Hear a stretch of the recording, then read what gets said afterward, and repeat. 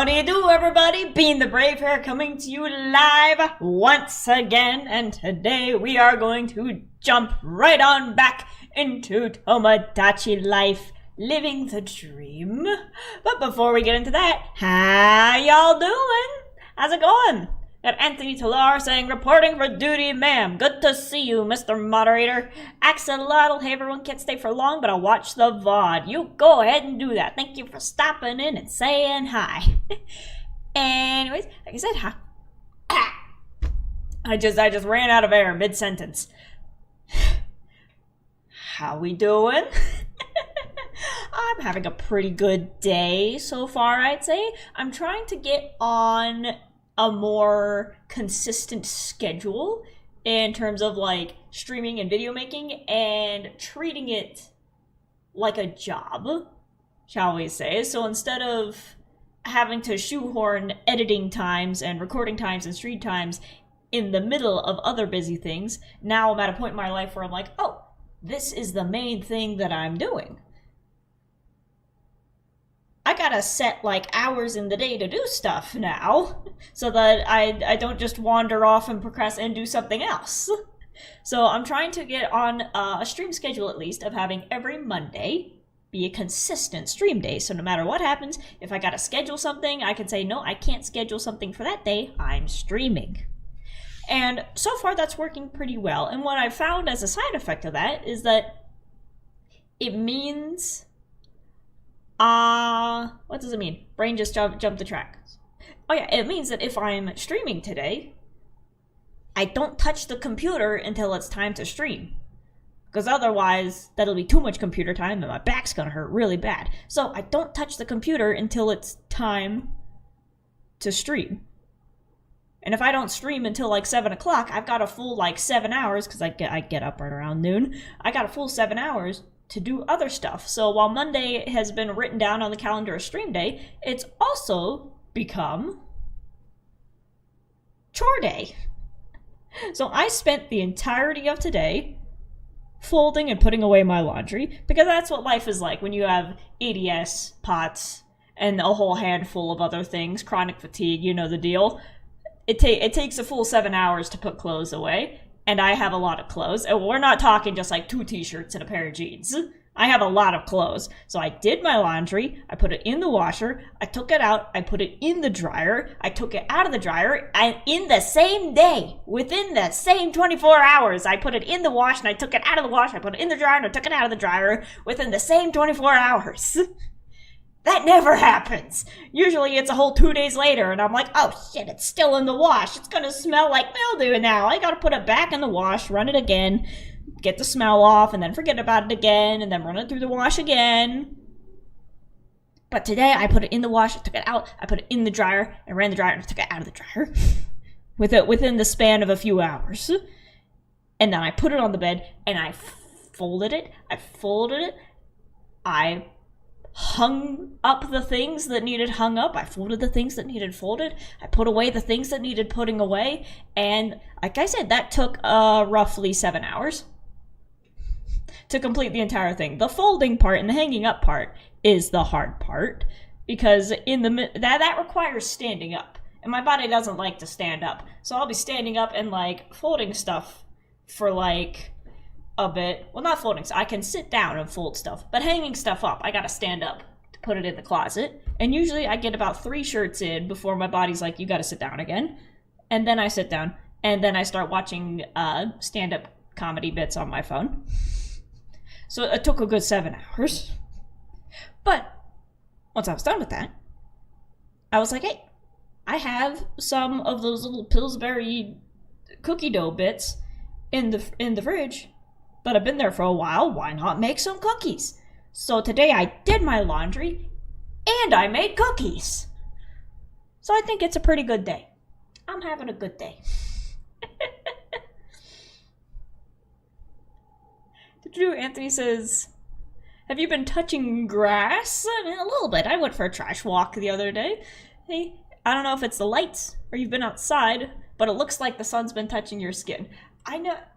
A little bit. I think it's because I don't have a game fired up on my monitor yet. and that's not blasting me with light at the moment. So I just have a little bit of daylight on this side and the room light on that side, and I don't have the computer screen blasting me in the face with bright white yellow light. But I know I'm a little bit less reflective today. But I have been getting a little bit of sun. Like I said, I've been going for my walks, going for my trash walks. And I'm discovering that I can walk around in nearly 100-degree heat with no ill effects.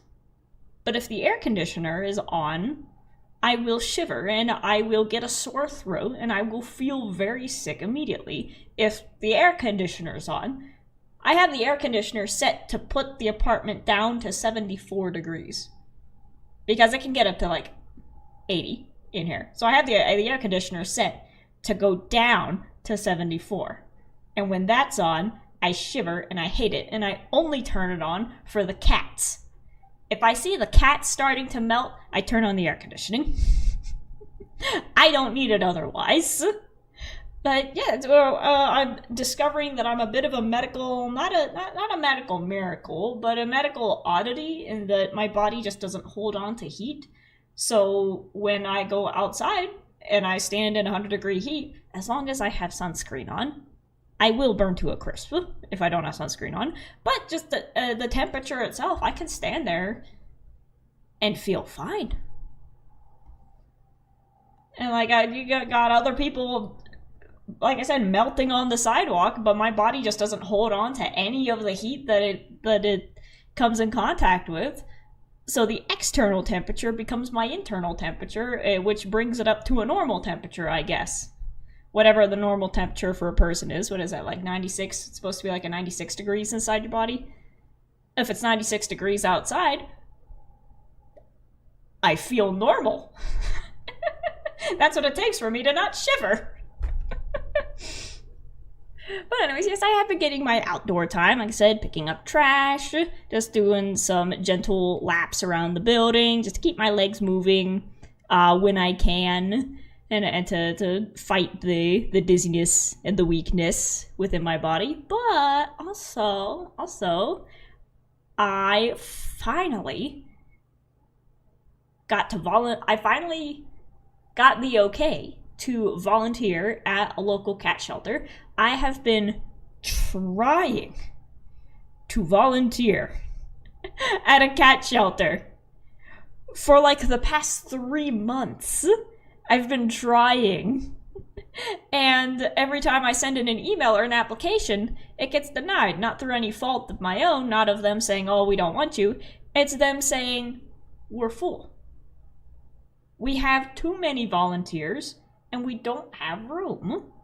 Which, if you're a volunteer-based organization,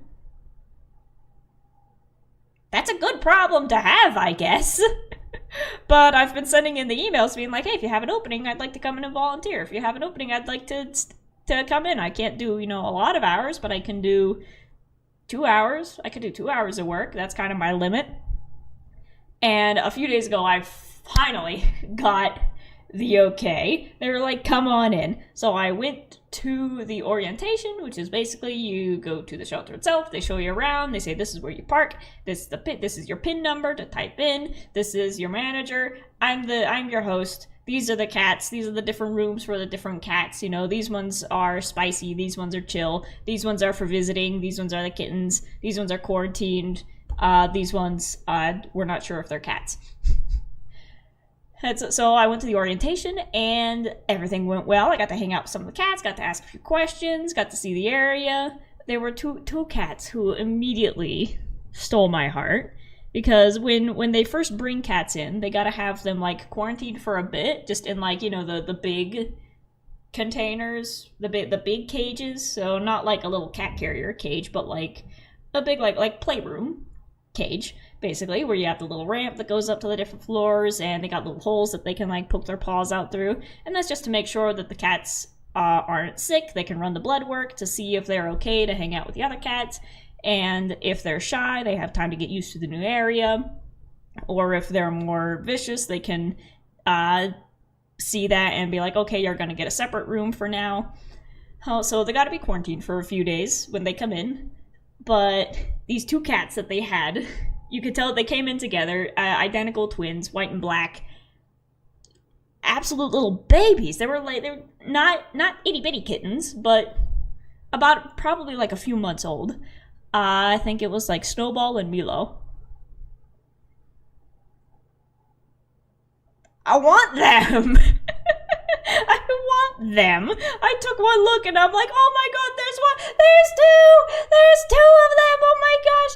And those two are gonna be perfect pets when the time comes. Once they get the blood work back, once they make sure that they're healthy and they don't have any fleas and that they're, the right weight and that they're not sick, they don't have any bugs. Once they're given the okay to go, they are gonna make some fantastic pets for people, because they came right up to the cage. I put the back of the hand out for them to sniff. You always want to give it the back of the hand, so that if you put a finger out, you don't get a finger chomped. It's a lot harder for them to chomp a knuckle than it is for them to chomp a finger. More so for dogs, so that you don't lose a finger in case. But just hold up the back of your hand to the cage, and both of them came right up with little pink noses, just... And then immediately their paws were out between the bars, and they were doing the biscuit grabbing, the air biscuits, the stretching and reaching, rubbing against that. They wanted to come out. They wanted to play. They wanted to cuddle. And I'm like, you two are going to be just fine. You're going to get picked up immediately. And then on the other side of the room, there was a cat who you could tell had a bit of a rougher start. And she had, the way basset hounds look, where they have, like, the permanently sad eyes? I've never seen that on a cat, but on the other side of the room was a cat who you could tell was a little bit sicker, a little bit more rough around the edges, and she was just curled up with the basset hound eyes. But you could also see that she was happy to have a very soft place to sleep. She was in a little quiet area, little dark corner, and she was just very calm in the little bed that they gave her. She had food, she had her toys. And I'm like, you're gonna need a little bit of work, but I could tell there's a sweet girl underneath there. So I'm excited to start working with them. And a big part of the shelter is that they really want to make sure that they socialize the cats. They want to make sure that, scared ones don't go to a home scared, that, angry ones don't go to a home angry. They want to make sure that, they do the therapy part of adjustment. So they want to make sure they're healthy first and foremost, and then they make sure that they're ready to go into a home without hissing and scratching and hiding in the vents. My cousin went from 1 cat to 6 cats within a year. I don't have the money for 6 cats, but that's where you go volunteer at a shelter, so you get to hang out with them anyways. Sad cat, she must find the best home. Yeah, like I said, from what I've...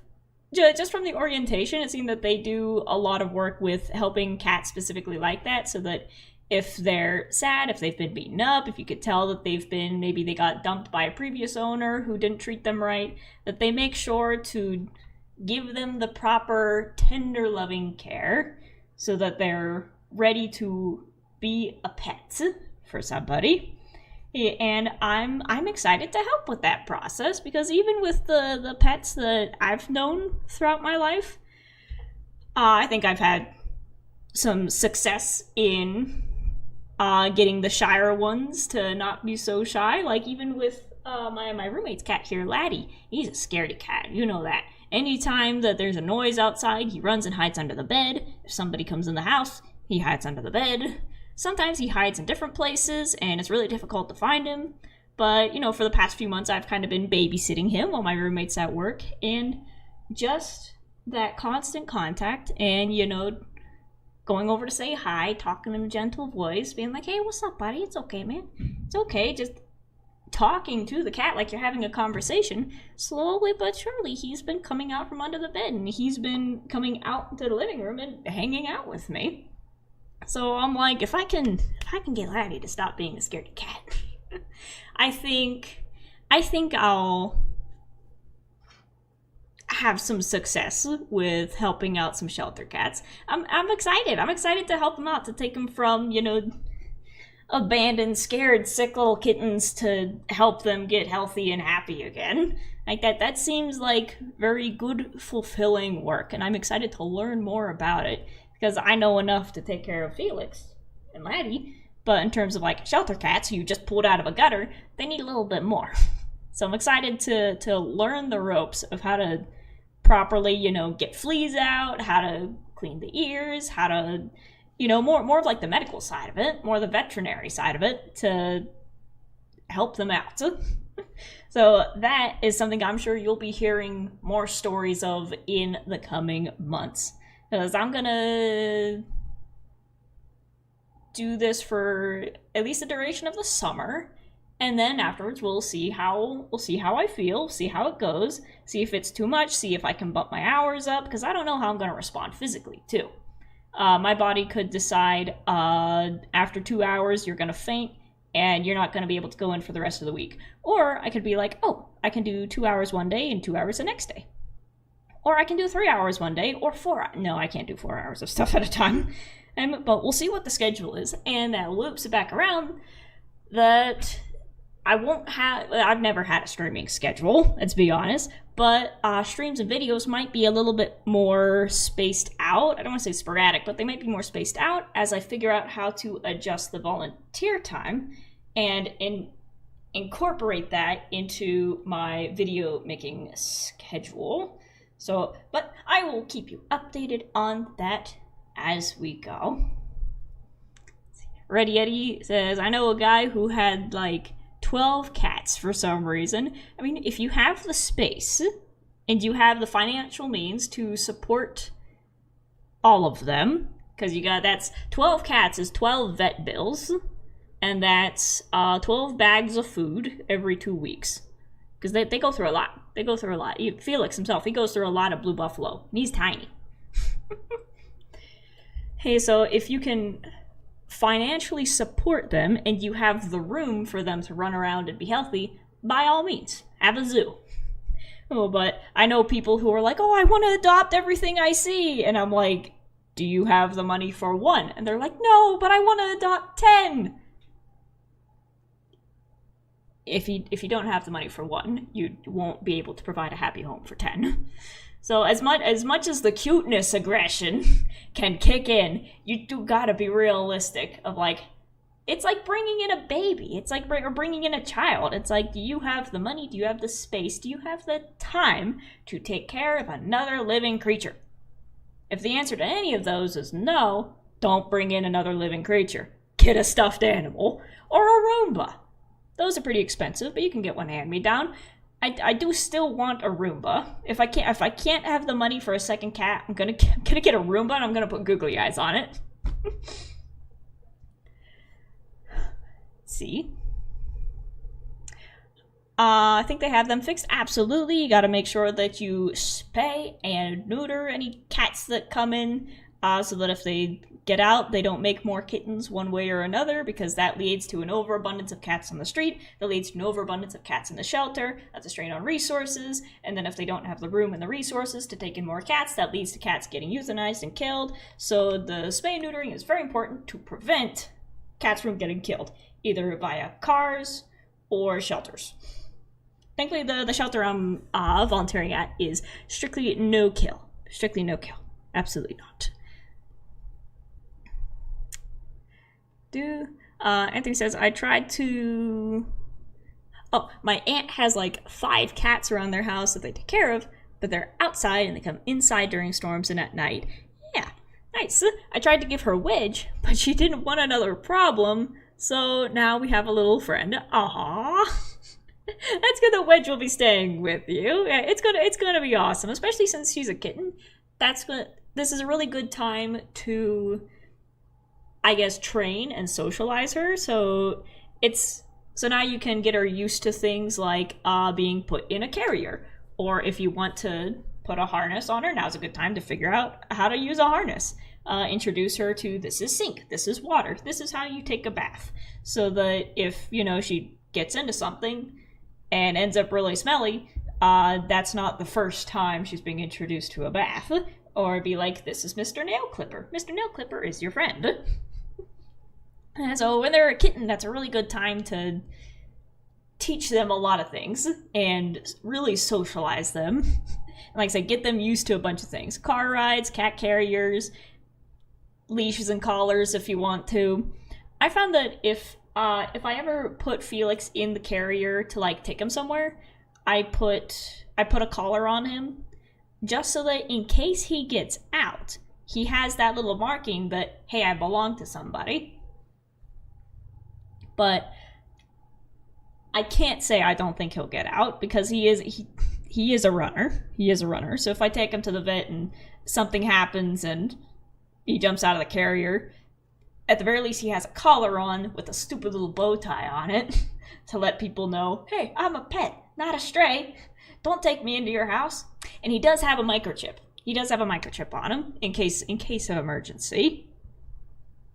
But that is really good. You must keep us updated on Little Potato Wedge. And also, in the coming weeks, my roommate will be moving out to go live with her honey.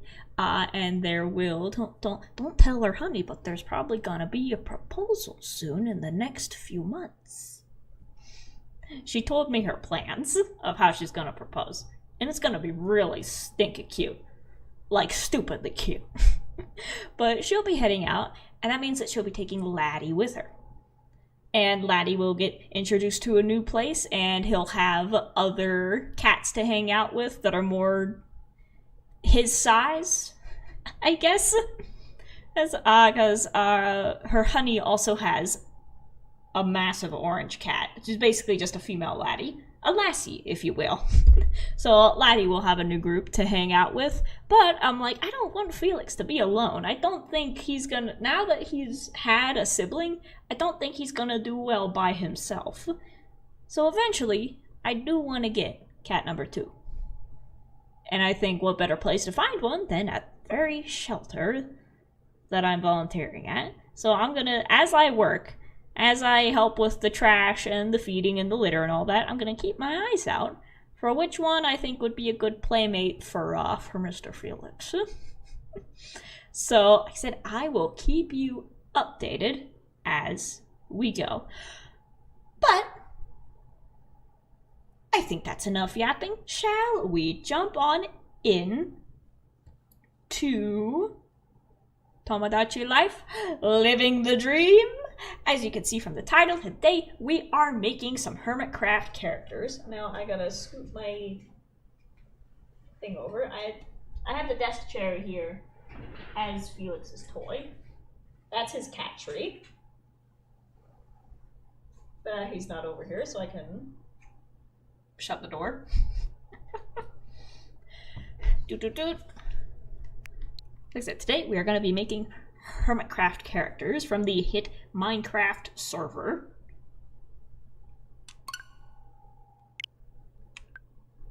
Hermits or Tails the SS Hermits. Kind of both. I'm going to be designing them, but in the way that I draw them. So we're going to give Scar the elf ears, stuff like that. So we're going to design them based on my designs. But also, before we get to that, I've got some island updates. Because last time we finished making our little Sanrio characters, so that's all of the Hello Kitties, the Melodies, the Kuromis, Tuxedo Sam, Kuropi, Hang It On, Pom Pom Purr, and Cinnamon Roll, all of those. So we're gonna run around the island for a little bit. And we're gonna catch up on what our current residents are doing. There's my Melody. She's probably one of my favorites. I got her on my shirt today.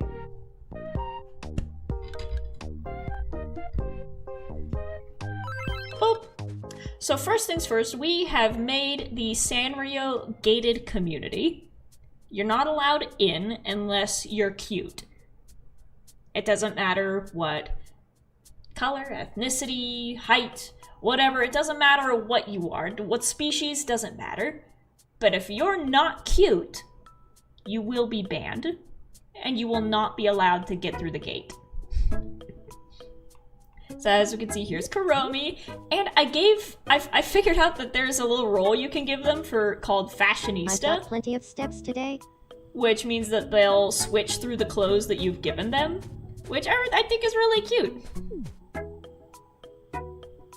In style or looks? Both. Like, Sanrio CEO himself has to judge you when you walk through the door, and if you're not cute, you get kicked out.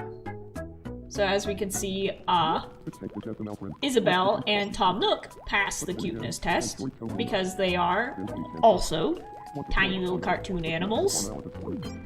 But Beetlejuice isn't allowed.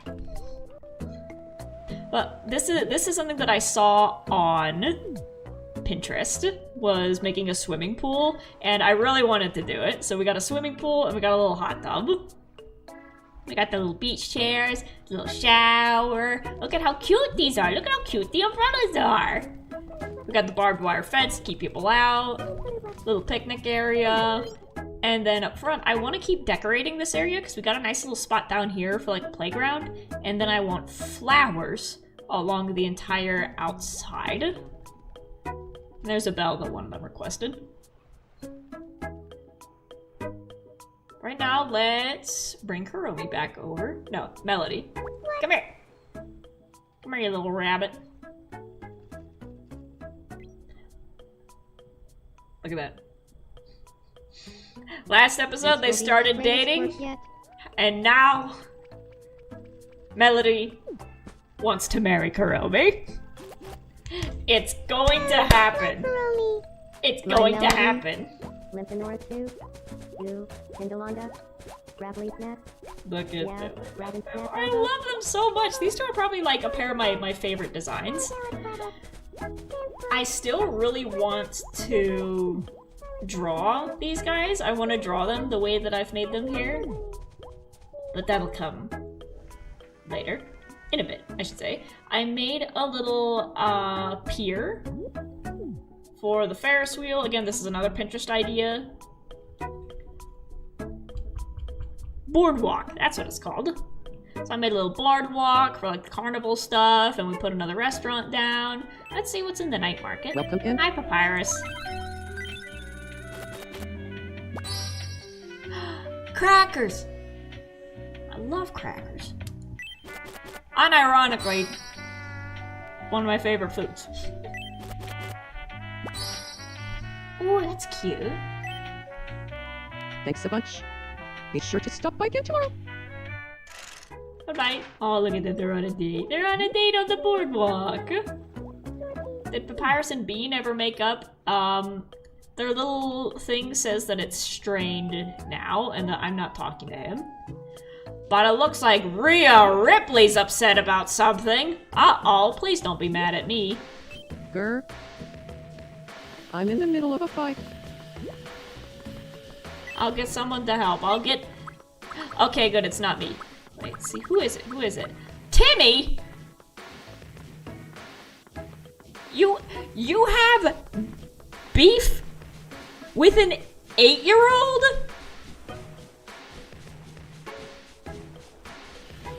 Aw, man. You have beef with an 8-year-old. Rhea.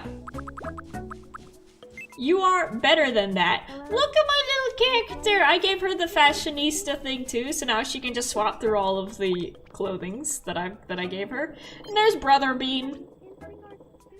There's my brother. We made him last time. He don't know what's going on. Oh wait, does Hello Kitty want to say hi to me? Okay, hold on, Rhea. Hello Kitty wants to say hi to me. I guess not. Howdy? Stop doing yoga. Come here. Your wife is upset at an 8-year-old. Oh? Well, Drat.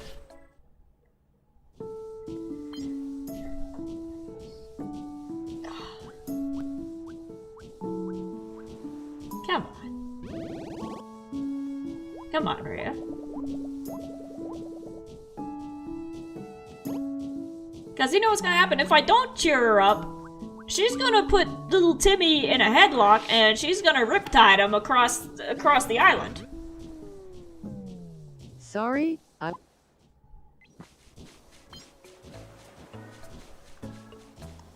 Let's try that again. oh man.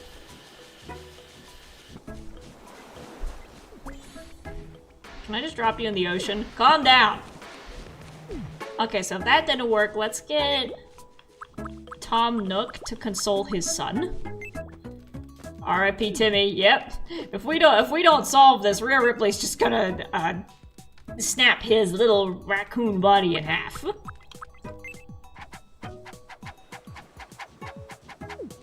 Here, calm down your son.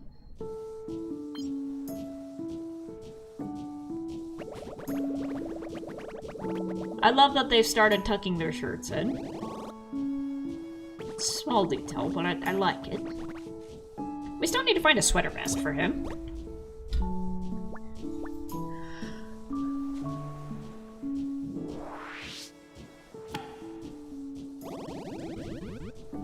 Well. Sorry. What were we talking about again? We will leave them be. If they want to be mad, well, let them be mad. Let's see. Also, I spread out some of the houses over here, and I still... Obviously, I need to do quite a bit of terraforming, but I want to wait until we have more houses so that I can more accurately determine where paths are going to go. Right now, we have the bunker with... KK Slider doesn't live there. Who's KK Slider visiting? La la la. So I said, Captain Lopar was girlfriend, Sample, so glad. Hinata and KK Slider are getting along okay. Hinata's daughter is playing guitar. Shane Madej is staring at a figurine. And Mystic is taking pictures of the stove. Oh, it seems like they're all doing fine. Oh, maybe Tommy can calm down Timmy. Nope, he's looking at Beetlejuice. Go for it, make friends with the local demon. Nice to see you. I thought I'd share this with you. Oh, that's too kind. I couldn't possibly accept it. Please, I insist. You're like the little But it devil looks so costume I gave valuable. Beetlejuice. I just can't. Please, it's I nonsense. I think it's fitting. I think he likes it.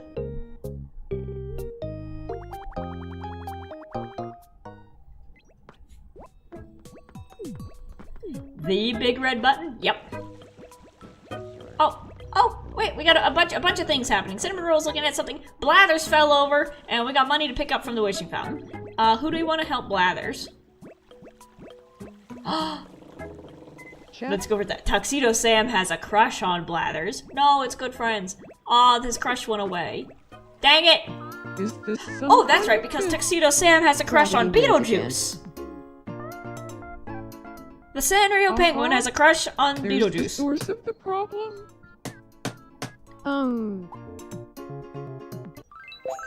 There we go, but now the birds are You're the friends. The best. owl and the Just doing my penguin duty are for the friends. day? Yeah. Cinnamon Roll, what are you looking at? Also, Cinnamon Roll turned 25 yesterday. He had a little birthday party and everything, and a bunch of the other Sanrio characters were there. They're making a heart. Oh, let me see if I remember. Cinnamon Roll and Hello Kitty have a mutual crush on each other, so they're both looking at each other with hard eyes.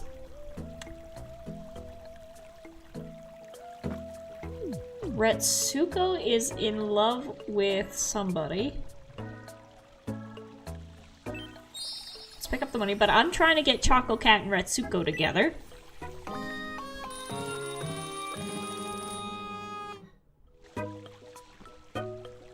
Rita's still angry, but if I couldn't calm her down... Gah. Do you have a moment? What?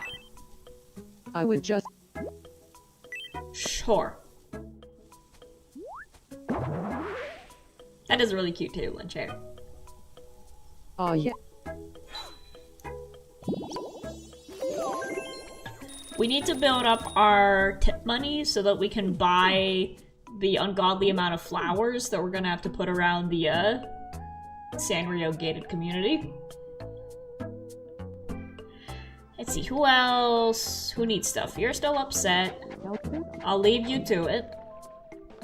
Kuropi wants to play a game. Also, look at the little outfit I gave I'm feeling Kuropi. competitive. Because an island Do you want adventure, to play he's some a little, basically biology nerd. He likes bugs, he likes birds, he likes studying fish. So I also have a few bugs that I want to give him. I got a water flea as a treasure, and I think Kuropi would like that. I don't think anyone else would. Here's your first What are we Zoom playing? item. Zoom. What do you think it is? Box. Adventure game. The answer is... Adventure game. Next, your second zoomed-in item. What do you think it is? That's a pop drop album. The answer is... Pop Drop. The And album I finally, made as the a last test thing run that in I the pallet house. What do you think it is? Food. Beef? The Beef. correct answer is... Stewed beef. Nice.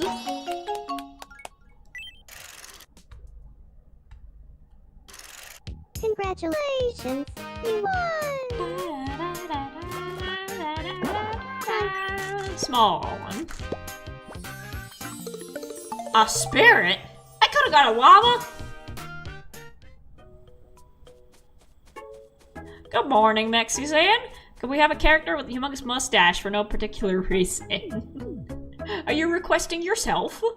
We will be making Mumbo Jumbo today. So we will have a mustached man. But first we gotta check on everybody. We gotta take care of everyone's problems. Good evening. Oh, would you look at that? So Sans and Kuromi are fighting, but Sans still has a crush on her, despite Kuromi being in marrying territory with Melody.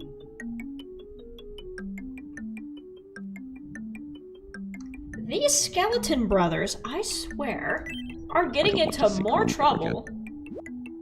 That's for the best. Stay away from her. I think so too. Stay away from her. You're being a creep.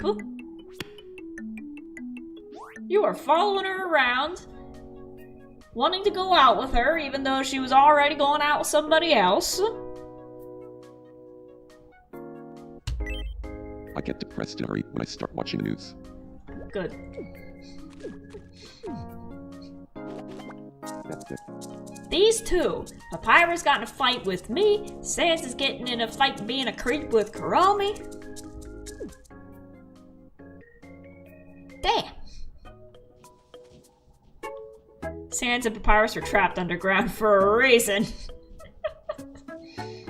Yep, and from what I see, it looks like they should have stayed there.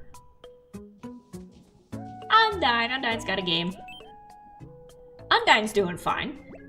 But Undyne doesn't really want anything to do with Alphys, which is sad. Alphys is falling in love with everybody who they lock eyes with. But so far, Undyne is taking good care of Frisk.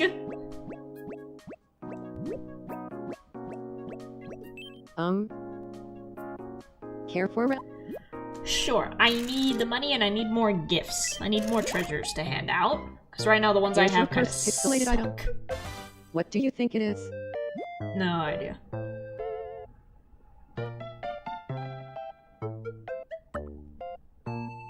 Latte? The answer is... Yerba mate. Okay. Next up, your second pixelated item. What do you think it is? Loud. I made an album answer and I is- named it Loud. Loud. And finally, the last pixelated item. What do you think it is? I'm gonna take a wild stab and say kangaroo. The correct answer is kangaroo. Alright.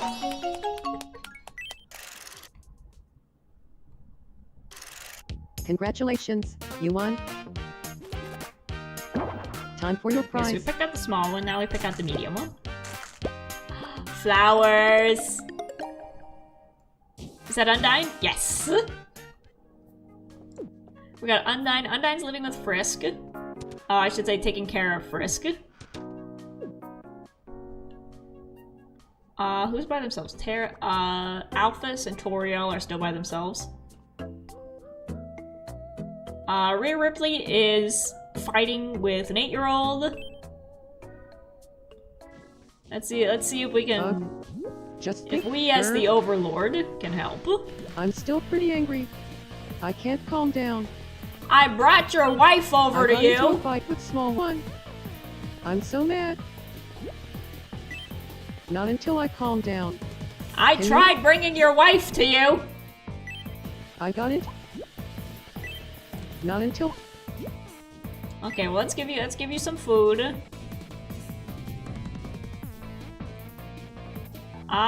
What do you like? What do you like? You want some creamy stew, but I think I'm out.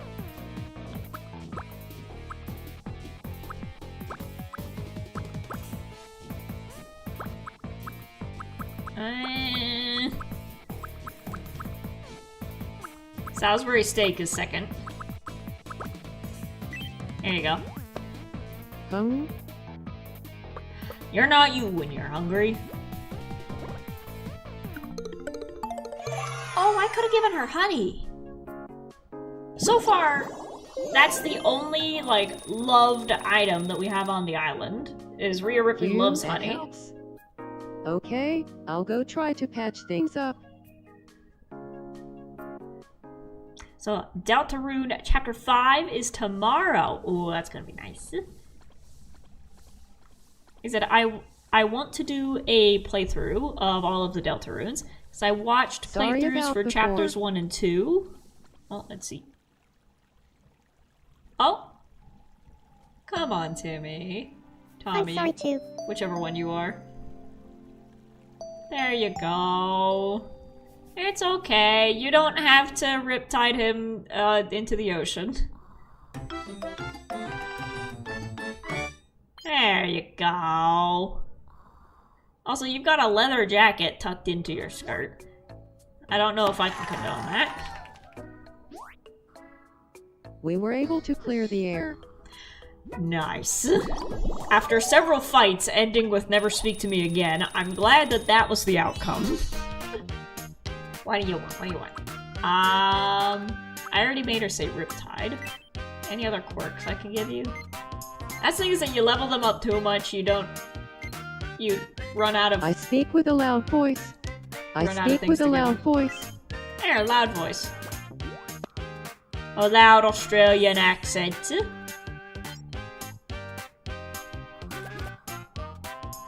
I feel a bit more like myself. Luffy Tick, welcome, welcome! Rhea Ripley almost killed Timmy Nook, but we prevented it. Aw, look at Frisk and Toriel. They're hanging out. Also, I finally was able to give Toriel her purple dress. Cute. Ryan Bergara and Shane Bidet are hanging out as usual. They're probably gonna go hunt ghosts later. Oh, that's right. I wanted to give him Blue. Aw, a ghost. oh, what do you need?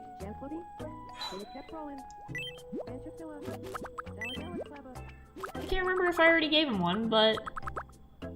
Oh, it's under pets for some reason. There you go. Because these two are ghost hunters. So now I can finally give them Proof of ghost existence. I wonder what plasma creep. Oh, that's right. Ryan still has a crush on Ditto. Shane, come back here. So if you haven't seen Ghost Files, Something the whole on premise your is that mind? it's two ghost hunters. One is scared of ghosts, the other ghost hunter doesn't believe in ghosts. This is the one who doesn't believe in Welcome. ghosts. Wait. And I'm gonna give him one. No. There you go.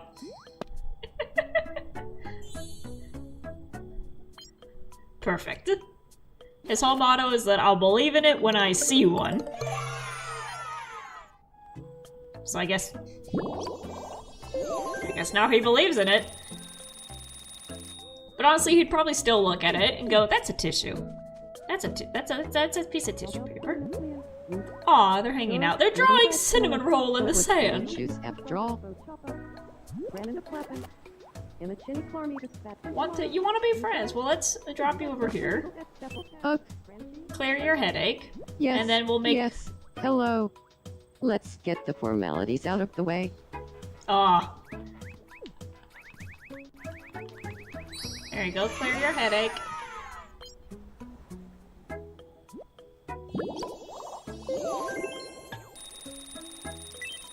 I respect strong. There you go, Blathers. Go play with Beetlejuice.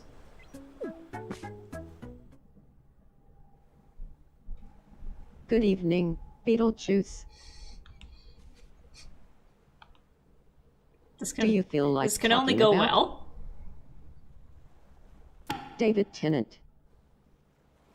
You better. David Tennant. Funny you should bring that name up.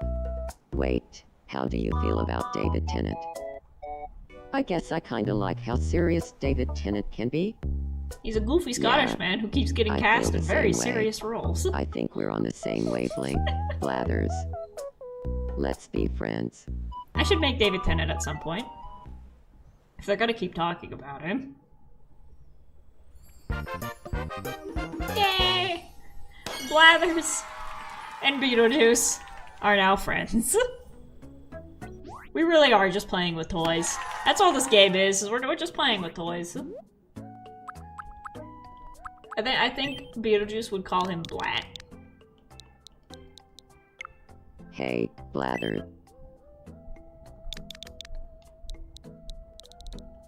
Blat. Hey, Blat. Long time no see. Looks like Beetle. I'm always down to chat with Blat. Nice. Have you seen Shane's partner? They look uncannily similar to Funky Frogbait the YouTuber. Are you talking about IRL, Shane Madei's wife? Or Tomodachi, Shane's partner? Natsutori Hinata.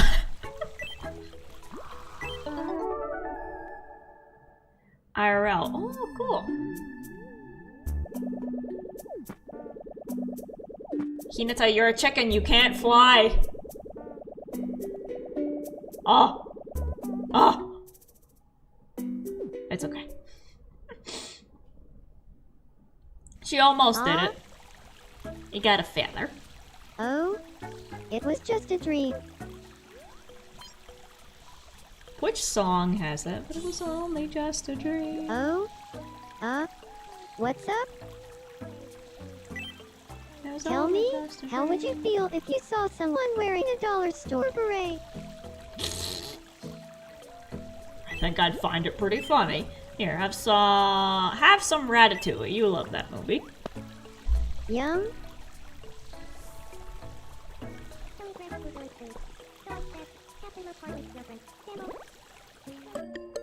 Nice. I've had it once before. My mom made it. We watched the movie and then we made it. It turned out really good. Oh yeah, I forgot. We have Jamie Heineman.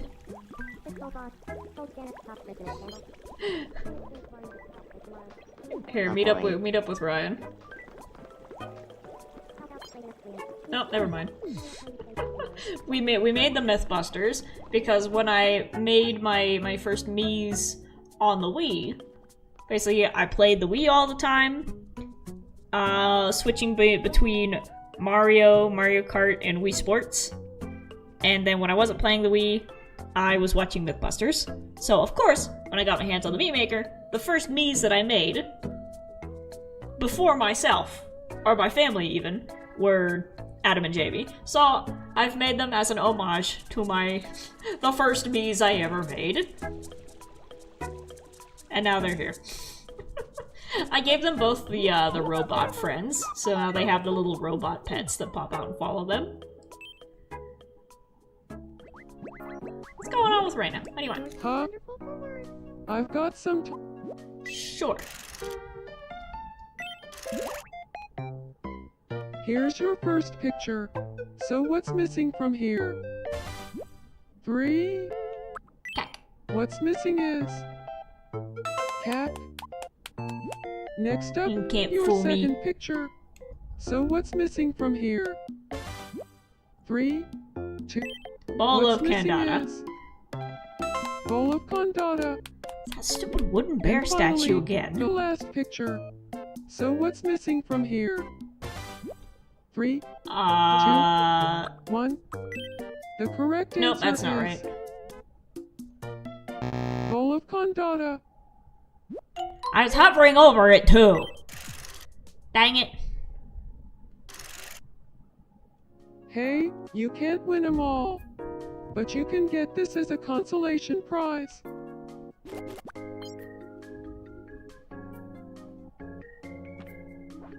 You ever hear like a very concerning noise outside and you have no idea what it was?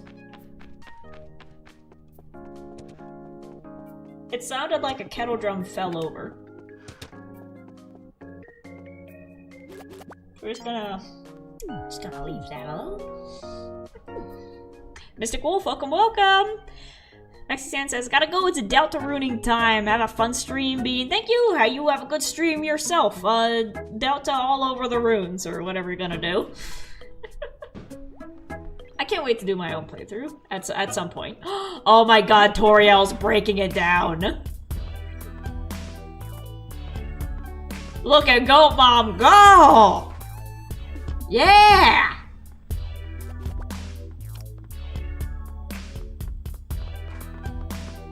Undyne, you gonna join her?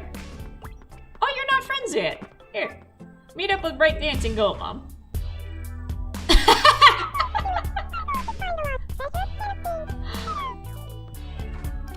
That is adorable. Oh my gosh.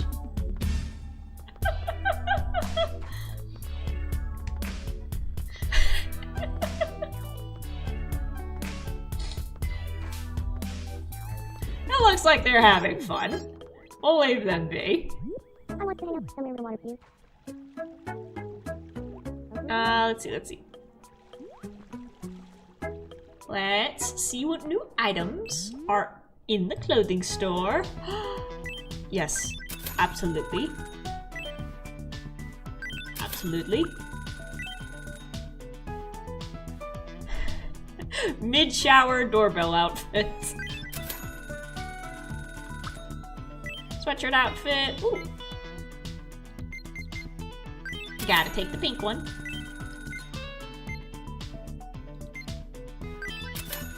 We have a lot of characters who are green and blue coated. We already have a lab coat. Pirate coat! Heck yeah! Flaming t-shirt, yes. We can make Guy Fieri.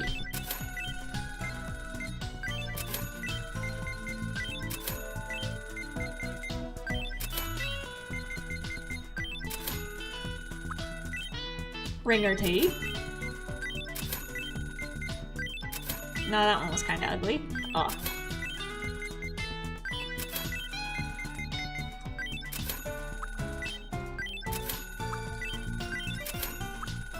Oh, I'm giving that to Ditto.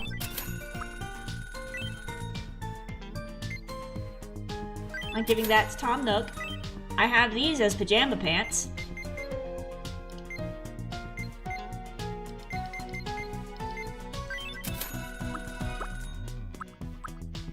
Antique brooch. No, eye mask. I need one of those because, like I said, I'm on a nocturnal schedule and I need a bit more sleep than the average person.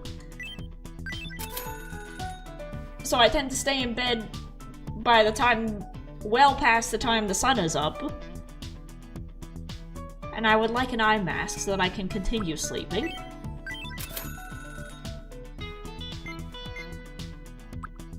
Look at these. Our collection grows!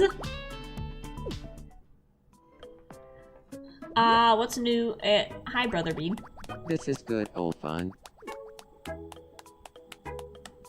I know my brother. I knew he'd love it.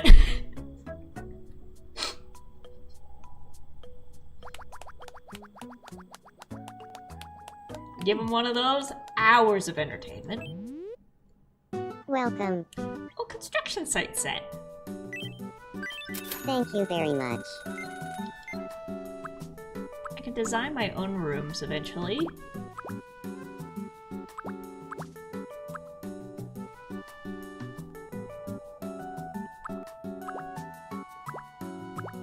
I'll buy Please them come again. as the occasion arises. Now we gotta stop at the grocery store. Welcome. Meatballs!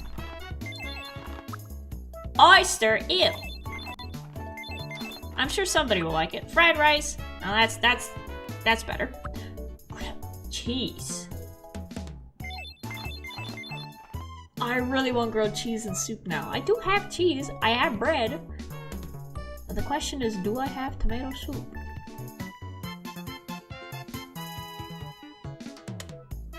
Maybe. Maybe. I always burn it whenever I make it on the stove. I always end up burning the crust. I mistime it, and it's burnt on the outside, and the cheese ain't melted on the inside.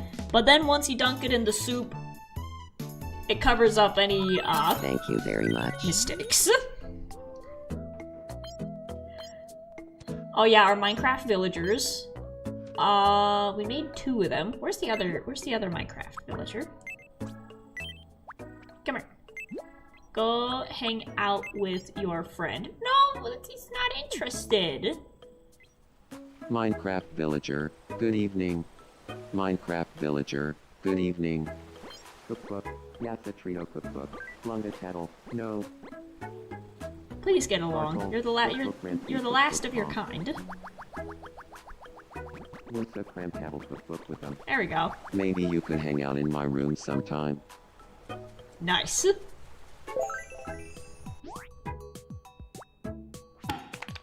Indifferent and vibes with. Now I'm close to Minecraft villager, and it's all thanks to you. We'll get them together chat. soon. I want them to live in the same house at least.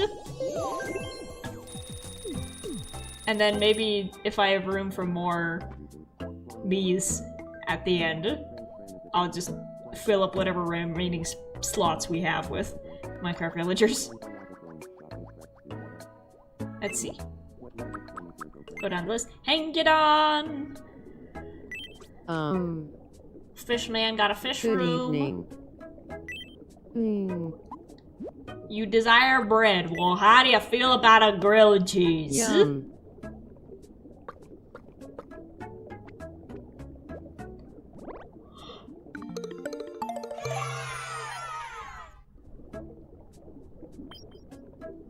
Nice. I just realized the shirt has little squids on them. Let's see. I feel like since his whole character is that he's a very nervous, awkward stand-up comedian, so I feel like he'd be wiping sweat quite a bit.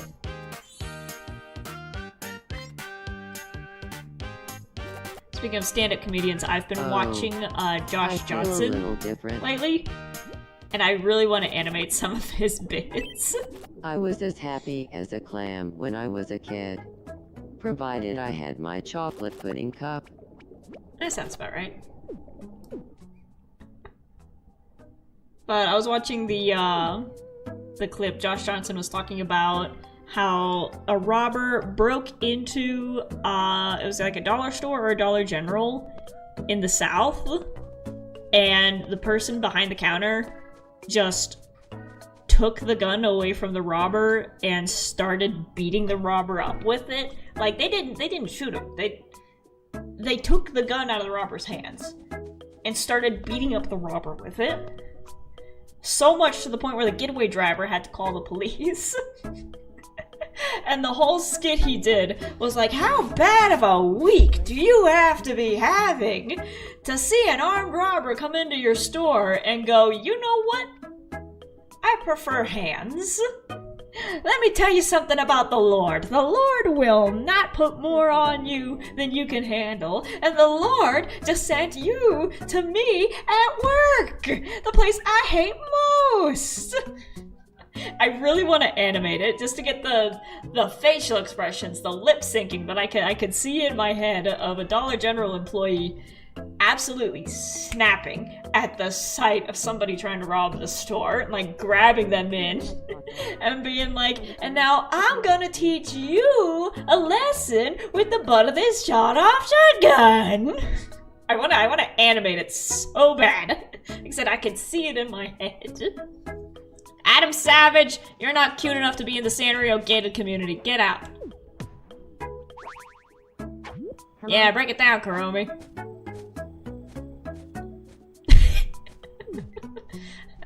Adam Savage, get out! You're an intelligent man who's done a lot for the scientific community. Animal Crossing. Oh, Animal Crossing. But you ain't Sanrio cute. Get out of here. Go play with a streetlight.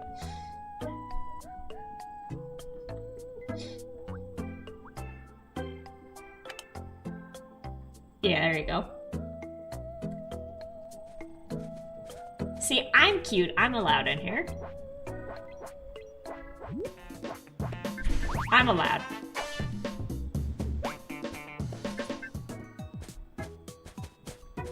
I wish that you could give them, like, a swimsuit to, like, go swimming in the ocean. So then they could use the makeshift pool. And the hot tub. That'd be cute. Hi, Karopi. Brother Bean!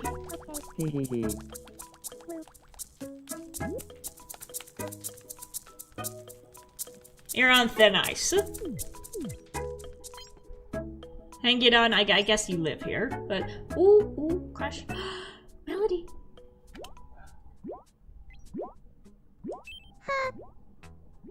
I need to clear my head. I want to propose to my Chloe. Do you think that's a good idea? Yes! In that case, I'll summon all my courage and ask for her hand in marriage. The thing is, my heart is racing and my head is full of distractions. We need to change your outfit. You can come with me and help me focus. You need to change your outfit. You're not wearing that. Okay. Then it's time to go see Kuromi. Let me check. I don't get the option to change your outfit! The ship is becoming canon! I mean, it's already canon, but... They're dating. But they're gonna get married. If I don't screw this up... Of course. So,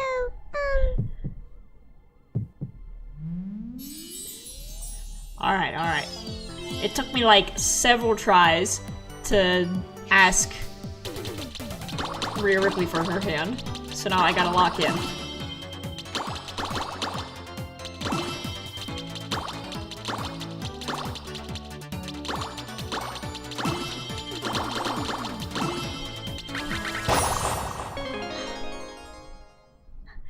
There's a cannon on that ship? Yep. I actually have something really important that I wanted to talk about. Oh, what is it? Well, here goes. Remember, it's not about getting rid of all of them, it's just making sure that they don't touch you.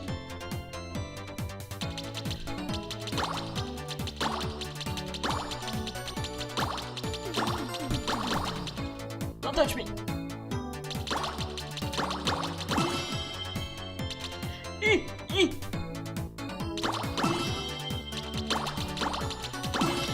Get out of here, Choco Cat. You're next.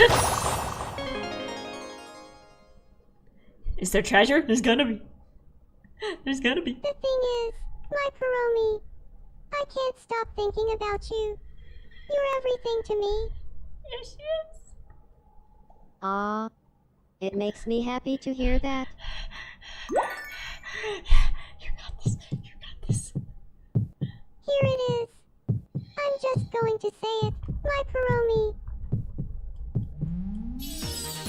We can do this. We can do this. Come on, Melody. You've been shipped together since, I don't know when you came out, the 70s? But since you both debuted on your little purses and wallets and t-shirts, you've been stuck together. It's time to end this once and for all. Ask! No, Minecraft villager, get out!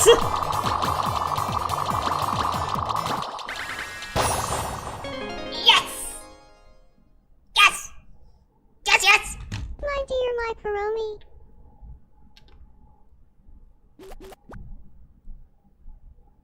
Will you marry me? Bitch, you better! Oh, yes, of course. I'd love to marry you.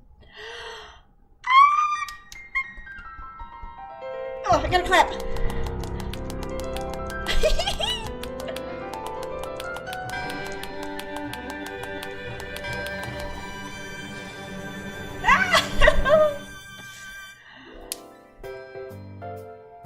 It's happening.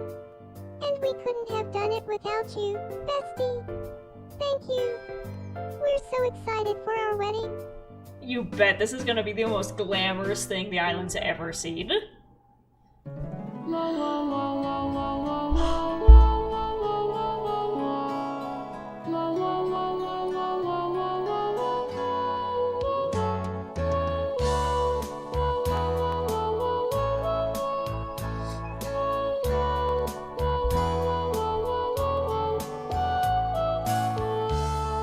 Papyrus is singing.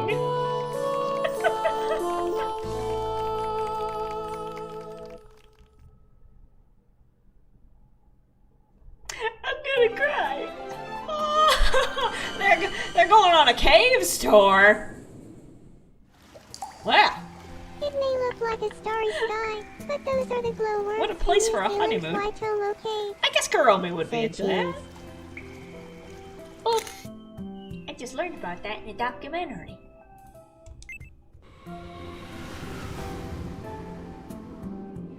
Exploring Antelope Canyon in the USA. I'd like to meet whoever painted this place. Say Got that right cheese. down the road. You're still wearing your hideous outfit. Dang it! What are you doing down there? Floating through Italy's Blue Grotto. I wonder if the water tastes as good as it looks. Say cheese. Oh, we have plenty of vacation tickets we could give them to give them a different one. Oh, she sneezed. Cave divers when they get married. Yep. We have plenty of other cute vacations we could send them on. That was so much fun. We got you a souvenir. A rock? A rock collection! Hell yeah! We're back. I guess the next step is to grow old together.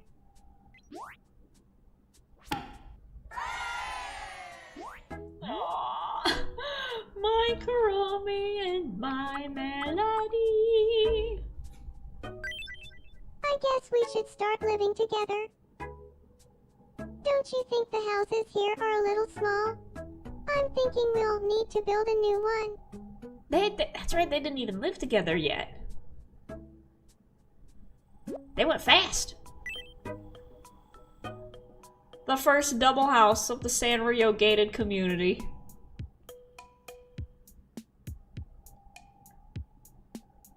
They were already right next to each other, so boop, right there. I'm sure we'll have a great time living in this house together.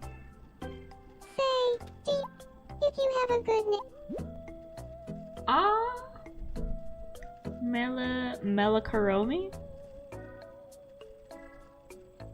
That sounds like a medicine. Kuromadi? What's their ship name?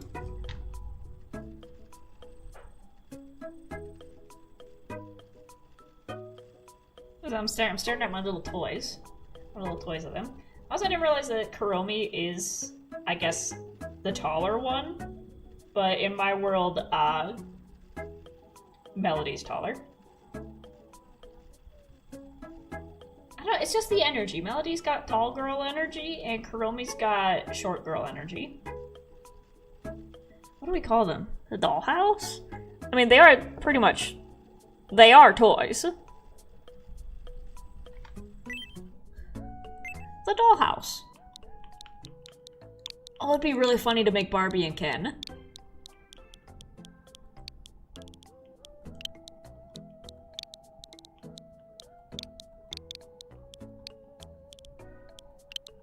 I'll make them on my own time. Today we got hermits to make. Melomi, that sounds a bit better. The dollhouse. They'll be known as the dollhouse. There we Then go. we shall be henceforth known as the dollhouse. Welcome, Thanks welcome, for the welcome. excellent idea. Melody and I Kuromi hope just you'll got keep checking in on married. us, the members of the dollhouse.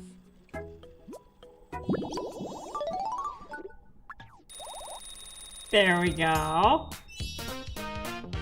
Ba-da-ba-da-ba. What do I want to give you? What do I want to give you? Stands, walks, graceful.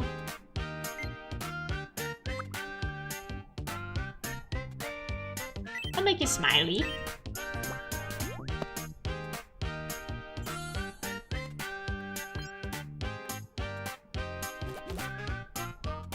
I feel like Nice. Ooh, Cinderlonga? Oh, they're on a date. I bet they are. This Oh, would no, be okay. more fun with friends. Oh, do you want me to? Let's bring all of our pom-pom Purin. God, I've still never heard it out loud. Is it Purin or evening. Purin? Heya, Pom Pom. I just call him pom-pom. Postalati. DD Tomadram. April. It's not there together. Choco Cat's got something to say. We're gonna get to the hermits in a bit. We gotta run through all of the issues. Jack. There's someone who lives on can of beans named Kuropi. Right. Neither of them are Do you interested. think Kuropi and I would make a good team? Yeah.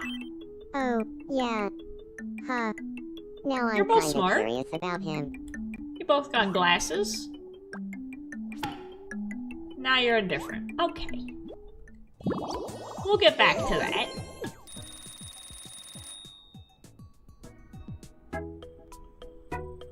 Let's see. Is there anybody in here who doesn't belong? Minecraft villager, get out.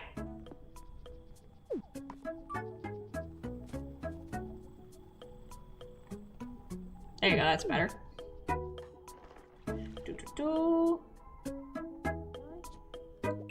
We got an issue over here in the singles house. It's just Ryan Bergara and Mystic, but Mystic wanted to move in with Hinata, so now Mystic just took Ryan Bergara's place in the bunker. They just swapped houses. So now it's just Ryan Bergara living with Ditto, who he has a crush on. This book is so funny. It's a mystery.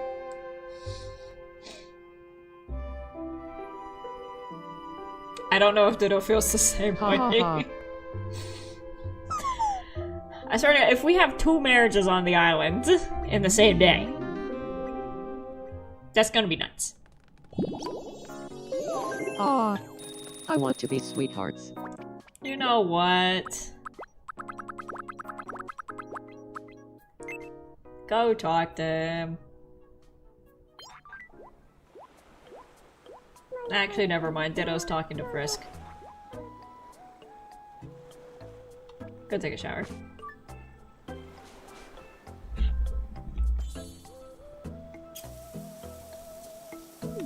Peckle, what are you doing? Peckle is watching Frisk. Hello? You interrupted It's their nice deep to meet dive you. on toilet My paper. name is Peckle. Look at them with the little booster seats! I'm Look at the little booster seats! cool. They're both too tiny! Oblap? Spin a toad oblap. He's really a wrestler. No, you ain't. No, you ain't. You're an Australian surfer dancer. Who's also a duck.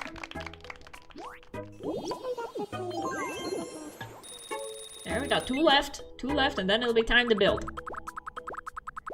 I got the hiccups. Isabel? Playing with her dog. I like the little dress for her. The little retro dress. I feel like I could use a style update. You know, Isabel has a crush on Pom Pom Purin. That's right, Yellow Dog has a crush on other Yellow Dog. Do I have anything officey for you?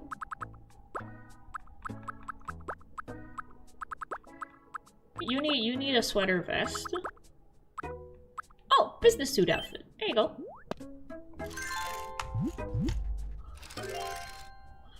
There you go. Now you look like Isabel. Too bad. Too bad. You gonna wear it. You gonna wear it.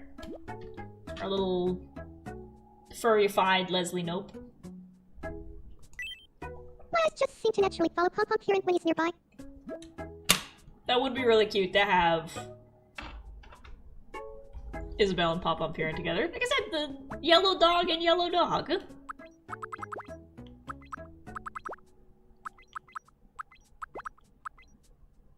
But Pom Pom's not interested.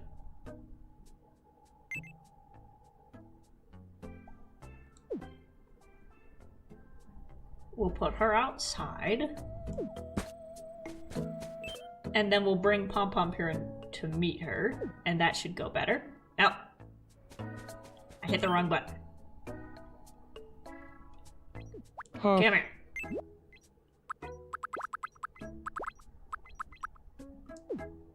I'll just take you outside.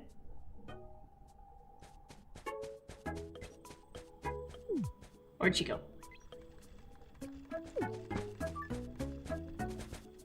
Good evening. So I realize who you pick up to introduce to who will determine the outcome, depending on how they feel about each other. Oh.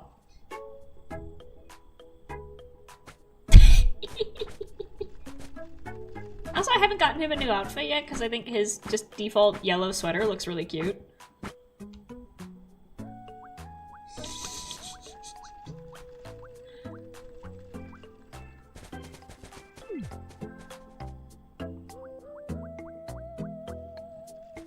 I think they'd be a good couple, and I'm gonna keep trying to get them together. Same with Choco Cat and Retsuko. But Retsuko has a crush on Cinnamon Roll, but Cinnamon Roll and Hello Kitty have crushes on each other.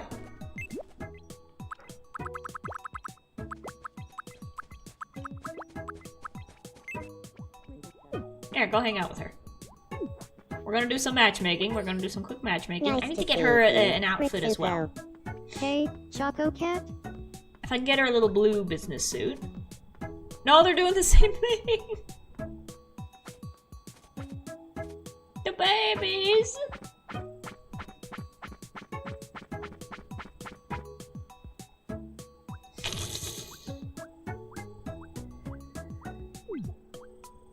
And there they go. Okay. We'll keep trying. We'll keep trying. But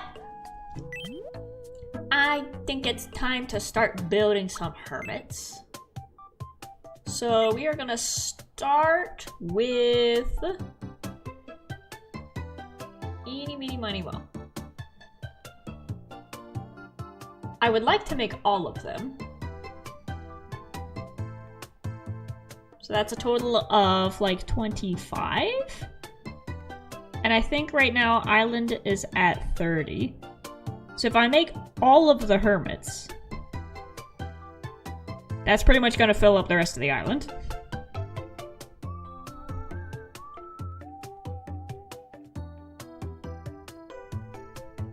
Let's do it. So we're gonna start with our boy Scar.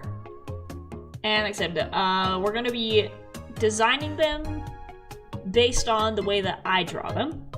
So based on my own designs. So they're gonna have their little fantasy creature elements added. So long, no, or maybe that's him. Because when I draw Scar, he's very triangle based. Triangle chin, triangle nose, triangle ears, triangle build, where it's just shoulders.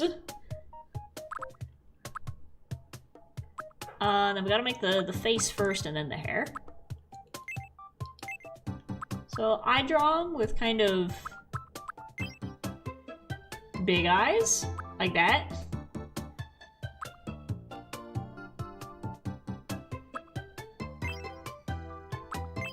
Or I think there's the oval ones down here.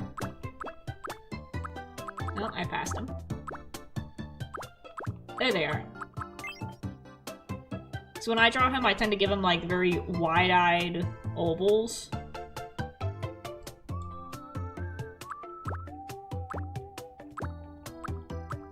So it's either that. I can squish these a little bit, so they're not that much of an oval.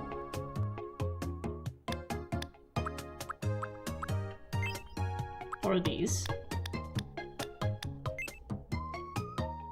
I actually think that's closer. But he's got eyebrows in the way. Big sparkles.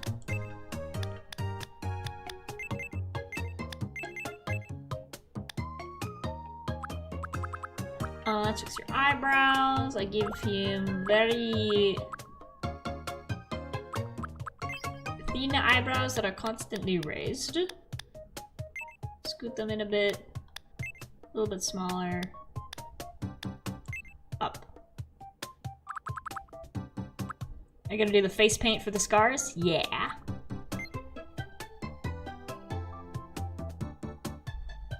I was picking aphids off my bean plants earlier, and now I feel like I have bugs crawling on me, so if you see me, like, doing that to my face. There we go, and it looks better when I draw it, but that's pretty much the shape that I give his nose.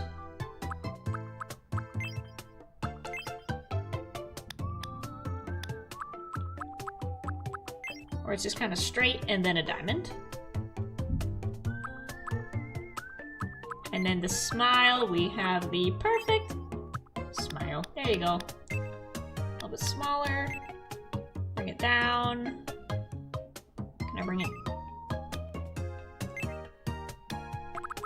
I think that's it. Ears. And all of my hermit designs are fantasy-ified, kind of D&D-ified. So Scar is an elf. And when you're drawing, you want the ears to line up with the nose, so we're gonna scoot those down. It's like if you do this with your nose, lines up perfectly with your ear. If you got a longer nose, you got longer ears. If you got a shorter nose, you got shorter ears.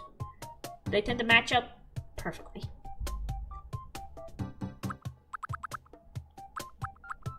And for the eyes, I think I'm gonna part them down a bit. There we go.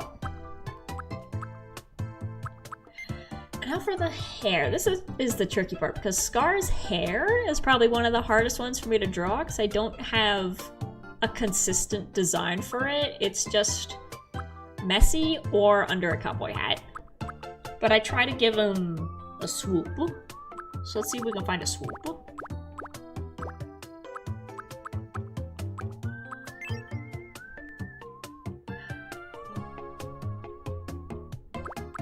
It's a little bit too far up, but almost. I might have to do the bangs. Bangs and then the back. So I give him that. That's too far down. Kinda swoop.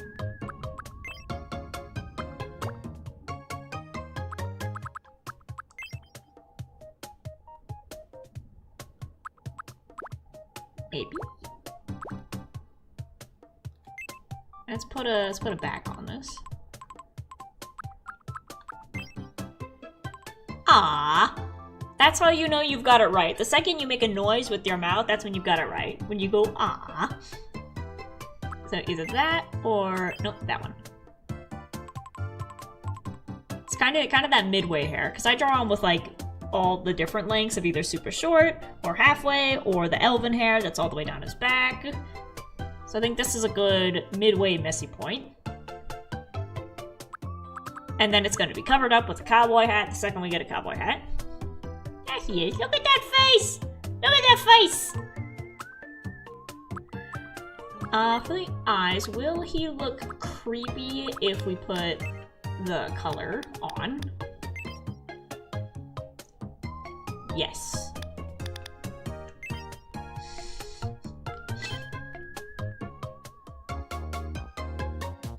No, wait. I'm gonna give you... I wonder if we can get one of these markings to look like a scar.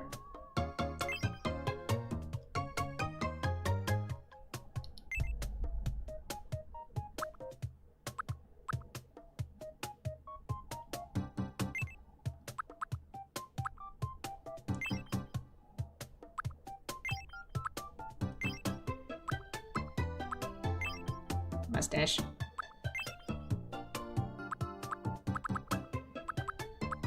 Nah. Nothing over here. Very slight blushy. Very slight blushy.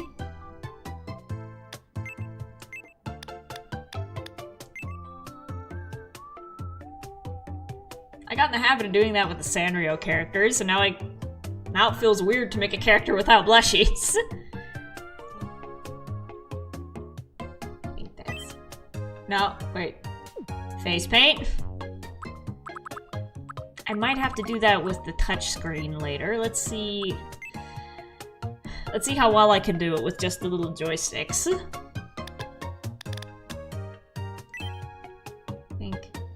Because when you have a scar, it shows up paler on your skin or pinker.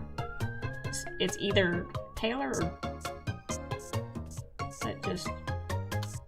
The good thing with a scar is that, no, it doesn't have to be even.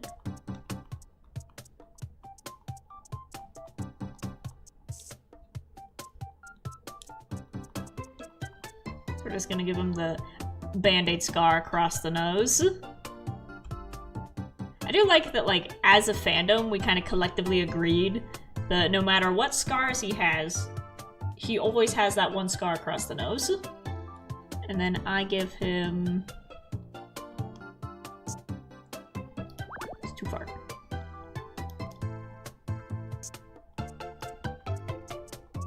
Marks on the cheek.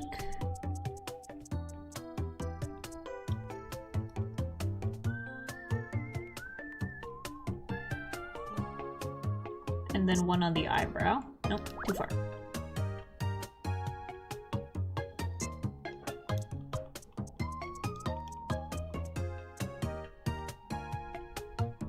Looks very rough. And then, like I said, one on the eyebrow.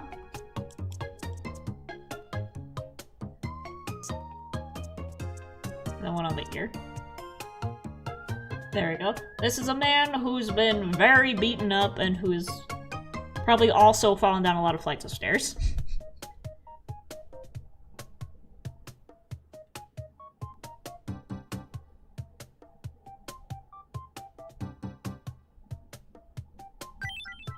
There we go.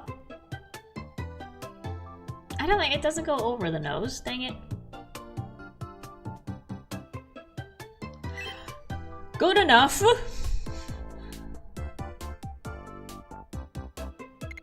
So I draw him we're gonna have Mumbo, who's taller than him, so we'll put Scar around there, and I draw him like that. I draw him with Scarecrow proportions.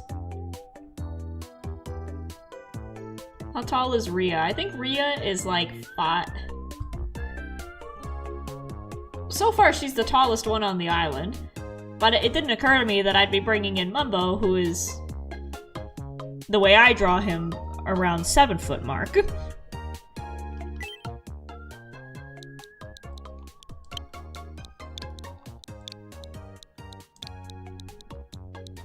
Scar. My name is Scar. Dating preferences. Anybody? Mumbo and Doc both be giants. Yep, in real life. I think they're both around the 6'5" mark. Doc is gonna be interesting. I might have to get one of those touchscreen pencils to pull him off. We'll do what we can for now. Scar's birthday is August 18th? Somewhere in August.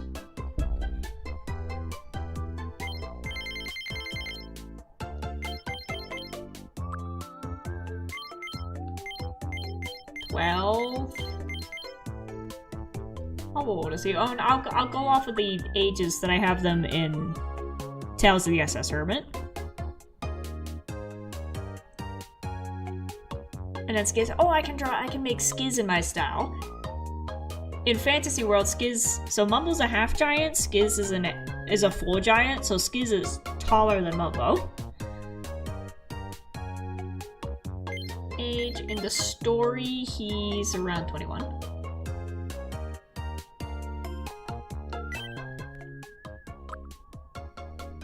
My name is Scar. It's nice to meet you. My name is Scar. My name is Scar. It's nice to meet you. Today is June 22nd, 2026. Kind of goofy, a little bit So, of... how does this voice sound? Little bit of a drawl. My name is Scar. It's nice to meet... My name is Scar. My name is Scar. It's not... My name is Scar. My name is Scar. It's nice to meet you. My name is Scar. It's nice to meet you. Today is little June bit southern, 22nd, even though he's western, 2026. so it's kind of a... So, how does this voice sound? Kind of a northern southern. My name is Scar. My name is Scar. It's nice to meet you. Today is... Oh. My name is Scar. It's nice to meet you. My name is Scar. It's nice to meet you. Today is June 22nd, 2026. So, how... My name is Scar. My name is Scar. It's not... My name is Scar. It's nice to... My name is Scar. It's nice to meet. My name is Scar. My name is Scar. It's nice to meet you. My name is Scar. It's not. I didn't know. Movement. Depends. In the game, he moves pretty fast. Speech tries to be polite. Energy varied. Thinking quite chill. Overall, yeah. It's in the quirky zone. I was about to ask who the youngest hermit is in Tales of the SS Hermit, but that's obvious. For now, it's Mumbo.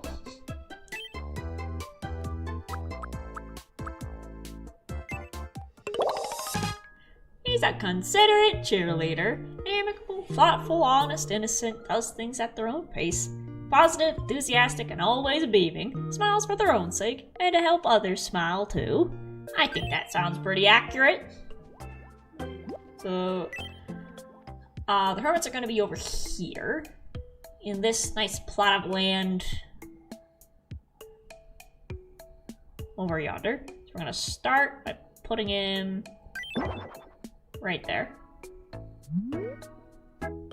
Howdy. Your chat, right? It's nice Hermit to son. meet you. Yep.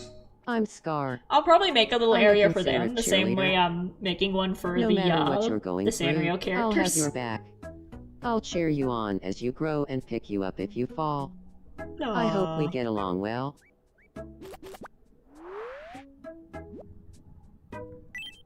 Am I the only one around here who's way into punching things or what? There he is. Let's give you... I think you'd like a grilled cheese. Yum.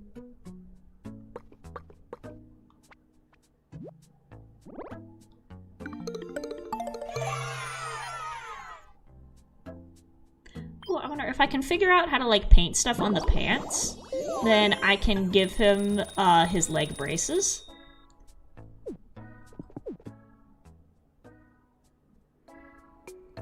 There he goes.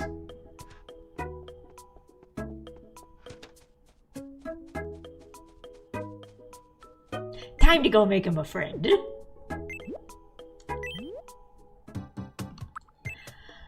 Next up will be Mumbo, and then Grian, and then... we'll pick whoever next from there. We gotta get the three, you know, main characters.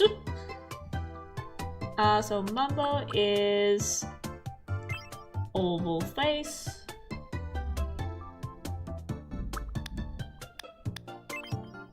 Pale as they come. Hair's gonna be black. Let's see, because I draw his hair in a very specific way. So let's see if there's one that kind of matches it. Maybe no. It's kind of forms a rectangle. It goes up and then it goes back.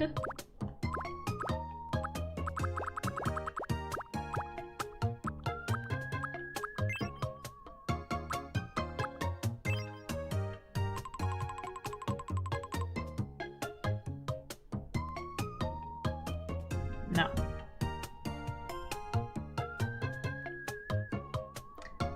Let's see, if your version of Grian is fully standing, not roosting on somebody, is he taller than B-dubs? I'm gonna have to see, because now I have my full character lineup, so I can see their heights next to each other.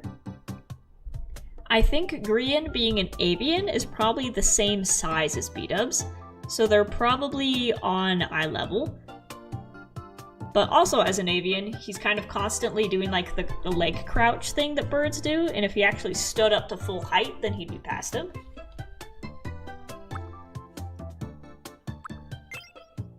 No. No. No. No. I need that widow's peak, but with the square hair on top.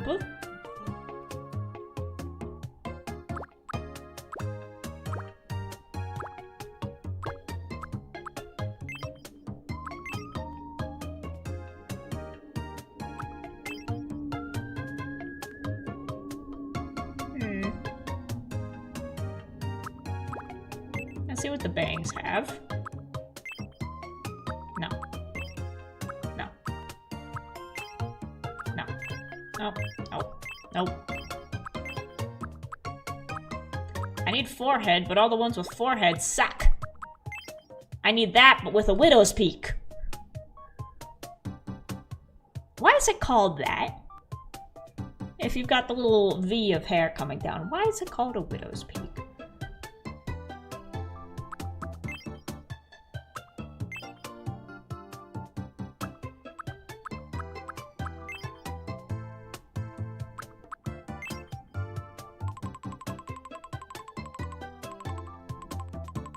I might have to go with that one, because that's got the volume and the sideburns.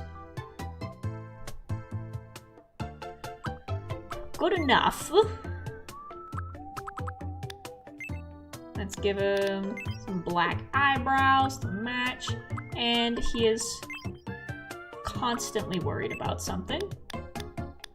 So the eyebrows are always up, and they are always slightly angled. Even if he's happy, the eyebrows are just kind of stuck like that. He can be like, I'm having a wonderful day. He just kind of constantly looks like he's about to cry. Which I find very funny in characters. Like I said, if a character's got like the permanent Basset Hound eyes.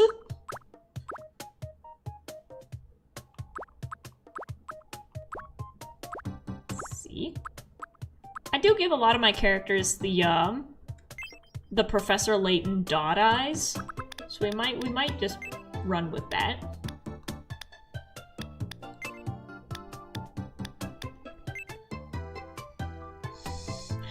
Like I said, we're not really designing them based on the person or their Minecraft character. We're designing these guys based on how I draw them.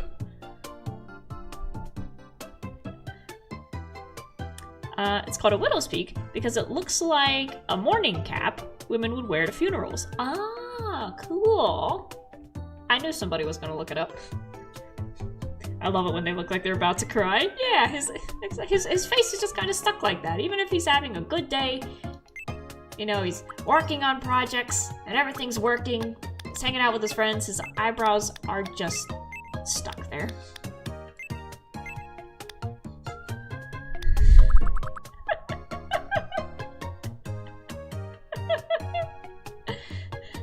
And you see that a lot in fan art of him. It's just like how we all collectively agree that Scar has a scar across his nose. We all agree that Mumbo's eyebrows are stuck like that. And that's pretty much his nose, almost.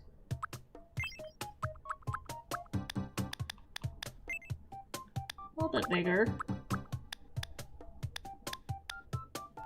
Maybe up.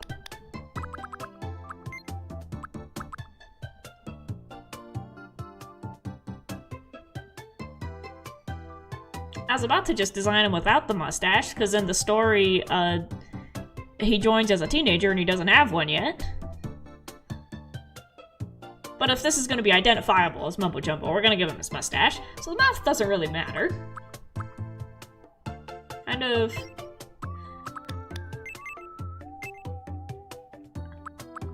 very quiet.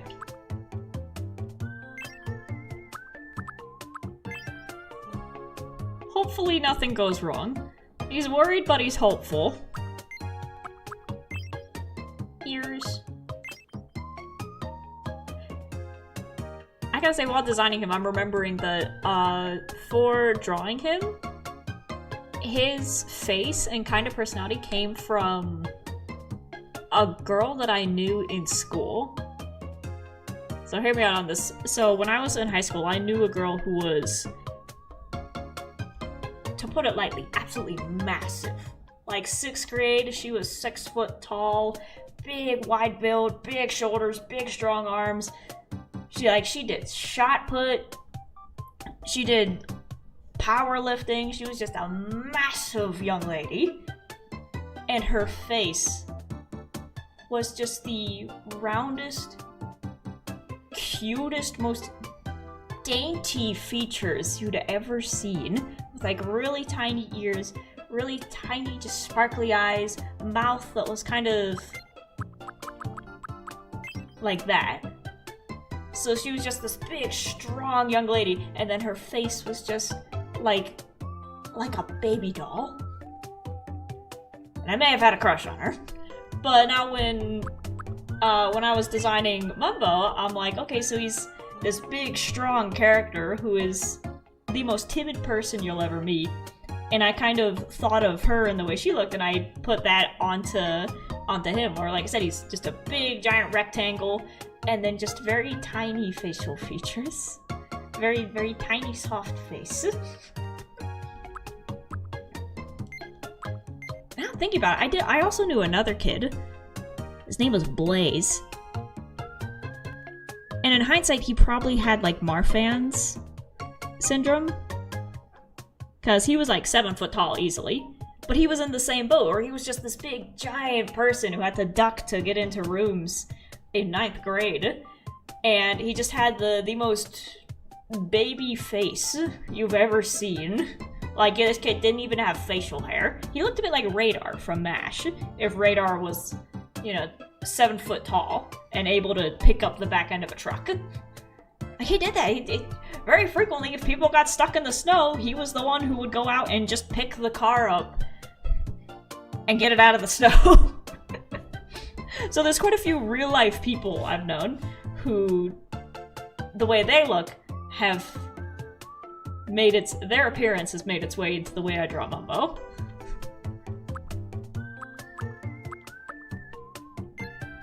But now it's time for the mustache. None of them had mustaches. Oh, there you go. There he is. So it's either that one or that one. That one's kind of happy, and this one's kind of more sad. I like that one because you can see a little bit of his mouth.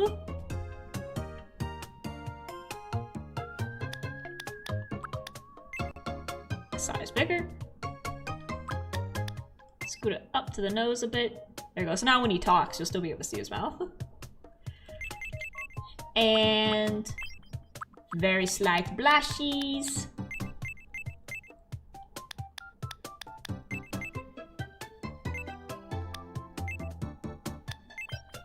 A very light pink.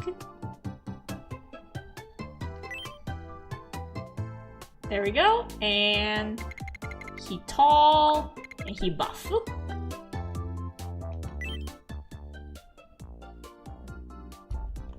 Why did I just blank on the name for a second? There we go. M-U-M-B Mumble. We'll give him the full name for now.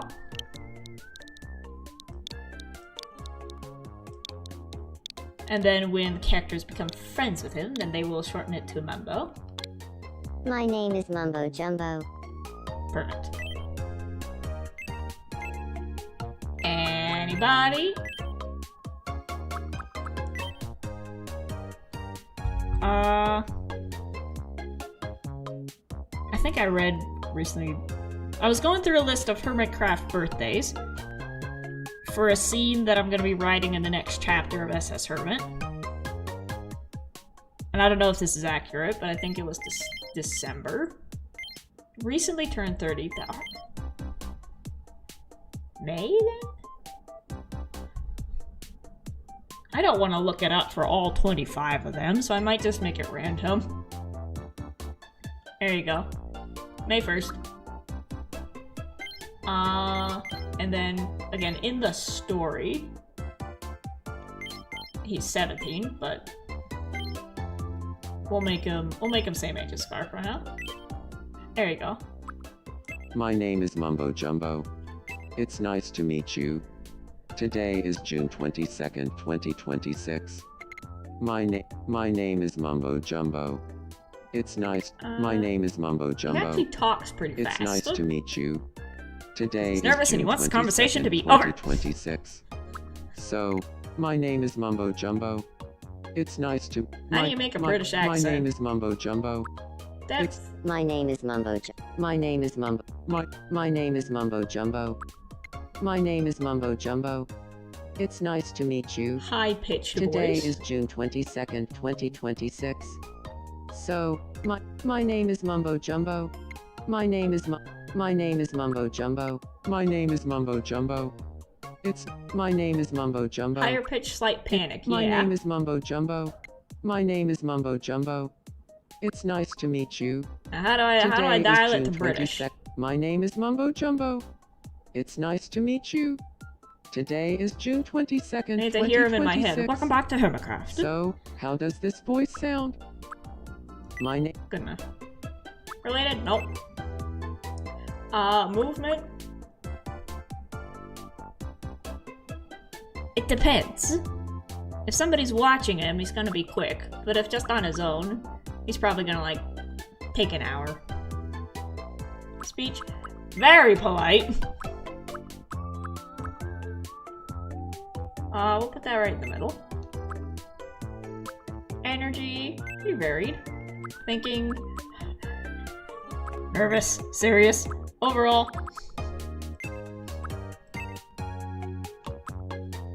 Let's see what that turns into.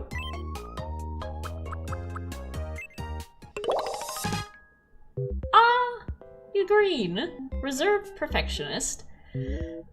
Aloof. Logical, tenacious, cautious, speaks matter-of-factly.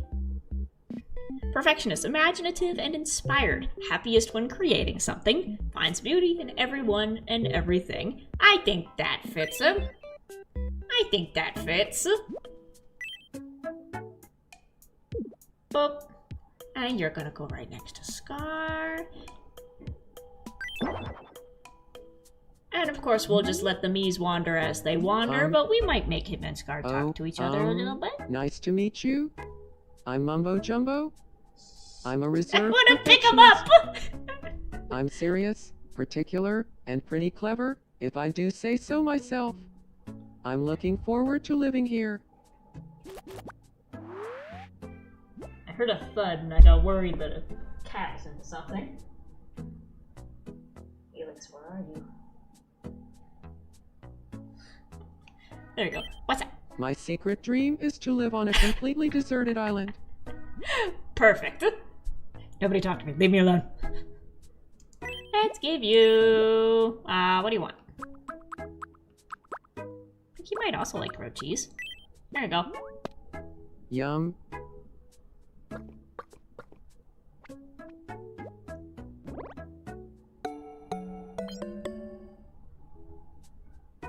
We gotta get him a suit. Yep. We'll get them their costumes eventually. That might be the tricky part. Actually, you know what? Before we make the next one, let's... No, he's already laying down. Come here.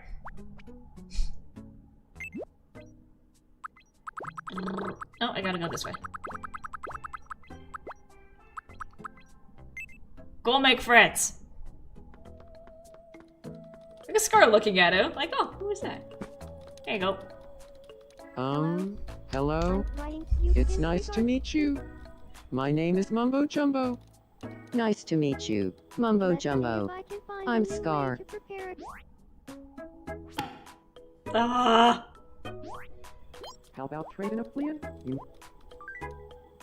Babo? To a fan of punching things. They're friends. Get it kept rolling? Me, Savage Rattle, Ringle checks demand? And this is just gonna be the rest of the stream. We're just gonna watch them. Oh. They're so freaking cute! Bless you, Ritsu. I do.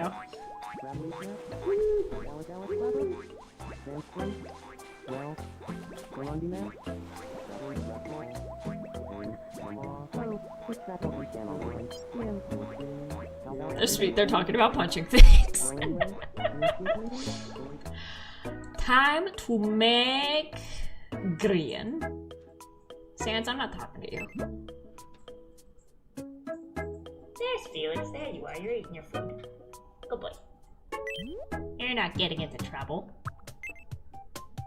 Let's see, so when I draw Avian, again, I go with the fantasy D&D approach, and I make him an Avian, which is a half bird, half human. But for this, we'll make him all human, and if we get a pair of wings, we'll put him on him. I haven't drawn Grian that much, because he's not in the story yet.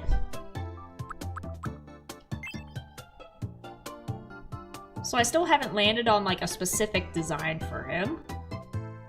But I think his face is kind of diamond shape. I think I figured out his main shape. So like Mumbo is rounded rectangle, Scar is made of triangles, Doc is made of rectangles. Every character has like a base shape. And I think Grian's shape is a diamond, kind of like a stretched out diamond. So his cheeks form a diamond, his torso kind of forms a diamond. Those wings I usually draw as diamonds before putting the feathers in. So I think a chin like that is what we're gonna go for.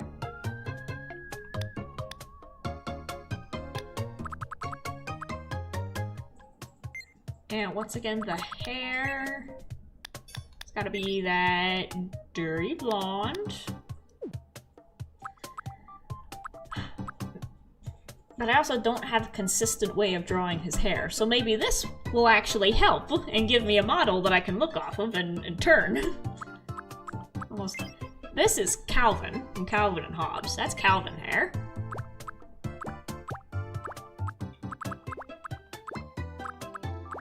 So we start there. Maybe more fluff. More fluff. Maybe that's got the diamond bits that I draw him with.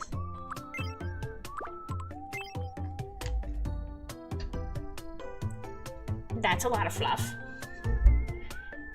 I gotta cross my legs. Butter.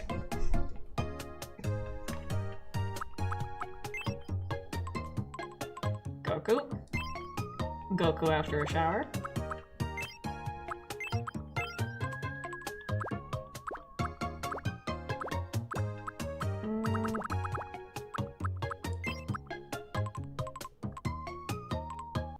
What about the waffle? Oh yeah, we gotta spin them around. I don't think any of these have a waffle.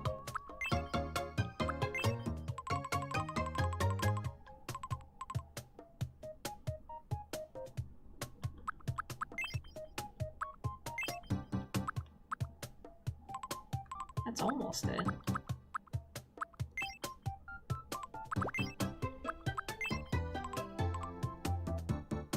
Needs more fluff. So if I make that the bangs, look. Let's see, let's see.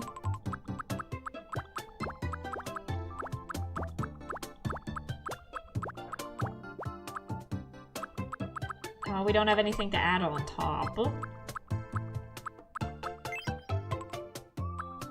Because that's the front.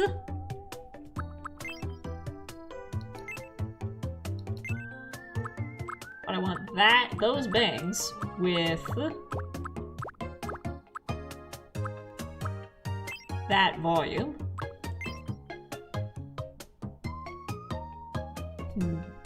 That might have to be it. And for his eyebrows, avians don't have eyebrows because this is my world and I get to decide what features they have. They also don't have belly buttons because they were hatched. Said it's my story, I get to decide the fictional features. Eyes, I also give him just the dot eyes. But he needs a pair of glasses to go around them.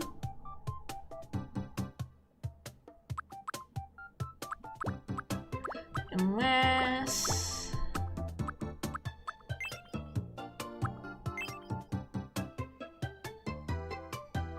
I can see it.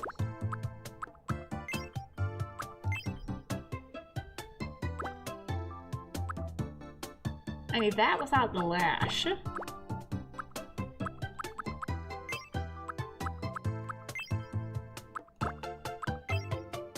That does kind of suit him. Scoot him down.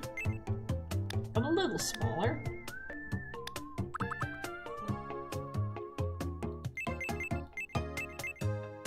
And we're gonna give him some starry speckles. Because he is not an avian, he is a watcher in disguise. You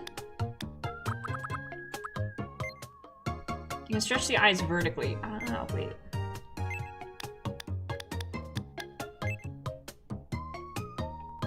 There we go. And for his nose, again going off of the diamond theme, I give him a triangle. To kind of look bird-like. So either that one or that one. And you see on the face you got the triangles in the hair, triangle for the nose, triangle for the chin.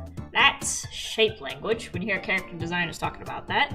To have the body be built up of the same unifying shapes or angles.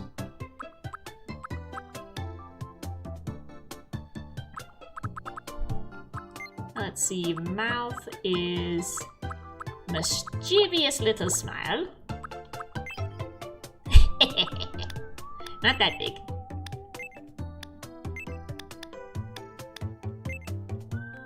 But he's always up to something. I do draw him with sharp teeth. Or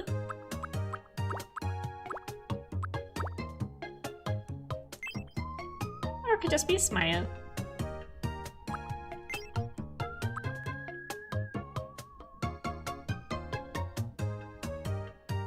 That is really cute. That mouth is really cute. Could also keep going with the triangle theme and give him one of those mouths.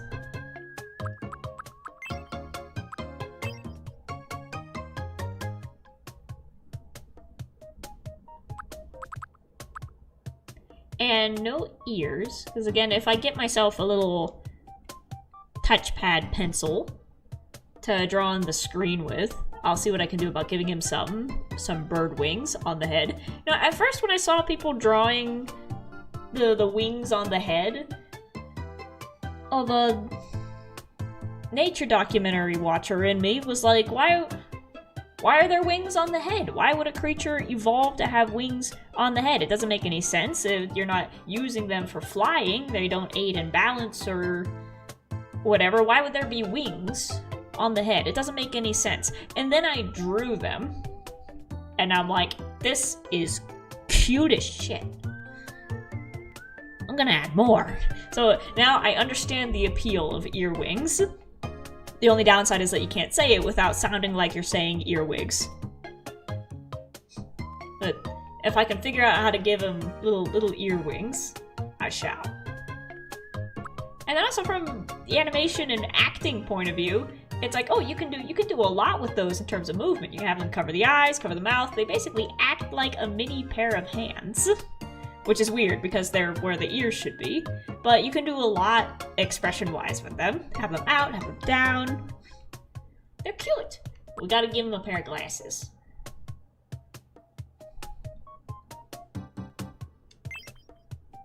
There we go. And I make his glasses golden. It's not really a good gold color. We got yellow. Got that. That's the same color as his hair. Huh.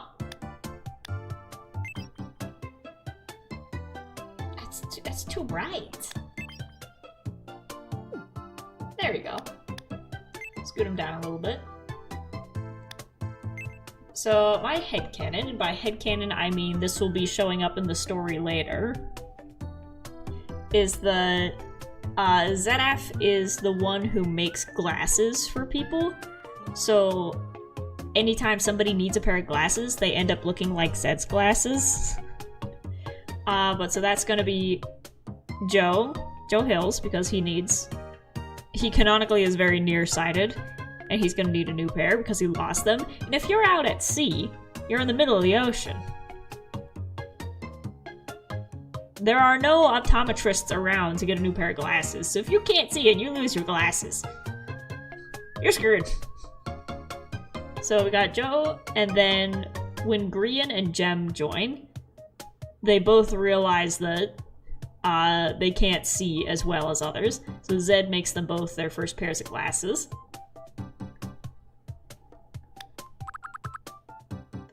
Also, so I know, in the fandom, we know that Grian and Jem, in real life, act like siblings.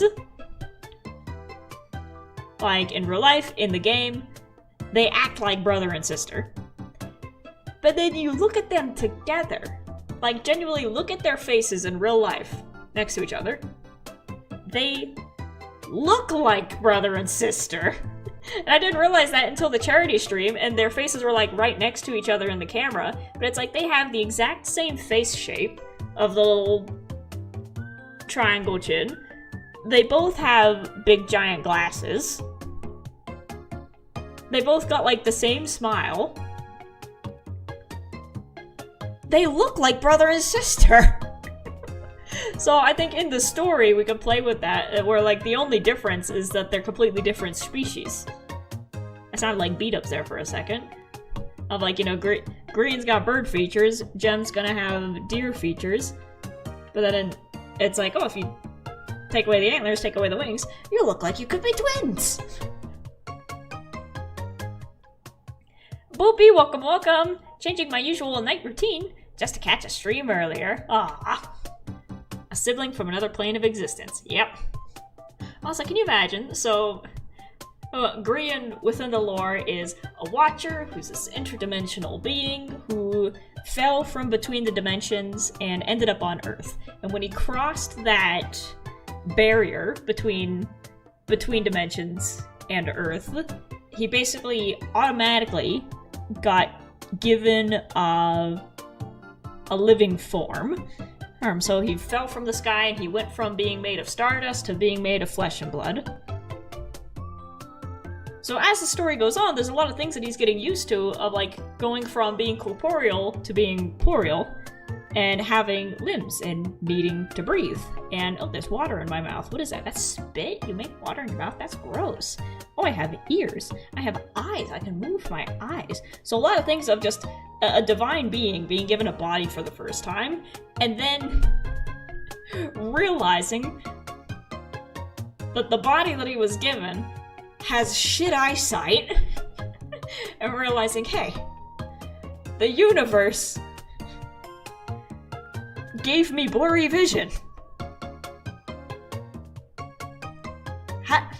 Why? Why?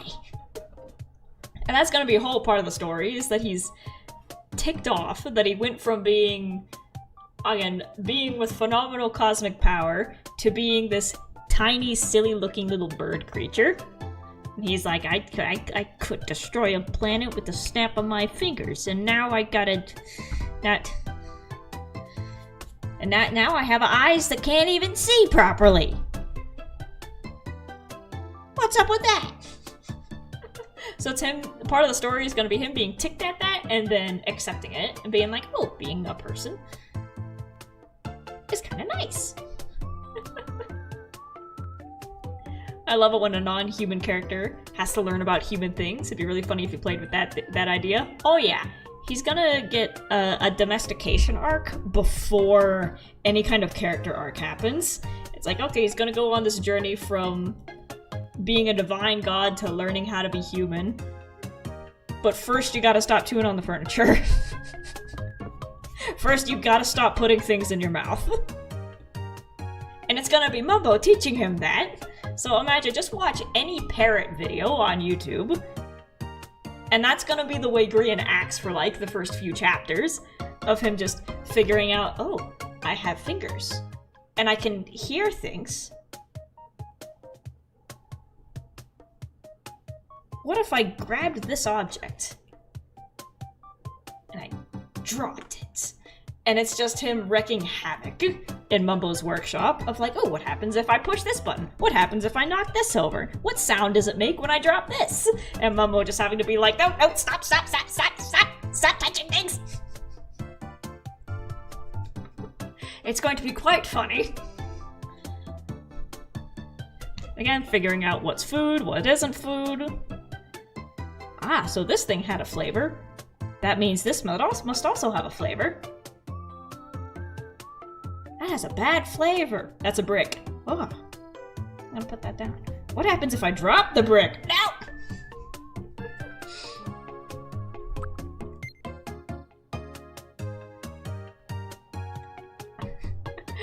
To answer the question, it would be a similar process to teaching a cat to use a litter box. Just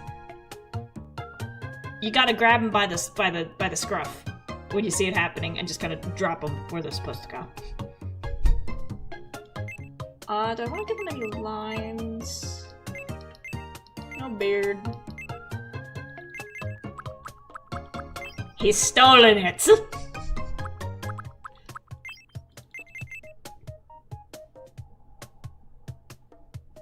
Does he have any... I'm trying to think the way I draw him. Does he have any lines or any marks? Not really.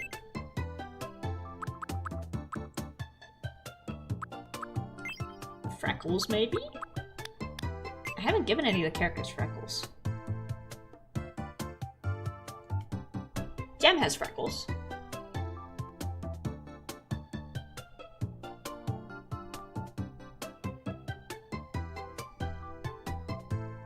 Oh, now I'm debating. I did see somebody draw Mumbo with freckles before, and they looked really cute. Then when I put them on him, they looked weird. He has lines where the brows should be.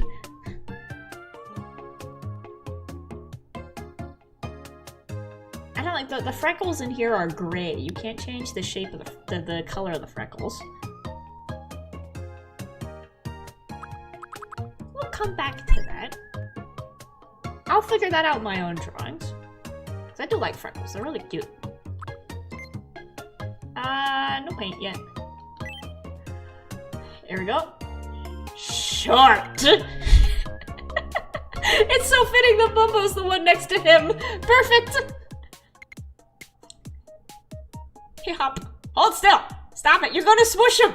Hold still, you're gonna step on him! I think right around there.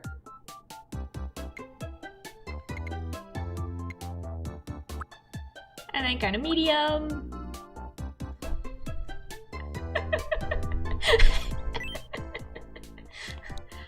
Perfect. Ooh, my wife usually draws freckles on him. Ooh. Like I said, I'll have to experiment with that in my own drawings. The freckles on here don't really look the best. They're just kind of gray. Let's see if I can pronounce it. My name is Brian. No. My name is Brian. I'm Brian. Gree. And.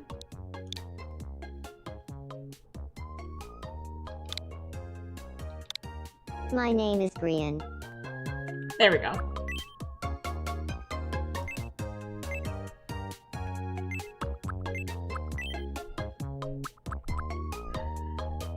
I also had a debate in my own mind of what I want to do with the story, because I've got two possibilities for when Grian arrives on the Hermit. Hi, Sorellis, we just made Grian, and I'm talking about some ideas for when he appears in SS Hermit. So it could go one of two ways, where either he is full parrot, because I like the idea of as an avian, he's able to mimic things, which is kind of how avians work in D&D. So as an avian, he has the parrot-like ability to mimic things. He can mimic voices, he can mimic sounds, and he uses that for evil. Like, just imagine Grian making the sound of a creeper hissing behind somebody.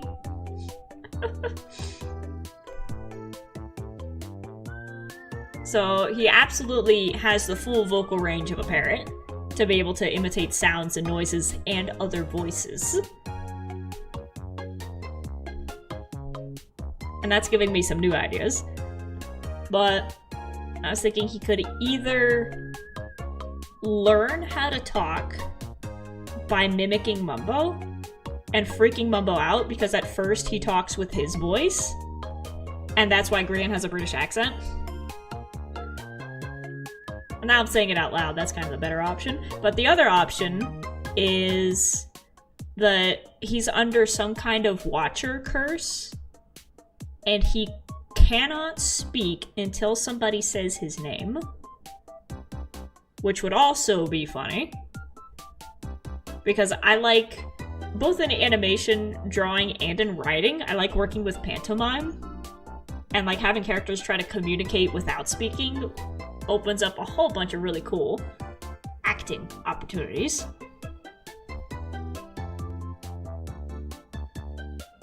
So now I'm on the fence where they would both make for a good story.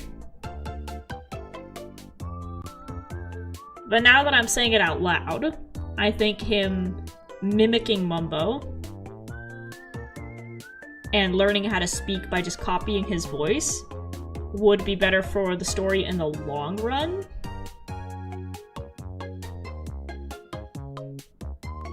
Especially if that's going to be a skill that he uses later on. Because if that's like a consistent thing that his character does, is mimicking people, it would make sense that he learns how to talk in the first place via mimicry. And that would also be really funny, to at first sound exactly like Mumbo, But then that brings it around of someone saying, hey, because nobody else knows the Grian is a watcher. Nobody else knows that he's a deity in disguise. Mumbo's the only person who knows that secret. So everybody else just assumes he's a normal-ass avian. And they're like, oh, these guys are like really rare to the point of being extinct. A lot of them are still wild. So they just assume that he's a wild avian who came from, you know, a jungle somewhere and ended up over the ocean. And none of them have ever met an avian, so they assume that all of his weird watcher quirks are just... I guess that's just what an avian does.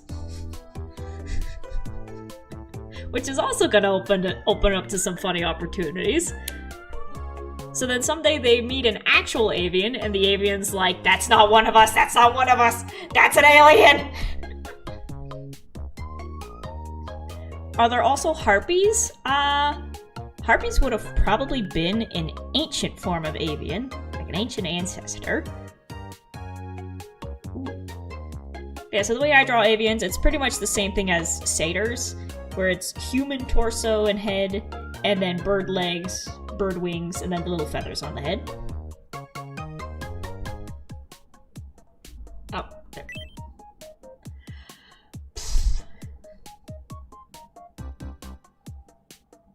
How old is he in the story? Technically, he's like thousands of years old. He's watched planets form, give life, and then die. How do we put timeless? Look at that face. Look at that face. If I told you that was a deity, would you believe me?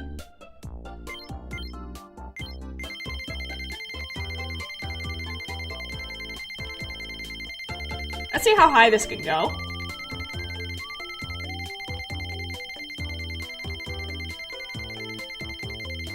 Ah, dang it.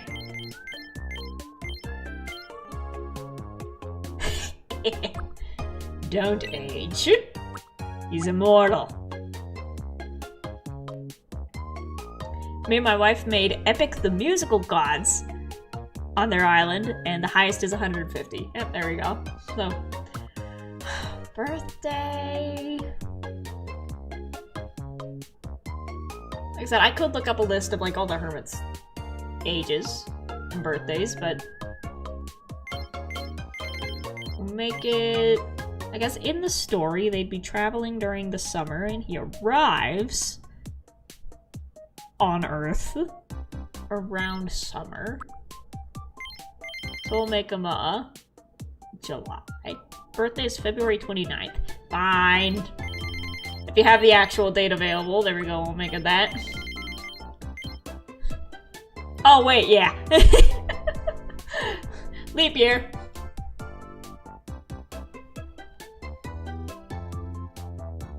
There we go. My name is Grian. It's nice to meet you. Today is June 22nd. I got a picture of his voice in my head. That's right. So, today we're gonna be tackling one of the biggest projects I've ever tried. It's nice to meet you. But first, today is we June have some hermits to 22nd, borrow. 2026. My name is Grian. My name is Grian. No. My name is Grian. It's nice Just to kind of meet right in you. the middle. My name is Grian. Nope. My name is Grian. It's nice to meet you. Today is Again, how do you my make a name is British? Grian. It's nice to meet you. Today we're My welcome my back name to is Grian. Hermitcraft. It's nice to meet you. Welcome back to Today is June Hermitcraft. Start high, 22nd, go low. 2026. So, my name is Grian. My name is Grian. It's nice to meet you. Today is Yeah, June 22nd, he's an immortal being. 2026. He's born on February 29th. So, how does this voice sound? I know a girl who was a leap year baby. Movement. Quick. Speech. Honest. Honest, but he's British honest about it. He's like, gonna be honest, mate. Kinda stinks. Energy. Varied. Thinking.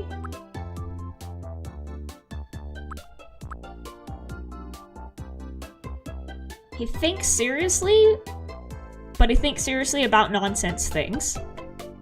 It's like if he's gonna pull the prank off, he's gonna go into it like a lawyer. Overall, all the way over there. Look at that little face! Look at that little face! Oh. Outgoing merrymaker. At a glance, sociable, optimistic, and passionate, follows their instincts. Outgoing and pleasant to be around, makes friends easily, and can turn any bad situation into a good one, or the other way around, depending on how he's feeling. Quoting Cleo, the more I insult you, the better friends we are. We get to make Cleo. I love drawing Cleo. Cleo's probably one of my favorites, because they're just so stinking pretty. They're just so gorgeous. I love the hair. And the eyes. And everything. Huh. Oh, Hey you're right, he there. does have a red sweater! It's nice to meet you, chat. I'm Grian. I'm an outgoing merrymaker. I'm a social butterfly who loves hanging out with friends. Leave it to me, and I'll find the fun in anything. I Dude. can't wait to start living here. The store does have, like, just a plain red sweater that doesn't come in any other color. They knew we'd be making My him. eyelids start twitching when I think about cooking. Uh-oh. Let's give you welcome to the island. What do you like? What do you like?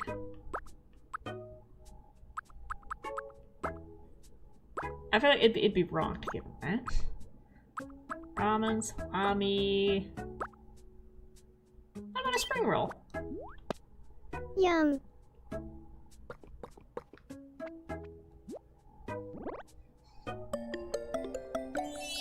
He likes it.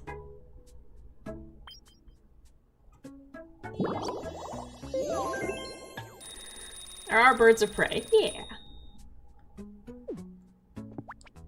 Oh, he's about to start running. Let's introduce you to one of them. Alright, let's drop you from the sky on Mumbo. Oh, they're still hanging out. Here we are. Hey, nice to meet you. I'm Grian. You're Grian? He's so I'm Mumbo tiny. Jumbo?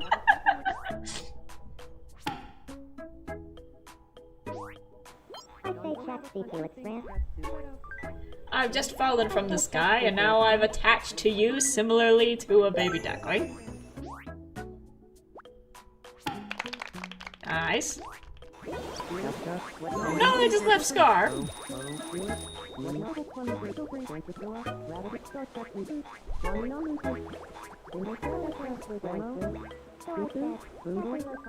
Oh wait, quick detour. The ghost hunter is now hanging out with his ghost.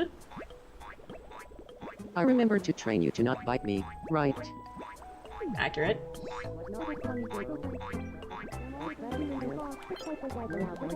They're having a conversation that would be unintelligible to others. Grian is learning how to speak by mimicking his voice. Are there any falcon avians? Yes, I imagine for any bird that you can think of, there's an avian for it. Oh my god, designer brain just kicked in. I want to draw a peacock avian. That would be awesome. I could see them being... We're gonna have a scene where the SS Hermit has shore leave, and they run into town, and it's just... Like, I have a singular chapter to explore the rest of the world and the rest of the species in this world before the hermits go back to being hermits on an island in the middle of the sea. And part of that is gonna be just a big night out on the town. There's a bunch of bars. And one of the scenes, I'm gonna have one of my previous D&D characters as, you know, a showgirl dancer. And she's, I forget the name of it, but a snake lady.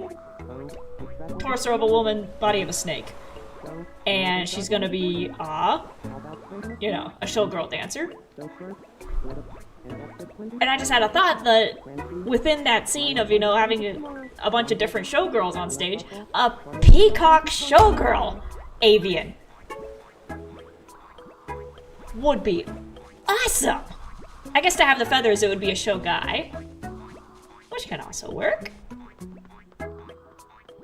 Ostrich avian? Yes. Kiwi avian? Yep. Penguin? Yep.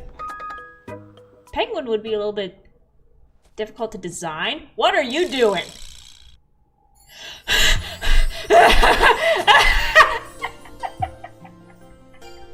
No! No!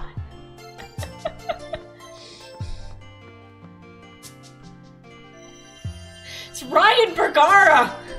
The What is ghost that hunter! person's name? Ryan Bergara. It's beautiful.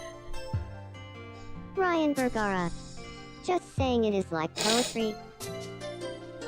My heart is fluttering at the sound of his name. I think I I'm didn't falling even in do love. anything! We're gonna shut this one down. I wanna see if Ryan Yeah, gets together with I Ditto do the have a pretty Pokemon. active imagination. Hold on. Is Hinata an avian? I'd draw her as an avian. He said when I have...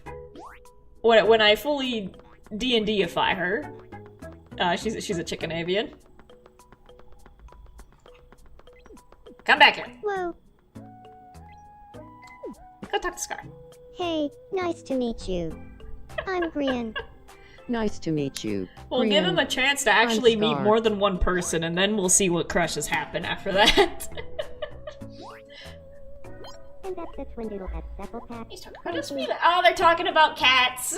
And a chinny Clarmy that's Batman tomorrow. Look at those eyes. So, It's not necessarily not a thought behind those eyes, because there are a lot of thoughts. They're just not of this earth. Blue.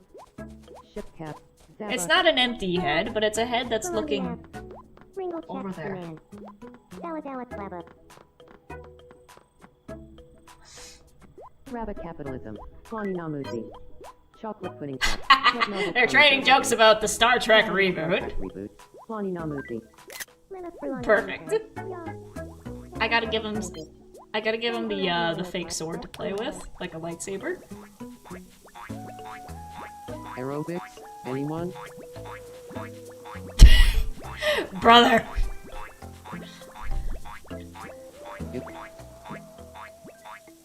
Let's see if we can get the three of them. Chocolate pudding cup. What normal plummy dear over? Oh. Single jab at ya. Ramo. Scar, hey there. Mumbo jumbo. Good evening. Diamond Watch will delve a bit. We gotta get the three of them to talk.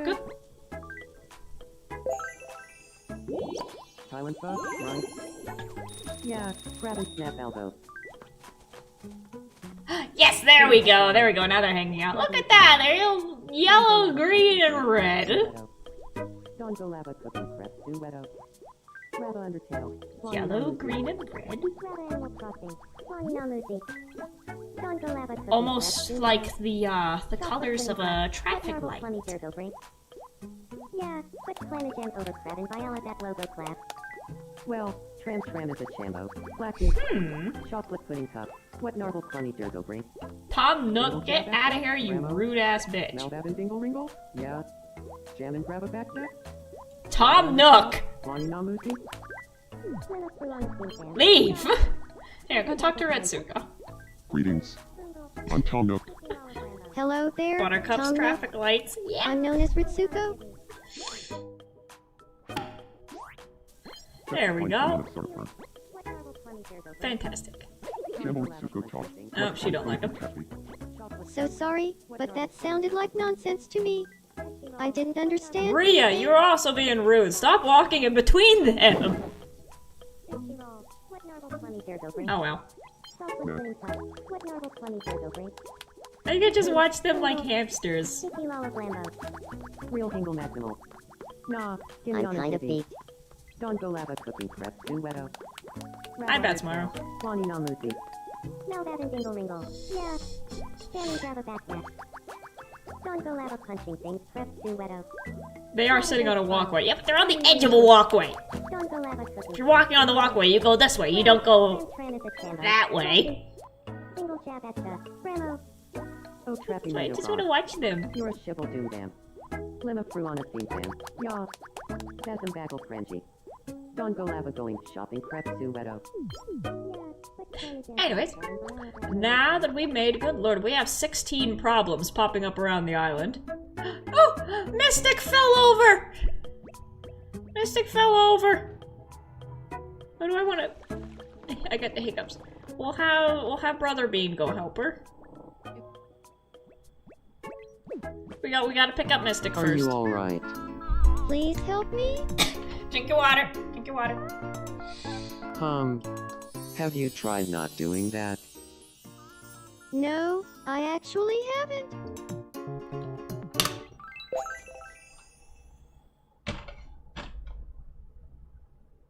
Mystic, no, that's my brother!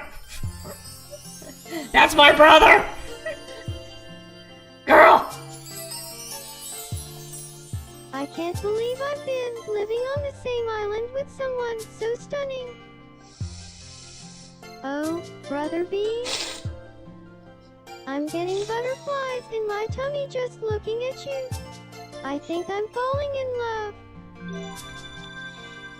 Nobody tell either of them. This is gonna be funny. I looked into Brother Bean's gentle eyes and fell madly in love. No! Oh, I can imagine us together. I could gaze into those eyes every day.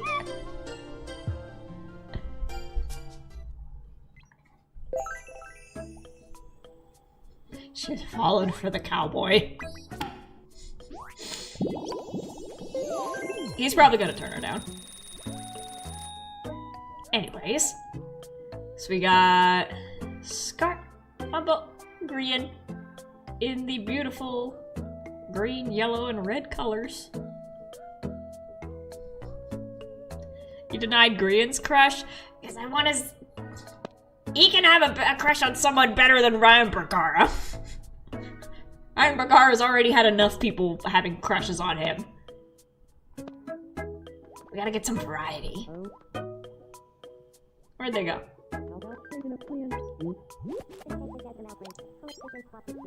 They're all lurking on the same... A singular brain cell between all three of them. They're not... Anyone seen my cake recipe? Pretty sure I dropped it somewhere around here. Actually, Scar, I think you'll like this. Here's a bell. I feel like I heard Isabel's voice just now.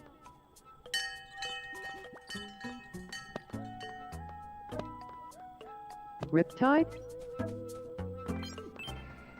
Green is watching Peckle. But what are you doing? Hey, nice to meet you. I'm Grian. You're Grian? I'm What did Pekka? Ryan do?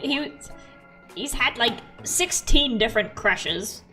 Either on him or he's had crushes on other people. We need more variety. He's already had his time. He's had enough attention.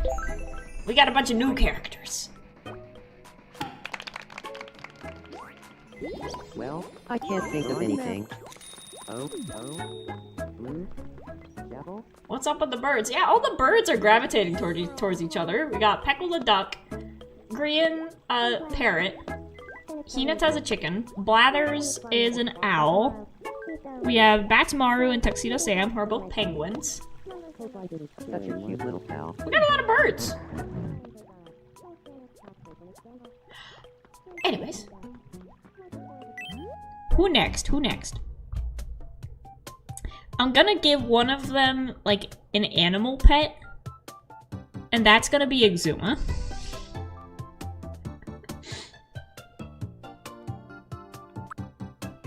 Etho. You can make an Etho. Etho, like I said when I was uploading the character cards, Etho was the first one that I designed for Tales of the SS Hermit, and kind of designing him kind of kickstarted me writing the story as a whole. So let's make an Etho. So I draw him, again he's got a very square, pointy face. He's a little bit more tan because he's outside. So in the story of Tales of the SS Hermit, Etho is, let's see, an army medic, a retired army medic. And that's because his outfit with the green and black always looked kind of military-esque to me.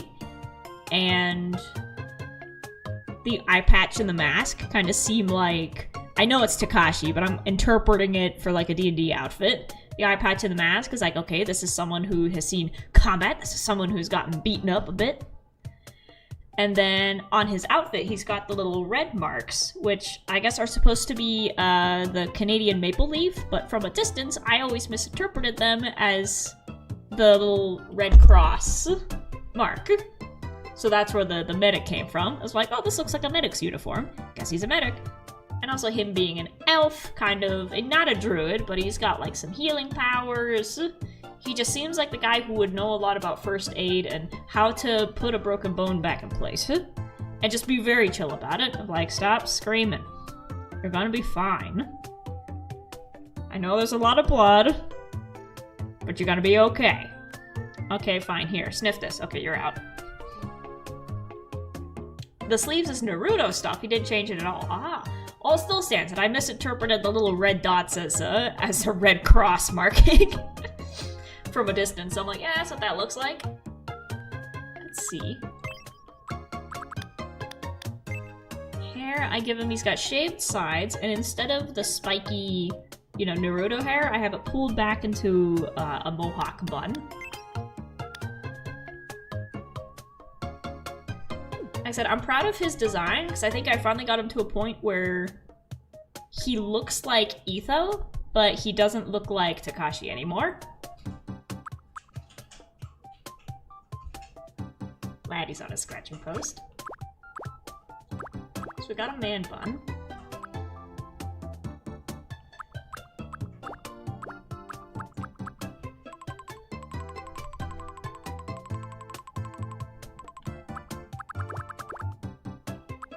Oh.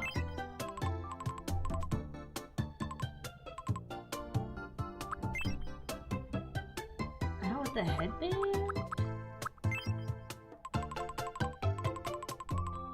Eli, welcome, welcome.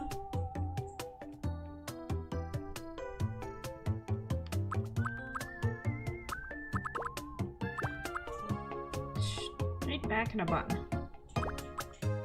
This is the downside, because I draw him so specifically that now I'm looking for hair to match it.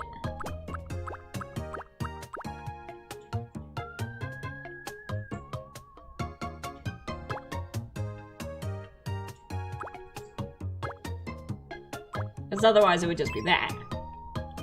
But then he looks like Takashi. Laddie, no, that's me, that's his food. Get out of there. It's good.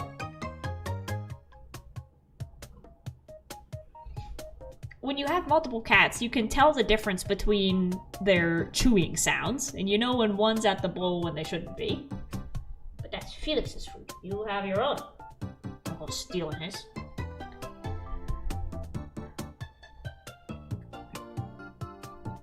I like what you did with his eye in the character sheet. Yeah, I like... Because like I said, I've never watched an episode of Naruto. I don't know anything about Takashi's character. But, yeah, for the Etho design, I think maybe that looks a bit better. I have it where he got hit with an Eldritch arrow in the eye, and now he has to wear an eye patch because he's got spirits looking through his eyeball trying to spy on things.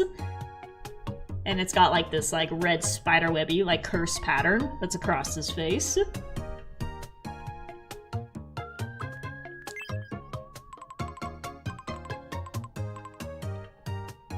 Are you still planning to stream Hollow Knight? Yes! Perhaps this Wednesday?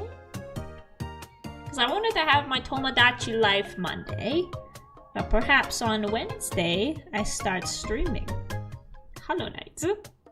But for that, I probably won't be cutting it up into episodes until I'm fully done with making the episodes for Pokemon and the last 2 or 3 episodes of Stonevania, which I want to get through making the final Pokemon episodes, and then the last Stonevania episodes, because there's a lot of footage to go through. And then from there, I'll start cutting up the Hollow Knight videos. So I'll do the same thing that I did with Pokemon, where I'll stream it, and then I'll take the stream and I'll cut it up into 20 or 30-minute segments.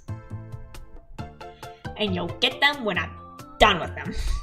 You'll get it when it's ready. I want to see if I can get ahead of the episodes and have, like, you know, buffer episodes, so I'm not like, make it, upload it, make it, upload it, make it, upload it.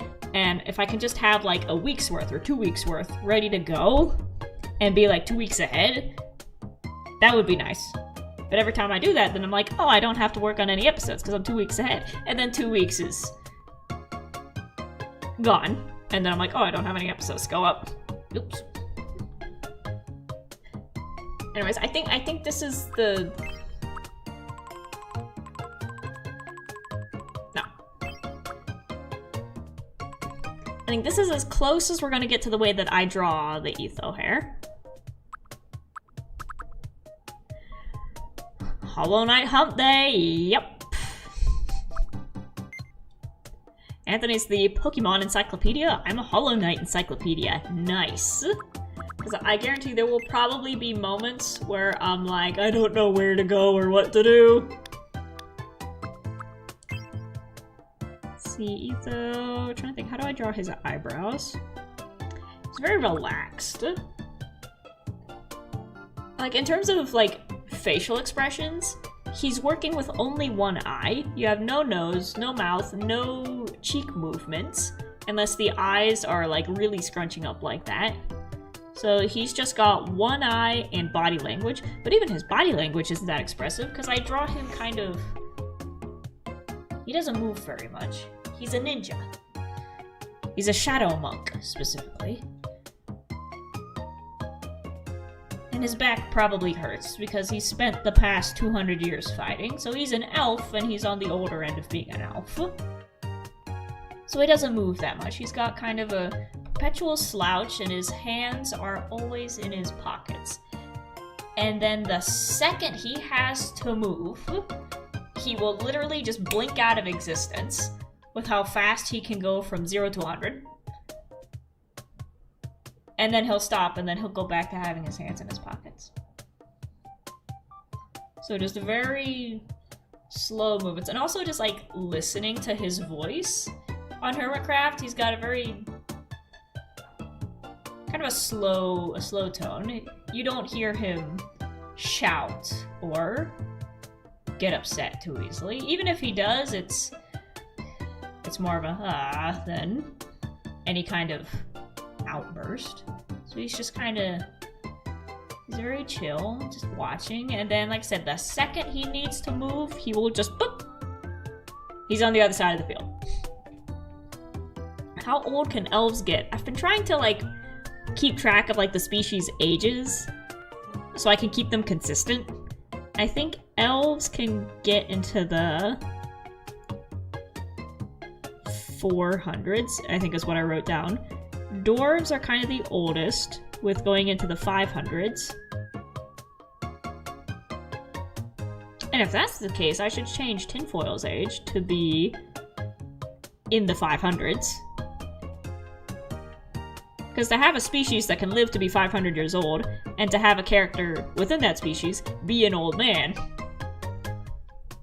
he's gonna have to be in the 500s. So, like, elves can be in the 400s. Dwarves are in the 500s. And then they're the two longest lasting ones. I put Etho as 236. Yeah, so I guess he's not really old. He's somewhat middle-aged. He's just already been through like 100 years of battling and he's got hit so many times. His hair turned white from the curse, so now he looks like he's in his 300s. So he's middle-aged, but he acts like an old man. He's like, oh, my back. I just wanna retire. And they're like, dude, you're like the equivalent of 40. Stop it. And he's like, yeah, but I did a lot in 40 years. Etho's also 150. Yep, we're just gonna put them all up. Put them all up. This all came from me trying to make his eyebrows.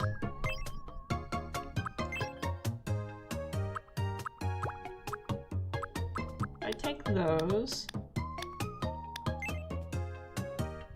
Actually, I can go on my phone. I have reference sheets now in the Bean Jar Discord, which if you would like to join our Discord server, the link is in the description.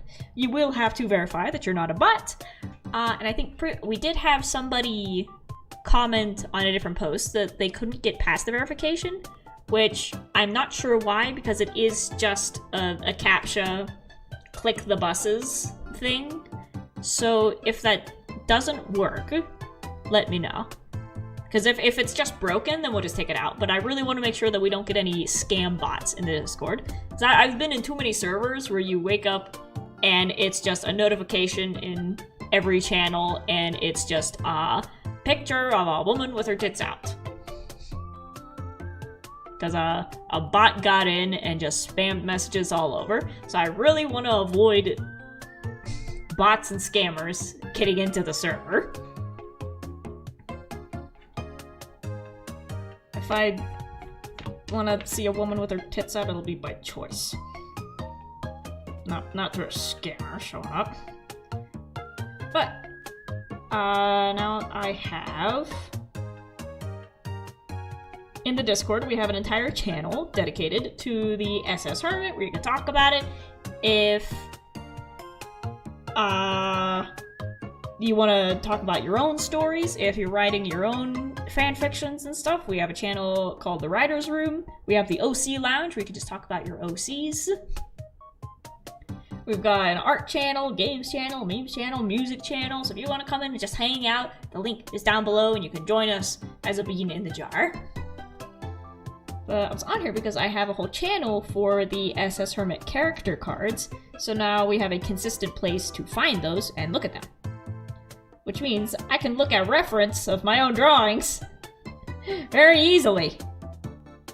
Here we go.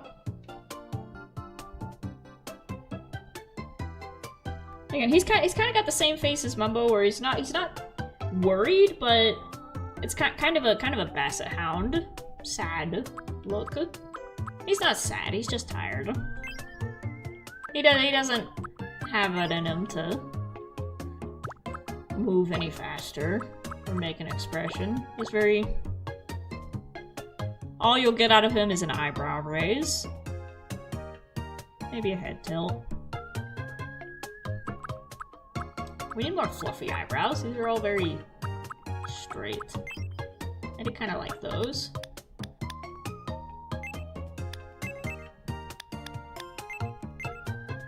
They're drooped down, but they're raised. Resting tired face, yeah. There we go. That's it. Got it right off the bat. I guess with that hair, he does have a lot of forehead, so let's scoot these up a bit further.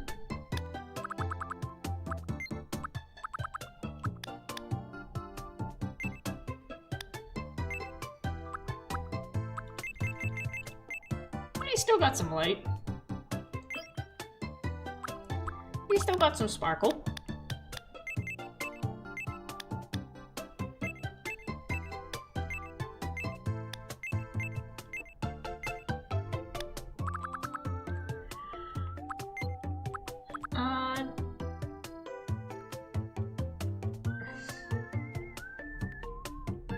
I don't know what his nose looks like, because we're going to be drawing a mask over top of it.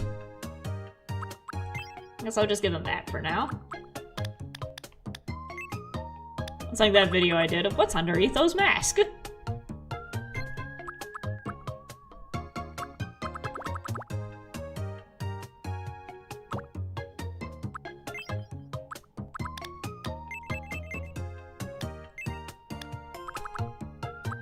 It's just a hoy up to me face.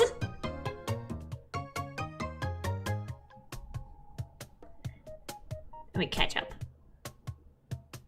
I forgot about the new chapter in the Discord server because of the new Amazing Digital Circus episode. If you want to talk about the new Digital Circus episode, we have a channel to talk about media and stuff as well. Also, I enjoyed it. I enjoyed it. Also, the animation in the episode was top tier. I don't know if anybody else hasn't seen it yet. I won't spoil anything. But the animation was gorgeous. The people who animate Kane have got to be some of the best animators out there to animate that. Because first of all, you've got a guy who's just a complete high on sugar and pixie sticks ringmaster who is constantly moving, constantly squashing and stretching, and just being a complete rubber hose cartoon character. But he's got a face that's made of teeth, and he has to express himself while talking. So they need to lip sync what he's saying while his teeth are forming his facial expressions.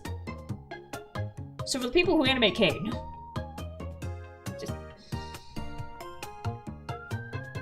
gorgeous. I had trouble drawing him just for the animatic that I made, where I'm like, okay, it's a simple shape. You can break him down into simple shapes. His body is just kind of like a teardrop shape, and for his face, it's just teeth, which is, you know, two half circles, put them together. And then the second I tried to make him emote, I'm like,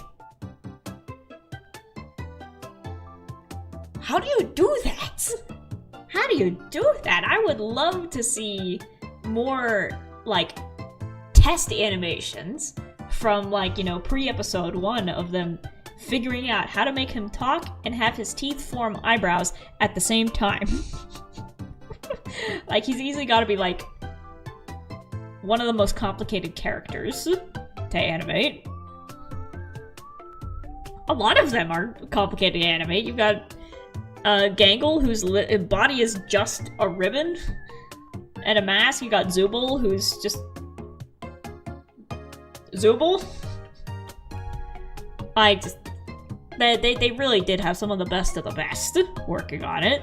And what I love about episode 9, going back to Kane, is that for the entire season, for every single episode, Kane does not shut up. That's his whole character, is that, like I said, he's high on pixie sticks, he is going 1,000,000 miles a minute, and he is the mouth that must scream.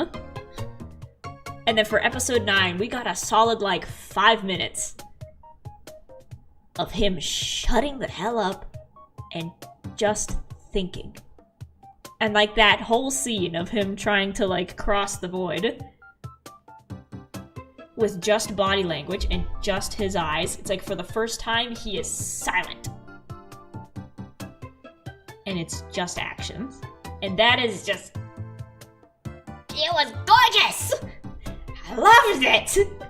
Like, of course you had all the emotional moments and the ending and all the character moments, but just acting-wise, to have a character shut up and just communicate everything with their eyes is just such a joy to watch in animation and acting. Anytime where you take sound away, just let the hands move, let the eyes move. Watch them think. Watch them breathe. It's like, ah! I love it! Zooble's model changed every episode, yep. As they had to readjust the parts and everything. I'm still, like, super impressed every time I see somebody cosplaying Zooble, because to have the creativity to look at Zooble and go, how do you turn that into a human costume? Is you get a different result with every person who tries it. You get people who, like, you know, they've got the afro hair and then they sculpt their hair and dye it to be the triangle, which is awesome. You get people who just go for the cardboard cutout route. You have people who just don't do anything at all and just go with face paint. And it's like, I love it. Same with Gangle. Like, anybody who's able to figure out how to turn Gangle into a costume is awesome. I love it. I love it. I really want to get back into cosplay more. But that requires money, requires time, and it requires somewhere to put the costume, which right now I don't have. But I would love to get back into it, because I still have the pieces to make Millie from Hell of a Boss. And I had another one I want to do. I think Isabelle would be cute to do an Animal Crossing Isabelle cosplay. What else did I want? I was thinking like a strawberry shortcake outfit would be cute, kind of fitting for me. So yeah, there's a lot of different cosplays that I wanna try. Oh, before I moved, me, Hinata, and Mystic were kind of formulating the idea to do a 3-person cosplay of Hello Kitty, Melody, and Kuromi. With Hinata being Kuromi and Mystic being Hello Kitty. And like, if we're ever able to get together for a Comic-Con again, I still want to see if we can pull that off. Because we could probably closet cosplay that pretty easily, as long as we have the proper ears to signify who the character is. For the most part, we just have those characters' outfits in our closets already. Like, Mystic has the little blue jumper skirt with the little striped shirt. I've got my wardrobe. Hinata's got like the black and purple pieces to put together a Kuromi. I think that would be awesome if we can get together for a Comic-Con at some point. If I either head back there or if they come over here.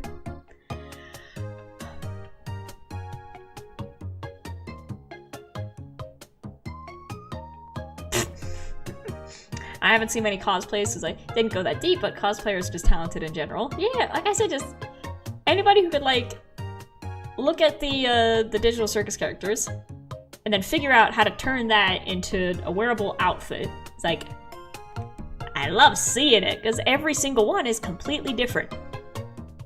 Also, the people who would take the time to make a cane head to put on them. I saw one of those at a Halloween party previously, where somebody had because it's pretty easy, you just get a Ringmaster's outfit from Spirit Halloween. But then, if you can get together some foam and some wiffle balls to turn into eyeballs, and glue on a top hat, and then have that be on your head with you being able to breathe and see out of it, is also incredible. My shoulders are gonna pop. I was thinking, you know, I'm tiny. I could pull off a Pomni. I could pull off a Pomni outfit. And be, you know, one of thousands. I think Pomni would be cute to try as well. We'll see. Like I said, I really want to get back into cosplay. And just... even if it's just closet cosplay and putting outfits together. Well, anyway, back to Etho. I think in terms of Hermitcraft characters, the one I'd be able to pull off, I think, in terms of just like using the face that I have and the build that I have, I think I could do a convincing Grian or Gem. I'm thinking of cosplays that would allow me to keep wearing my glasses, because otherwise I need to take them off and just walk around the convention hall blind. Or, you know, not being able to see the back wall. So if I could cosplay a character who has glasses, so I could keep mine on, that would be good. I tried to put contacts in before, and they were really uncomfortable. I don't even like wearing mascara, because I don't like getting stuff close to my eyes, so putting a contact in was just... ew. I'll just let the world be blurry, and I'll walk around the convention hall as myself, and just check out the artist alley and stuff, and the events, just as me, as a fan, and then the next day, I go back in costume, and just prance around. Technically, Cleo wears glasses, but... ooh. I could do Zed. I could pull off ZF. And I have always wanted to figure out how to make the hoof shoes. So I could be full sheep. Full sheepkin with the little horns and stuff. With the glasses. And that would be cute. So I'm always down to cross-dress for a cosplay.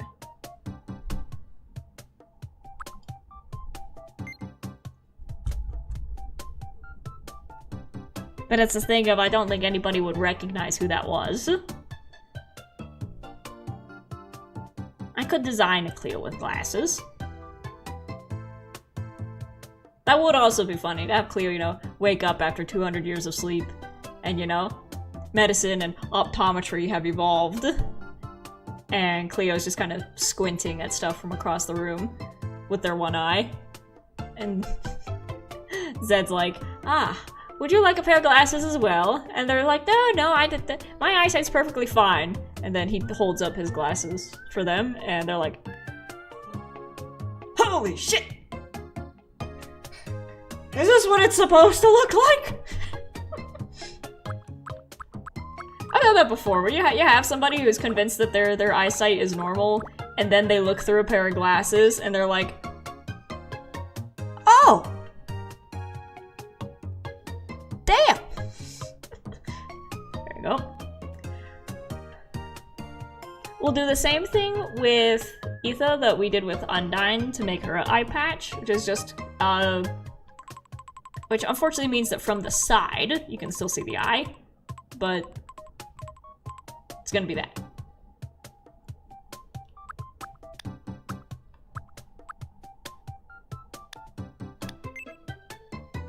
Make that a bit smaller and we can squish it a bit.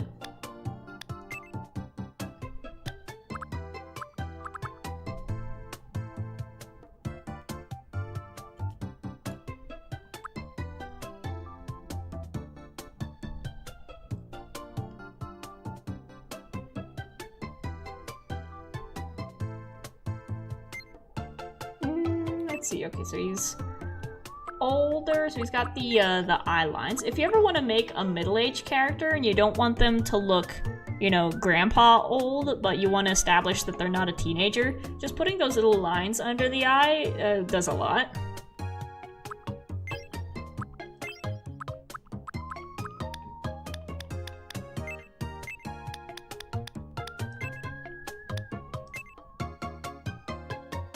It's that little bit of squint line.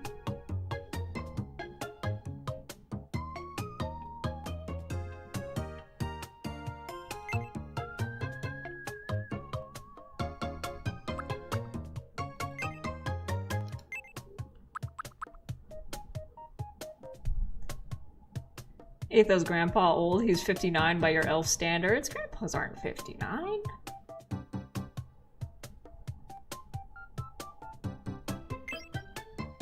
Dang, I was gonna think if we could make that. No, wait.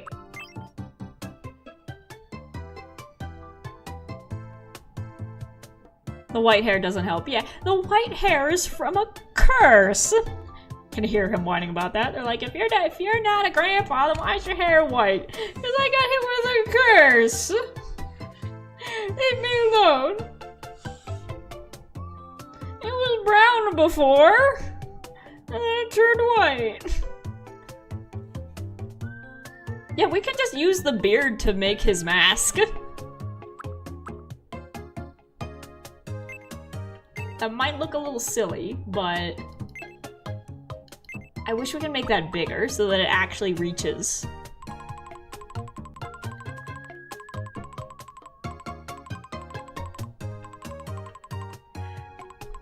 Does hair dye exist? Yes! In the form of enchanted combs that change the color of your hair when you run it through. And that's how Mumbo is able to change his hair from blonde to black. My grandparents were in their late 40s when I was born? I guess that's just me being used to my family, where both my parents are in their late 60s.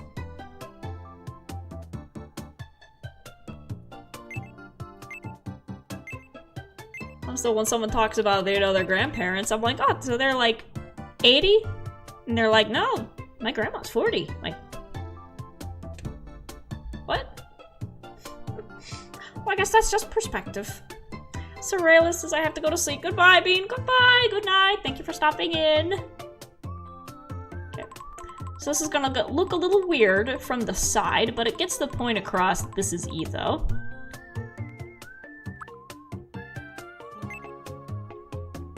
Do you want to give him any kind of like raccoon eyes?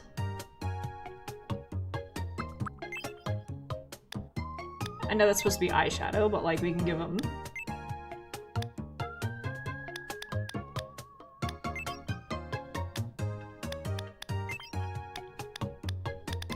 a little bit of shade up there.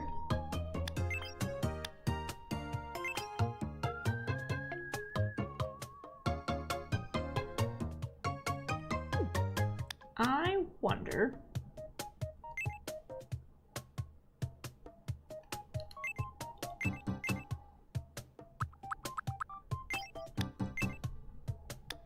I'm thinking of Omnistruck and the way that... Dang it, it's opaque.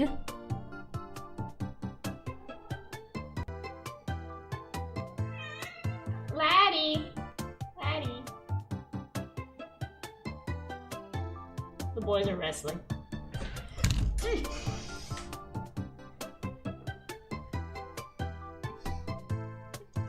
Careful. I'm gonna scoot that so you don't knock it over. Hey, Felix. Is he beating you up? Is he beating you up? There you go. Play with your mouse. Play with your mouse.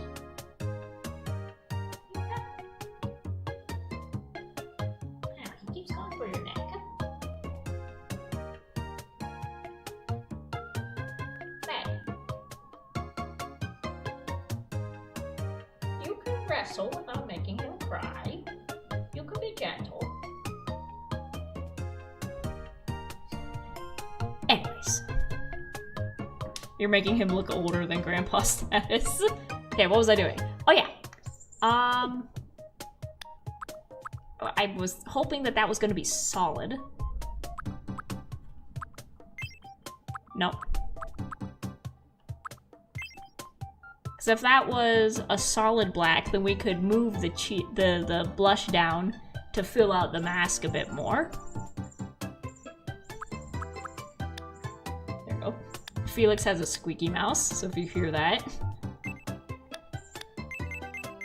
See what I mean?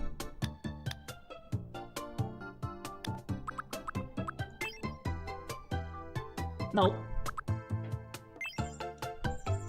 Dang it. Can we do anything with a mustache to, again, just stretch the mask out more? So it doesn't really show up from the side.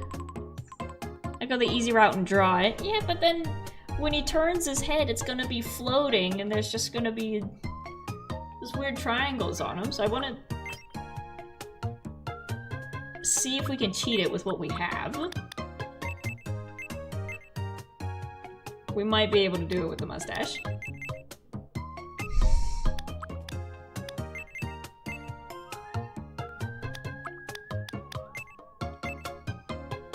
See?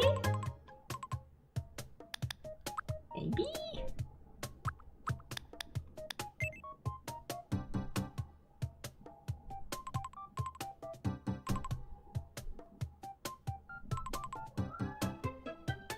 Daddy? Why are you crying? Why are you crying? So you two can wrestle, just don't smush them. Make them cry. You can still play. Be gentle.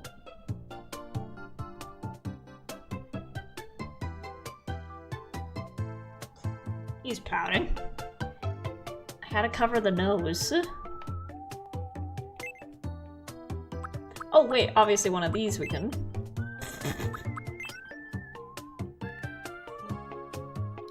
Right. Let's take that down for now. That is just a beard.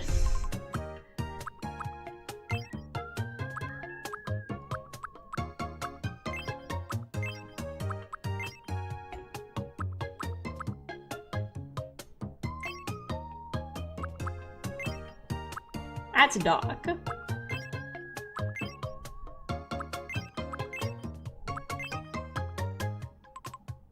That's beef. Dang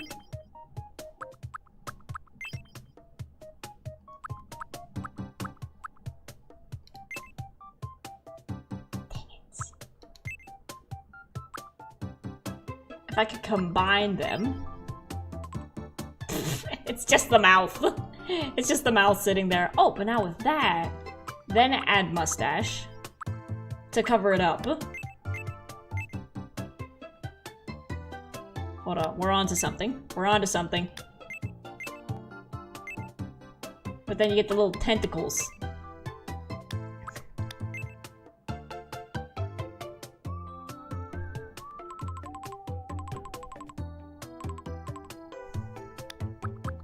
We're doing it! Oh, wait, that might be it, that might be it.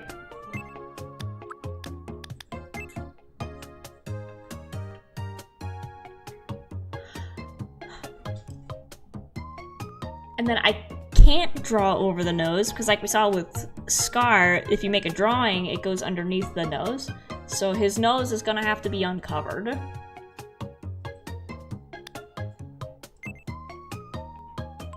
But now with this, it can at least go up to his ears. There we go! We didn't have to draw anything! I can... Let me see if I can scooch his nose down. Or... Just take it away.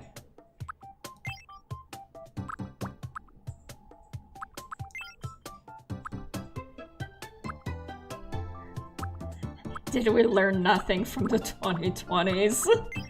Maybe not. Not because see, it just goes over top. But I think with that, then it looks a bit more like it's going underneath.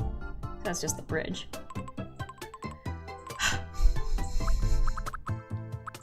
We're gonna have to do a bit of costume work, but I will draw on his scars.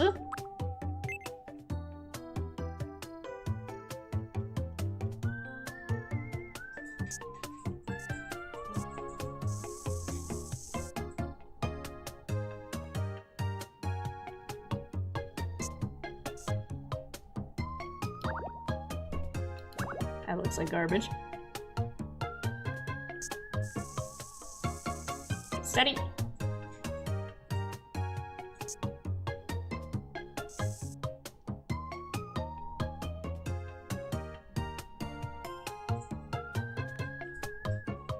Okay. And now for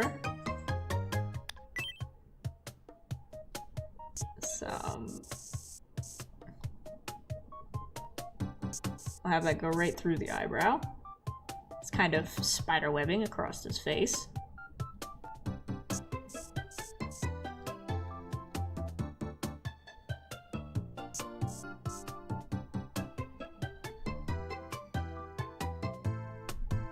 COVID, the sequel is coming. Hanta. I almost read that as Hinata. Oh god, could you imagine if it was the Hinata virus? Oops.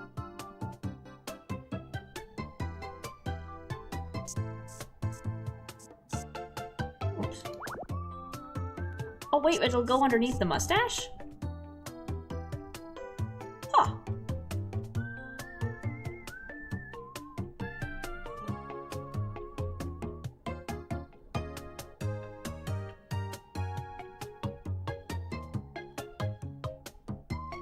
Oh no, I might be one of the first cases in my area. I work in a really gross warehouse with rats running rampant. Oh no. I'm trying to remember my news stories. Hanta virus or Hanta? Hanta. Hanta virus is the one that was on the cruise ship. Because the cruise ship itself was just straight up unsanitary and rats were shitting in the food. Is what I heard.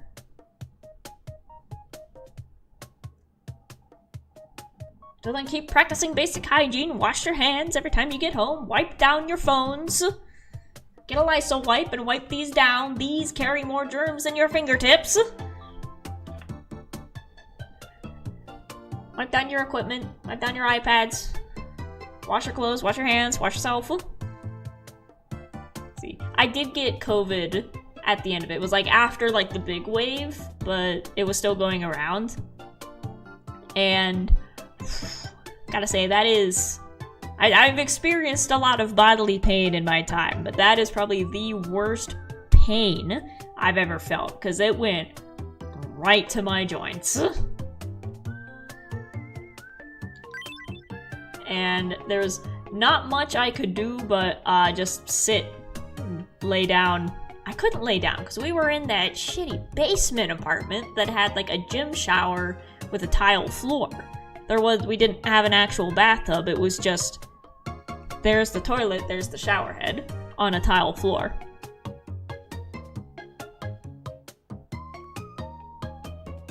And there were spiders in the rafters. Daddy long legs, so they weren't too bad. But on top of living there, I had COVID. And I had to just stay under the hot water for hours to alleviate the pain. And it went for my throat as well.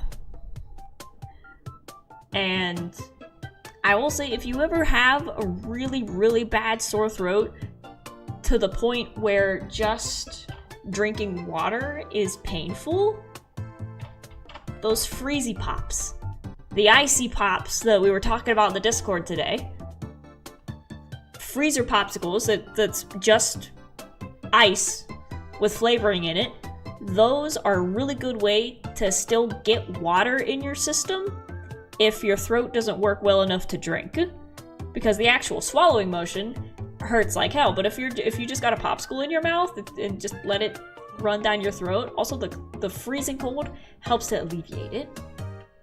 So yeah, if you've ever got like a sore throat that makes it so you can't drink water, popsicle. A popsicle that's mostly water, not an ice cream, dairy-based popsicle, because that's gonna hurt, but just a frozen ice popsicle. And if you don't have those, just ice cubes. Put an ice cube in your mouth, suck on an ice cube, so you at least get water in your system. Oh. But anyways, here's an etho. Look at that. I think we got his eye. Perfect. The mask is a little rough. The hair, not what I would like. But that's his eye. That's his face. So we're gonna make him, let me consult my character sheet. The updated one.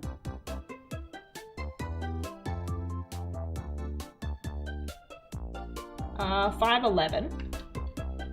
Because even though most elves are known for being quite tall and limber, the ones that are super tall and super thin, I imagine in this world, that's because the elves are like the upper class, and they kind of view that as the beauty standard, which has resulted in elves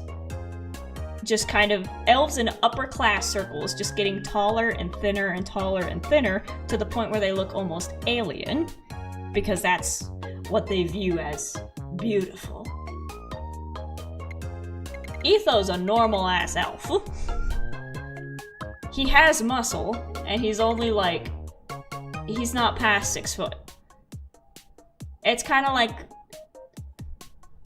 imagine like upper class elves are kind of like pugs, except instead of being scrunched, they're long.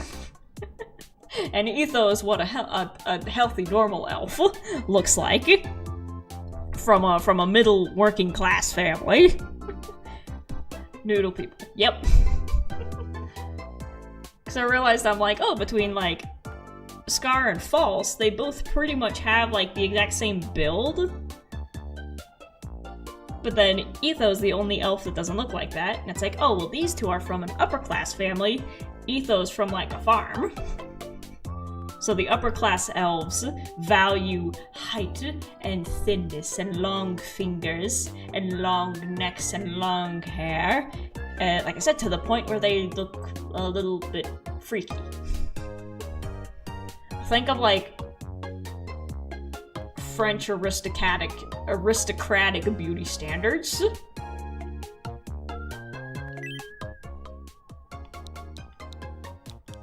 E. T. H. O. He has a brother named Pathos, and their father's name is Logos. It's canon My now. name is Etho. Nope. My name is Etho. E. So. My name is Etho. No! My name is Etho.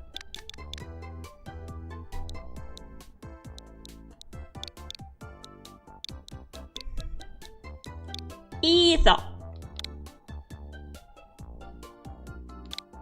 My name is Etho.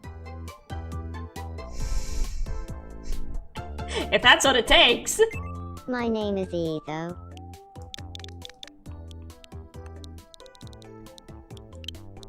Maybe if I capitalize it.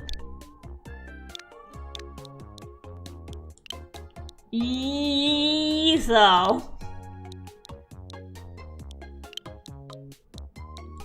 E. So. My name is Etho. My name is Etho. E.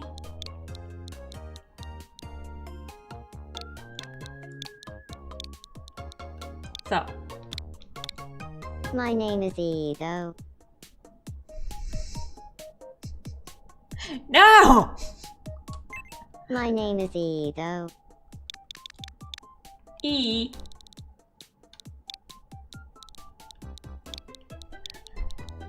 So, don't make me name you Efo. My name is Etho. There we go. Yeah, Etho and Patho, sons of Logo. Dude, references anybody?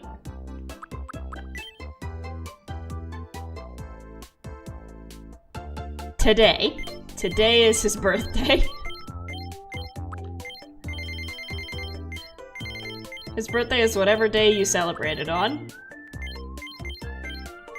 We're just gonna go backwards. We'll make him 149 because they're gonna celebrate his birthday as soon as he lands. My name is Etho. It's nice to meet you. My name is Etho. My name is Etho. My name is Etho. It's nice to meet you. My name is E. My name is My name is Etho. It's nice to meet you. Today is June 22nd, 2026. So, I think how that's does this voice sound? the voice that comes My out name of is that Etho. face. My name is Etho.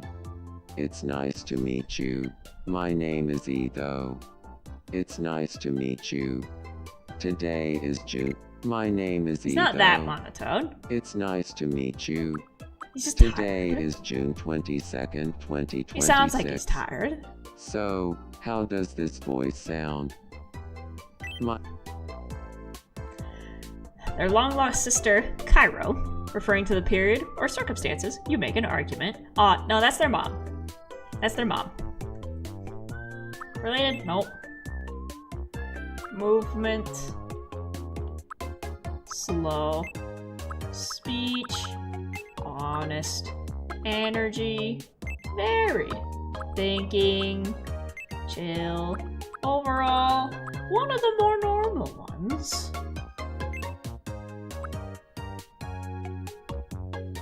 Let's see what color that turns into. Ah, he's pink. An outgoing merrymaker. That's the same as Grian. Sociable, optimistic, and passionate, follows their instincts, outgoing and pleasant to be around, makes friends easily, can turn any bad situation into a good one. I was hoping for a little bit slower, but okay. Right in the middle of town. Aw, Green Scar and Mambora home. I'm gonna scoot them over here so that we can put a different colored house in between them.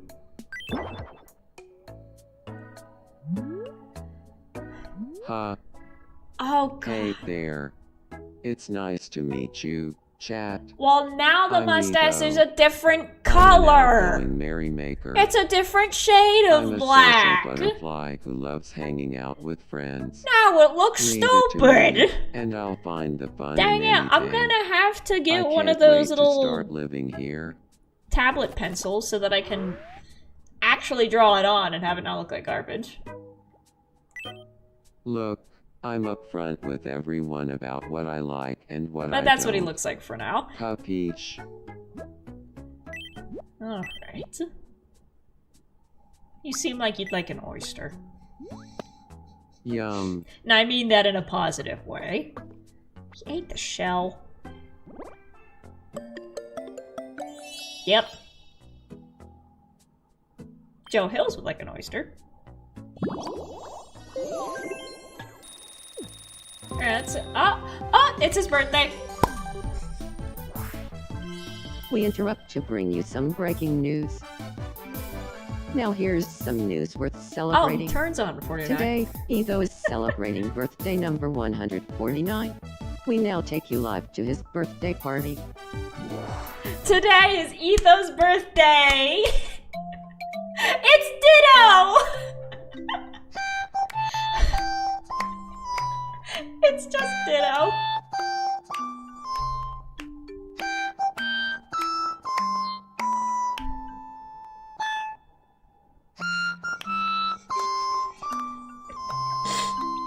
Happy birthday, Etho. Thanks. I am so mad at the coloring on his face. The beard and the mustache were the same color Yes, when we were residents making for their him. reactions. Where's the party gonna be? It already Hold happened. on, I've gotta call my parents. They don't know who Etho is. Thanks for watching. I'm Blathers, and you're up to date. Goodbye, he doesn't want to be here.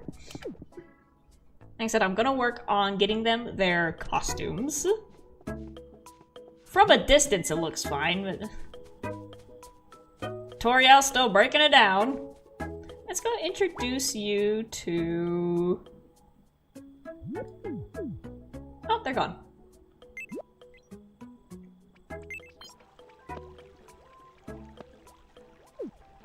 There you go. Go talk to Mumbo. Hey, nice to meet you. Face looks I'm stupid now. Etho. You're I'm Etho? upset. I'm Mumbo Jumbo? Maybe I can give him a mask as a So, costume really good piece jargon so with that the it lady. actually covers his face. So first, flip up tuna with Jack Zombo. 'Cause even if it can just be like a doctor's mask, then we can paint it black.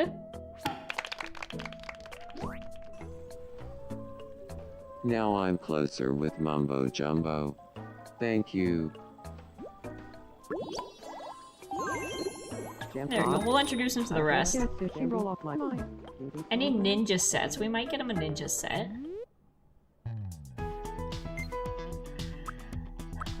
Full outfits. We got a diving costume.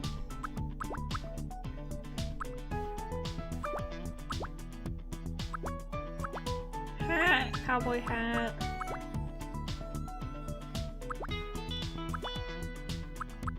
We have a ninja costume, but the face is out. We have a helmet.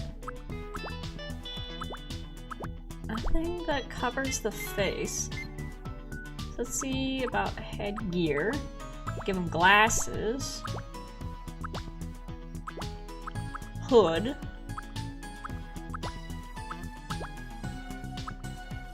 Cyberpunk helmet, so we could make Exuma. Ninja hood. Dang it. So yeah, if we could get like a doctor's mask, that would be a good cover. What about decorations? Done. Socks. Oh, those are cute. Oh, sandals! I could give him his sandals! Bear slippers. If I can get a different color on those and make them white and black, I can give him his panda slippers. He also strikes me as a Puma Sliders guy. But for now... said I'll do some work for their costumes. I might have to take the jump and learn how to customize things. Do I even have like a vest?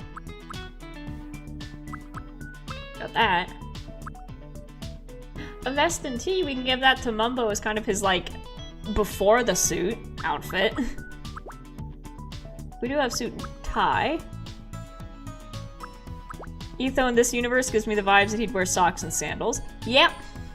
Puma sliders and white socks. Actually, I'm gonna take a utility vest and I'm gonna see if I can paint that.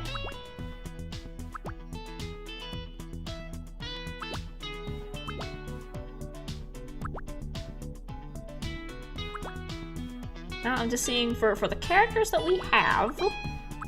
There's Green's outfit. I already have 2 of those. We can just hand that off. Business suit and jacket. Oh, there's the suit with the tie.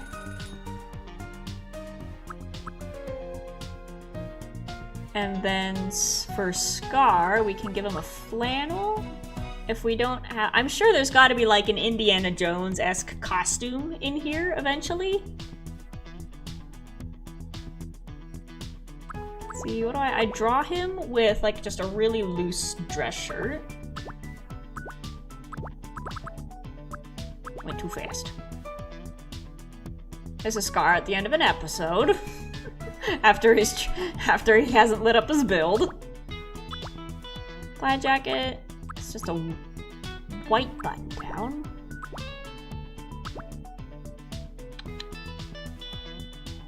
The far right paintbrush is stuff that you've made in the palette house for a custom item. But again, for that, in order to make something good, I need more pencil control. So right now, the most I can do is recolor something. So I'm gonna color this green to hand off to Etho. But for now, do I have anything for Scar?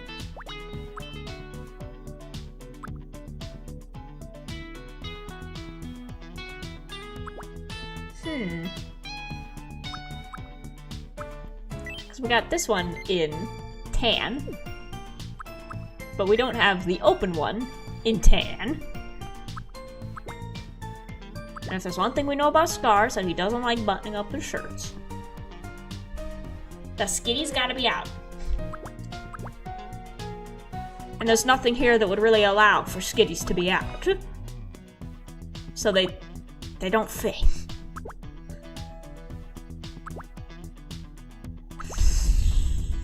I give him one of these. Can you get new clothing from the fountain? I've run out of things to get. This is it. Camisole. I guess this is pretty cozy looking.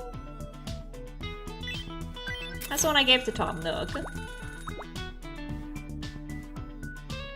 Sticker print shirt.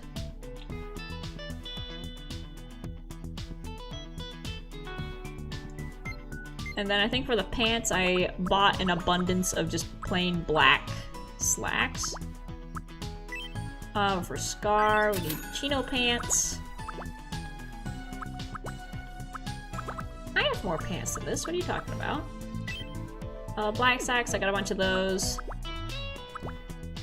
Here we go. Cropped wide leg pants.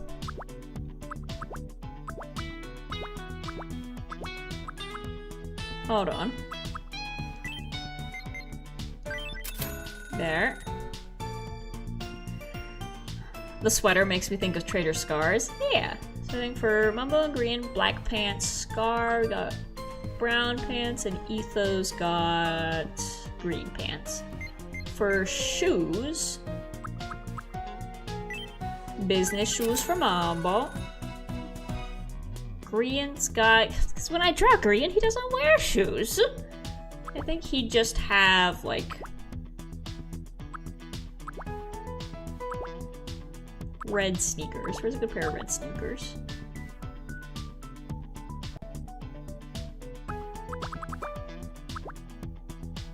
There we go, basic sneakers. Red sneaker. And then, for Scar, do we have anything that resembles cowboy boots? Lace loafers. We could give him shorts. I could give him a zookeeper outfit. I do have a zookeeper outfit, hold on. Oh, and that could also work, the coveralls. There he is. Explorer's attire. And a hat. 10-gallon hat. It's the wrong color. Could give him the trapper hat. Panama hat. That would be more closer, but it's the wrong color. I guess for the color we can change it.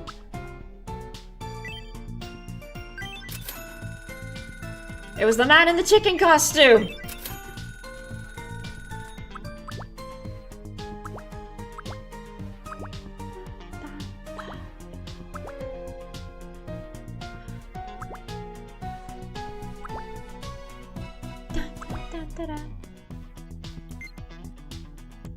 And any kind of details, necklace. I think I already have a camera.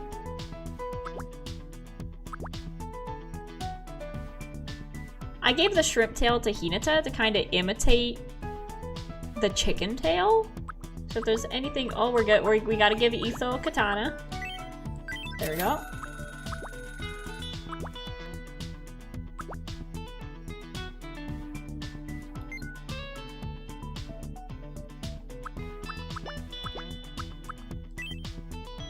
We have a pair of those. Let's go see what we can do with these. Palette house, new creation. Clothing. I thought I was able to recolor things in here.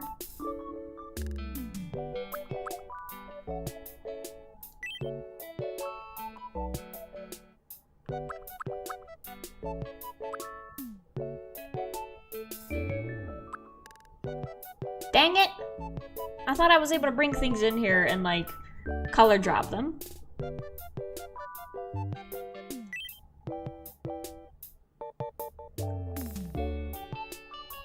Oh, well.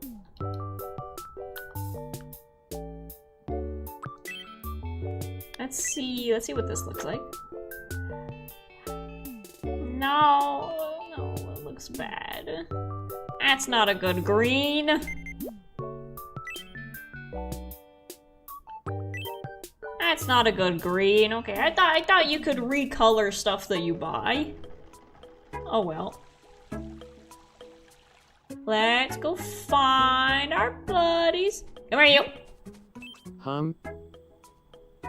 Do you need me? We got a costume to give you. I forgot it came as a set. There you go. There he is. He likes it. I can't help it. I can smell a sushi roll from a mile away. No, of course you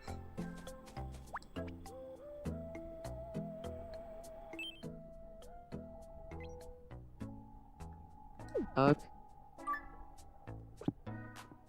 Grian, good evening. Hey, Mumbo Jumbo. Fantasilla. Crunchy on a We'll let them yap, and we'll go find Scar. Where are you? There you are.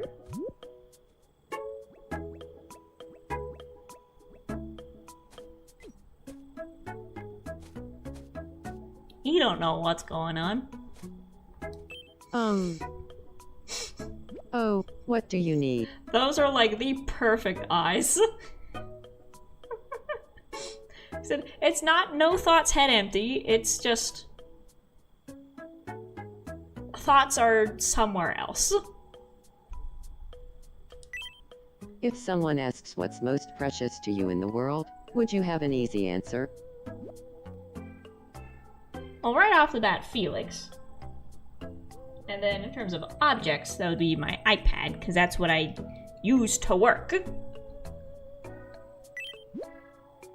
So the answer to that question is, aside from living beings, my work is the most important thing to me. Let's get you...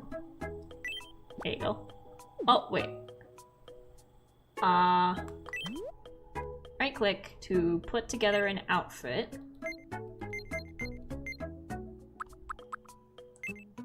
There you go. I feel weird not giving him socks. There you go. Socks inside the boots.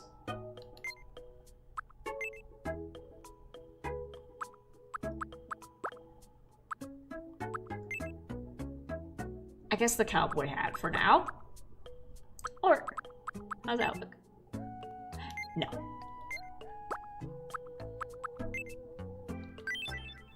There you go. Aww!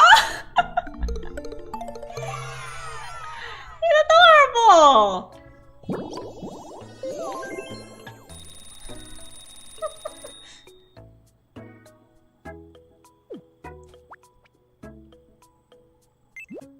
See? They're sharing urban legends. You talk to Mumbo now. Distract them. Don't go left. Huh. No, don't walk away while I change Agrian's outfit. Do you celebrate other people's successes? Chat. Oh yeah. Me too. I especially enjoy celebrating your accomplishments. Chat. Stop. Let's get you... Oh. Your little outfit. That red sweater was one of the first things I bought. So it's all the way back here. Now it's what variation of red sweater do you want? Want that one? You want that one? Where's the one with the shirt collar? That one. I feel like that one's the most Korean coded. I feel like that's a British thing to have the dress shirt and then a sweater over top of it.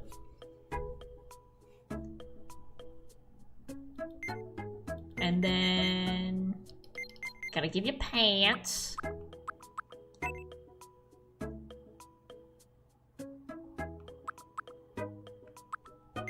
I'll give you those. And once again, nothing feathery. Okay.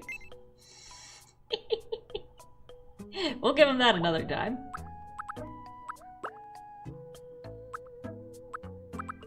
Flowers, beanies. I got that. That's about it. Anything on the neck? No. Socks, we'll give you just plain white socks. And either those sneakers or those. I feel like those look good because they have the red and the blue of what's going to be his parrot colors. So I think we can work with that. There he is!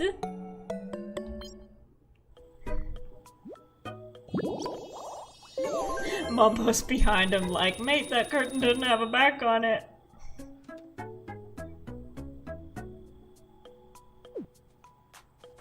Rabbit Animal Crossing, Bonnie Namusi, Don Go Lava Punching. Look at them go. Where did Scar go? We just made the trio. There he is. He wandered off. He's looking at the stars. We'll leave him to it. Where's Etho? We got a costume for you. He's by himself. Ha. He's on the outside of the Sanrio gated community. Nice weather we're having. fantastic conversationalist.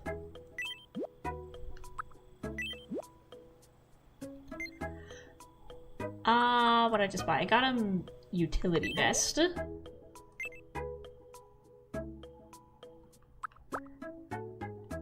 I could get him one of these.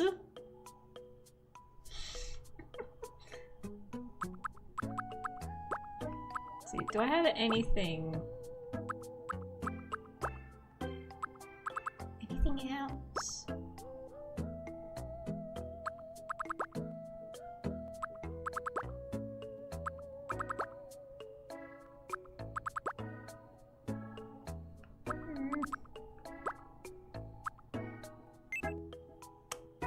That's the right color. That's the right color, green. So go for that, and then pants. But I don't have anything where I can give him a vest over top of that.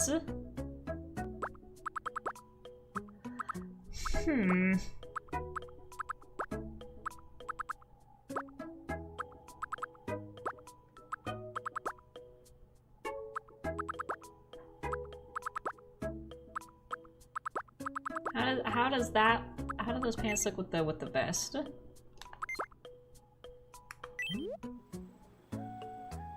Oops.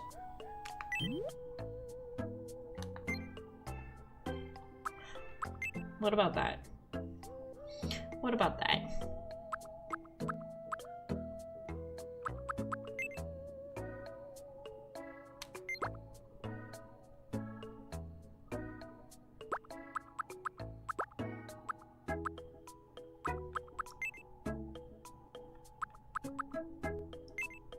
I'll give him the vest for now, and then, like, as long as he has his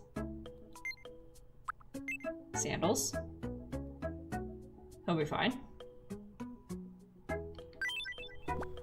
There you go. Your stupid looking face. I thought I did something clever.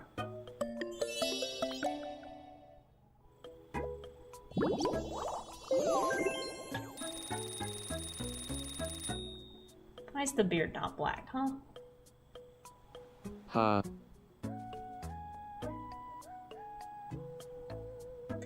I need to try to fix your face. That's bothering me. And then we'll make Tango. See, look, in here, it's the same color. Okay. I guess it's gotta be like the actual hair itself, because we made it that. Let's see if we can salvage this.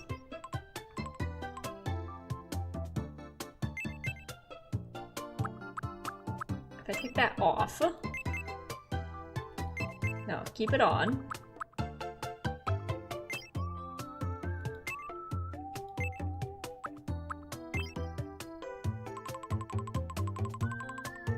Because then it does just look like a beard.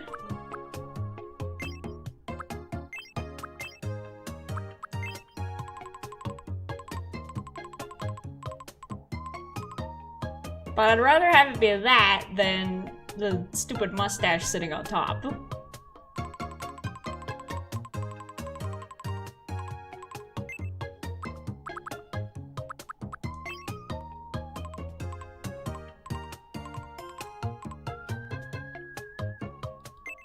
So that if you just ignore the little tufts of the beard at the bottom.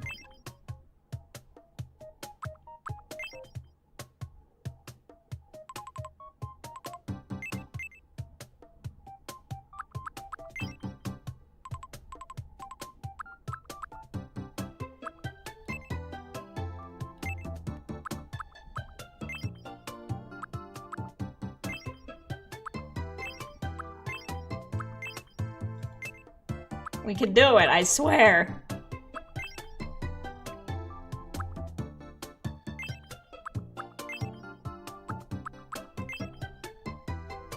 What if until we can put a mask on him, he just has a very obvious fake mustache and beard? Because this keeps coming out as the wrong color!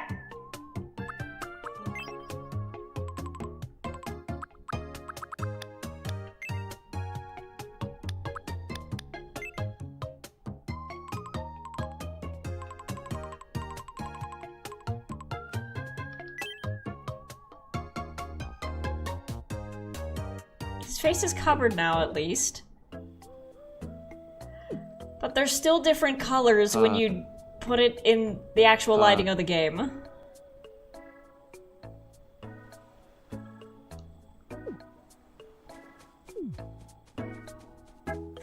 Yeah, he's just gonna be walking around with an obviously fake mustache and beard. Etho, do you want to say hi to Hello Kitty? Okay. There you Hey, nice to meet you. I'm Etho. Good day, Edo. I am called Hello Kitty. Cook watcho dalgafat. Talking about a stench that keeps wafting around the island. Watcho dalgafat. His scars came out looking good. Everything from the nose up looks good. Jamplody. There we go. Etho's now friends with Hello Kitty. Look at these guys. This is... this is the autism section of the island. It's just a bunch of grass to run around in.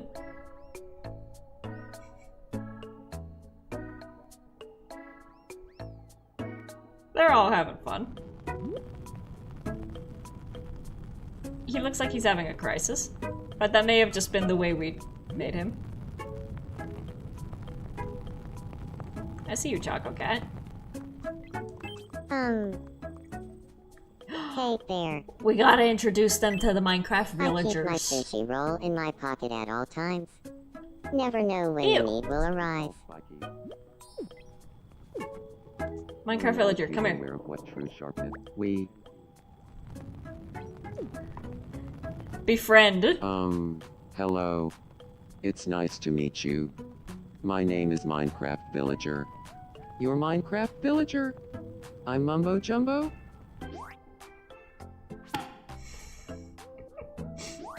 I gave them the Mario Kart is so catchphrase, but they haven't said it yet. I say Chaxi Chocolate Pudding Cup Brand.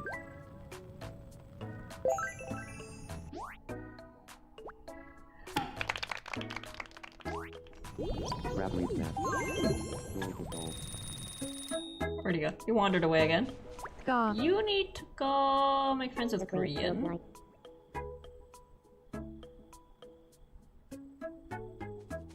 Where is he?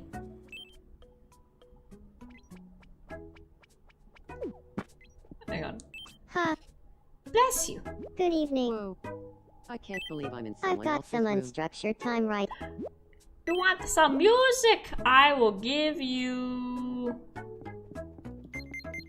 something that I made. I'll give you a Pop Drop album.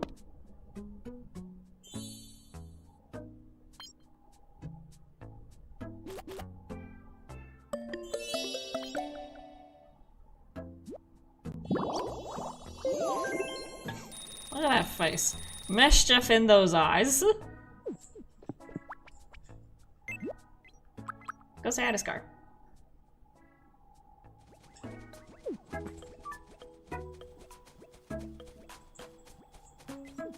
Good evening, Scar. Hey, He's so short! Quinn. Joyful. He's so tiny! Tindalonga. Fantasilla. Well, Florandi Man. Me. Babagrackle. Tylenfa.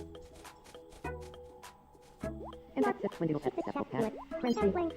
They were fired up about Mario Kart. Yep, that seems like something Creative Scar would get fired up about. Sans has been waving at me for like 2 hours, but we're just gonna ignore him. Undyne, let's check on your problem, and then we'll go make Tinkle. Hey, a little hey, bear! hey, What's hey, going- chat. I want to be friends with Papyrus. Are you sure about that? What should we talk about? This isn't the papyrus from the game.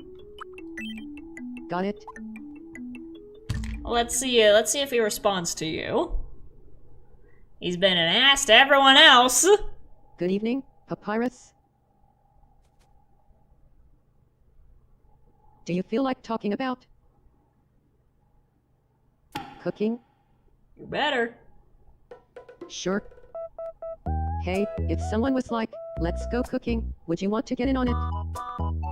For sure. I'm all about cooking. I'm honestly kind of obsessed. Matter of fact, I could talk There about we cooking go. all day if you wanted.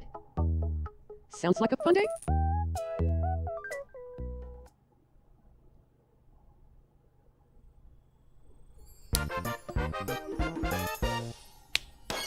There we go. So things are still going well on the Undertale side of the island.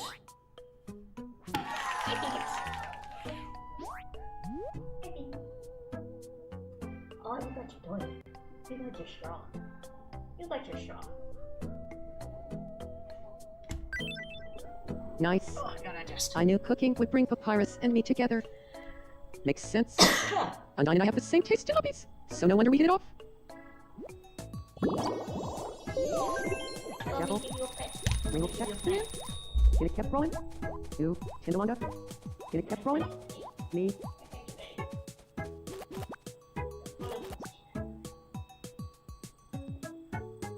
Shoosh. Whoosh. Yeah. Yeah. Oh, they're sword fighting! Yeah. Yeah. Shoosh. Whoosh. Yeah. Cute. Yeah. Guys, let's make a Tangle to be friends with Ethel.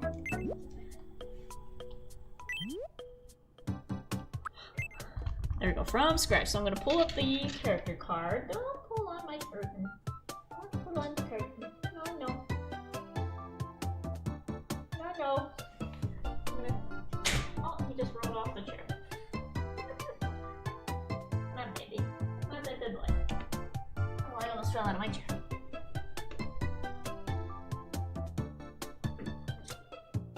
There you go. Let me pull up my own character sheet to see Tango.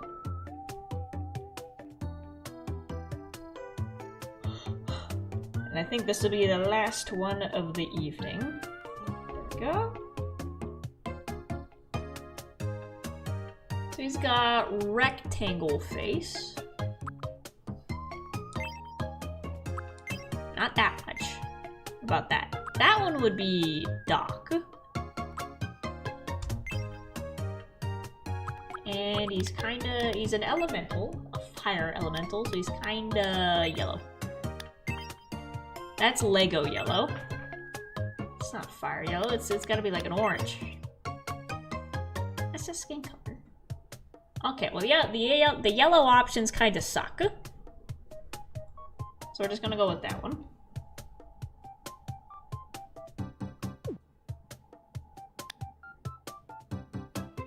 How you doing?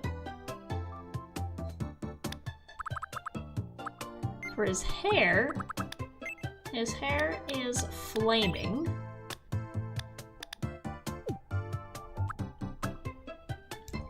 But it does make kind of a consistent shape with the flame. I mean, that might be it right there. Oh, subcolor orange to make the fire. No. We're not done yet. Get back here.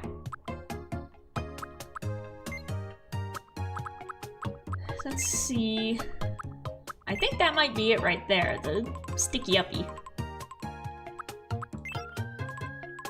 No.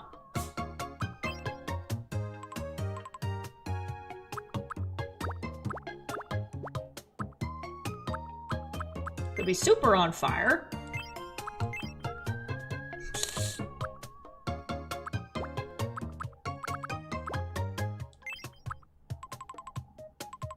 Could be straight up.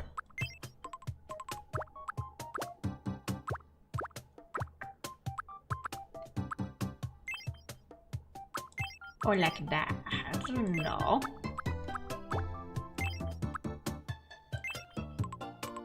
No. I think we had it with that. That's it. Flaming eyebrows as well, so that's also yellow.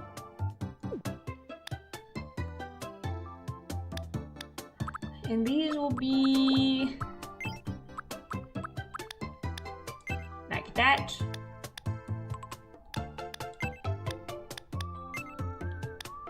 I'll scoot them down a little bit. And black eyes.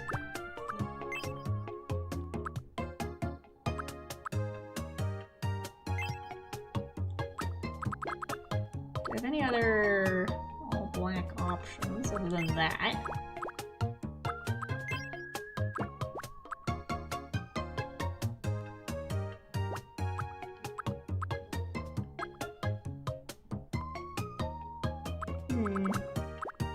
You can't fill bucket in the eyes. So I think that will have to do.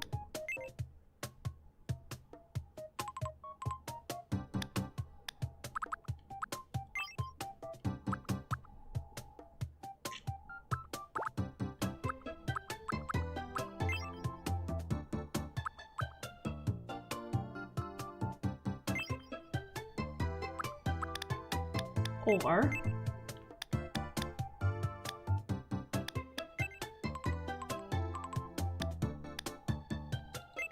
can I change the color of the highlight?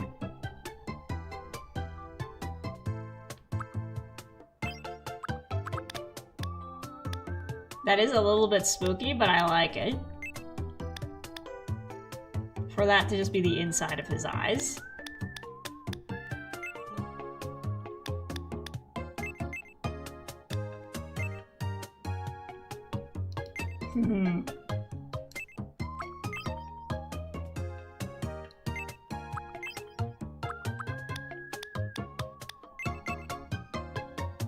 Trying to think of, once again, Omnistruck, the one who you've probably seen them on TikTok making the New York Times puzzles on the Mii's faces and making the digits of pi on the Mii's faces, and they've got a really good method for like making eyes out of things that aren't eyes.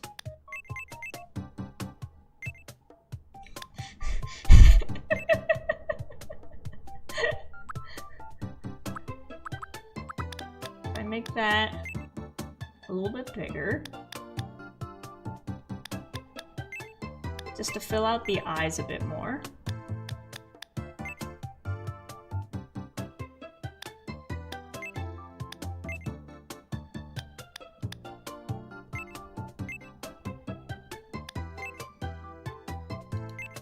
Takes practice.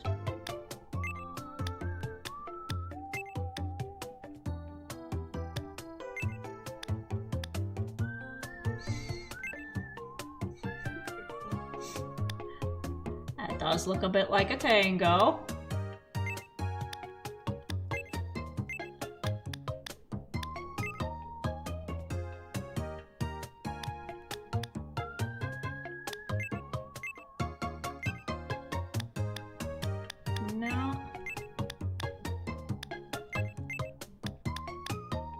If I just go back to making that like the eyelid.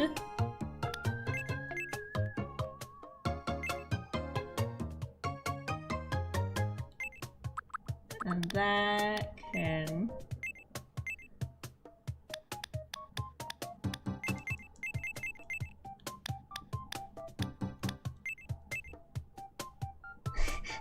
and give him a squint.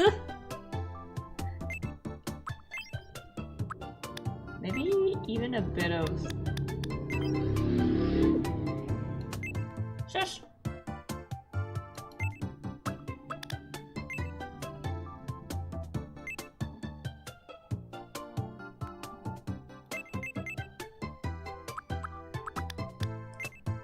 And then move that up.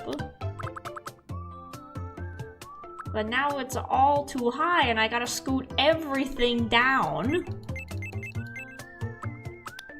Unless these all move. Oh, it all moves with it. Nice.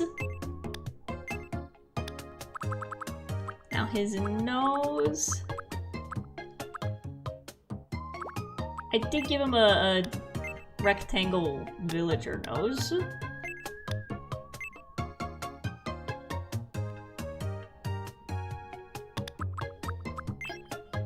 Maybe more like that, more pointy. And then that is pretty much his mouth. Just kind of got a little bit of a scowl going on. Grumpy little face.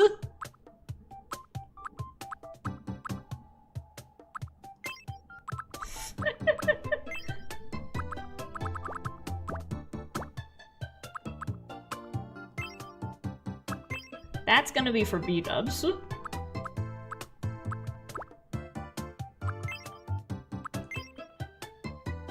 There we go. That's a little grumpy mouth.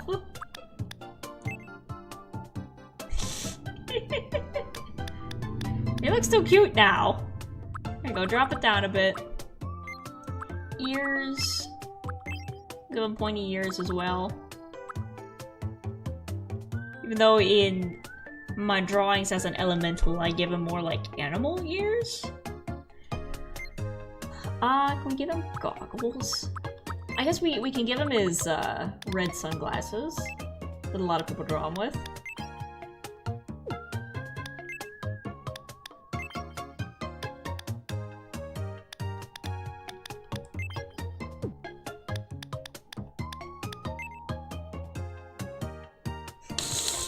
Now he looks like a hipster.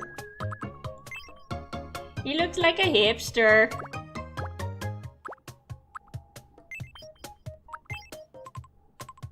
He probably definitely needs to wear like reading glasses or something, so we'll give him some reading glasses.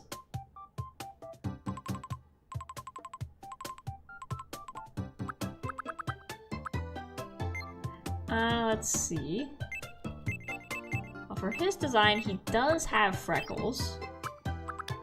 But they're kind of more like bits of magma that are on his skin with bits of dried magma. What other like design bits can I give him?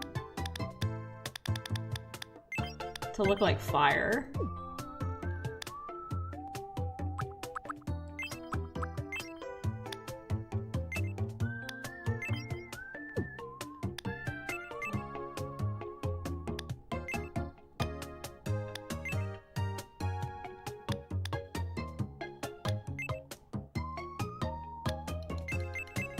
Obviously gotta give him his little goatee.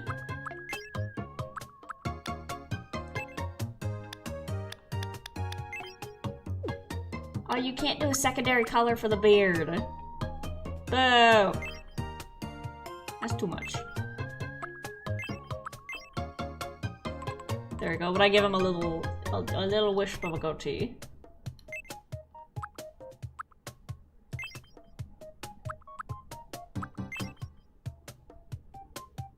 And then sort of the very thin sideburns wrapping around.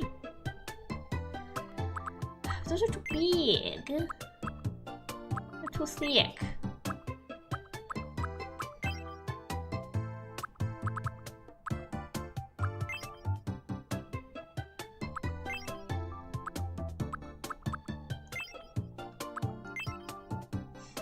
That one's a bit better.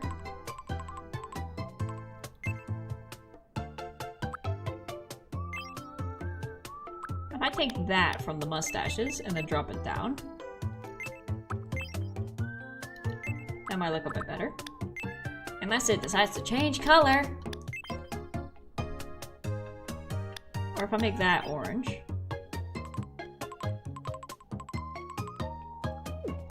Kinda imitates his fire. Kinda.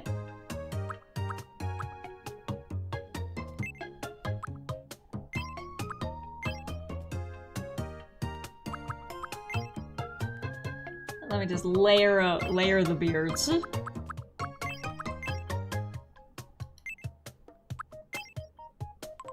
Or just take that off and leave it at that. I could change that one to orange. That looks a bit more natural.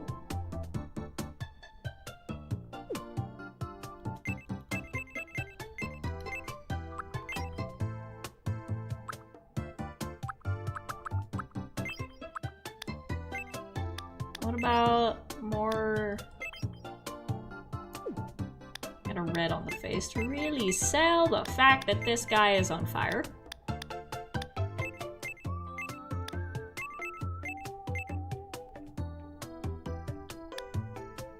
Kinda like that?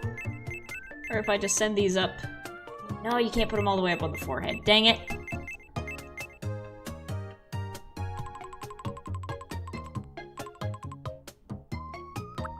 That looks like a bit too much.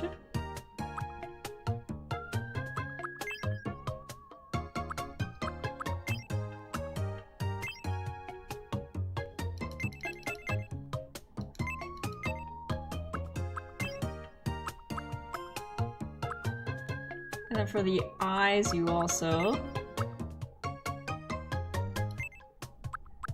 gotta give him some lines.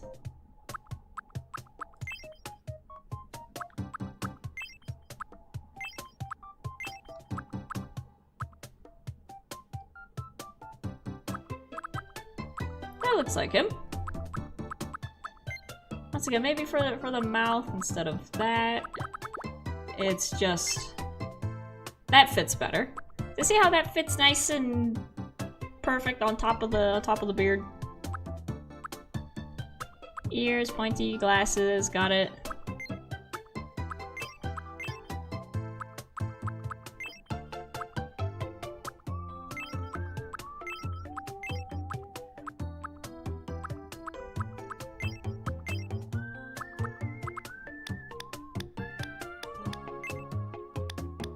Scoot these up a little. And now it looks like his eyebrows got put on with a highlighter. So maybe we'll swap those to orange too.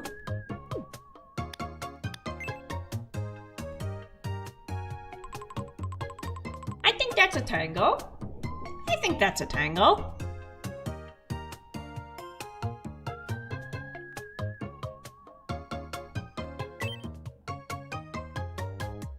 And in the drawings, the way I draw it, look at Scar and Rhea Ripley go. I draw him on the shorter side.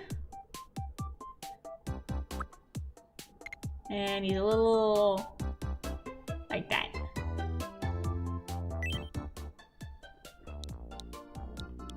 There we go, and it should be able to pronounce tango.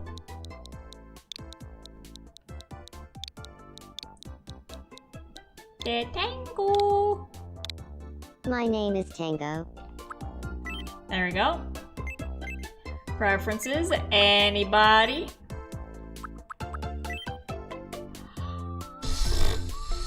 Birthday, I don't know. Gotta go see you. Good night. Thank you for stopping in. I think after we let him run around for a bit, that'll be it for tonight. But let's just give him...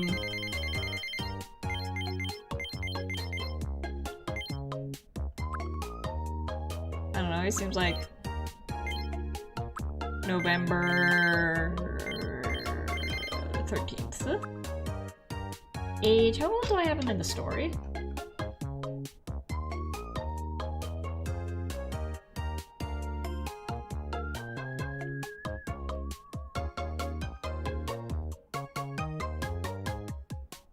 I made him 32.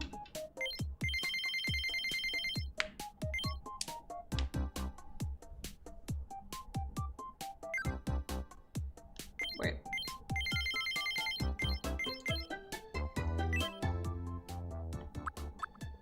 My name is Tango. It's nice to meet you. Today is June 22nd, 2026. So, how does this voice sound? My name is Tango. It's nice to meet you.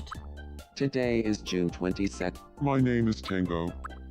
My name is Tango. My name is Tango. My name is Tango. It's nice to meet you. Today is June 22nd. My name is Tango. It's nice to meet you. Today, my name is Tango. It's nice to. My name is Tango. My name is Tango. It's nice to meet you. Something like that. Right? Nope.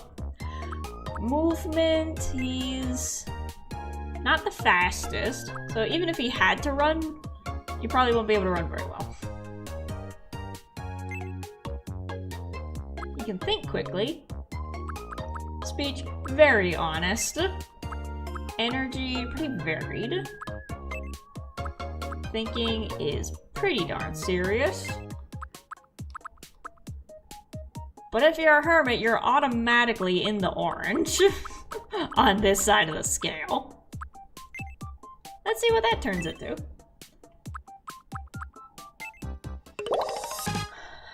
He's an ambitious achiever, confident, by-the-book straight talker with a premium on results, diligent, productive, and highly efficient, equally as skilled at planning and executing plans. I have a feeling that a lot of our Redstoners are gonna end up over here.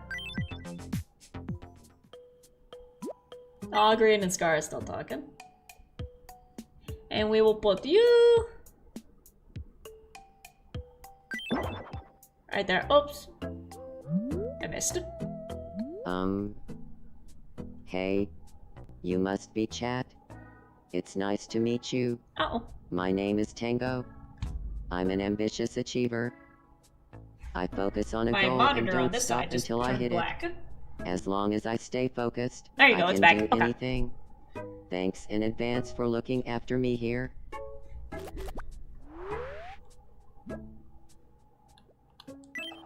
I've daydreamed of cooking with you. Ah, of Chat. course he wants to cook. Well, if I'm Maybe we making can make it happen one Tango, day. next time we'll have to start with ZF. And Impulse. We gotta make the Zitz crew. Plus Etho. Let's give you a snack. I have a feeling you'd think meatballs. Here you go. Yum.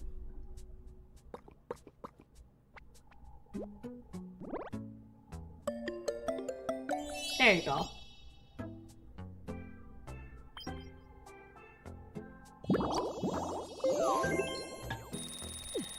And now we gotta introduce you to your friend.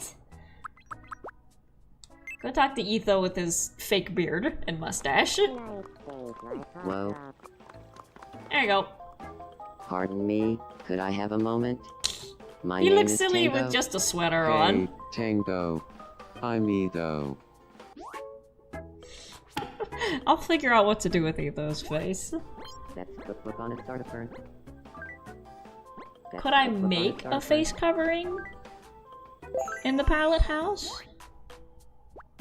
Like I said, if we could just make a doctor's mask or a scarf. Let me take a quick look. Clothing. Headwear, top hat.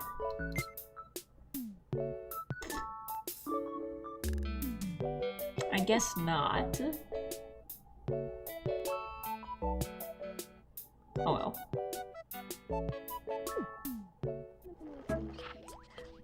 Alas. Oh, that's what that noise is. It's Brian's little ghost pet.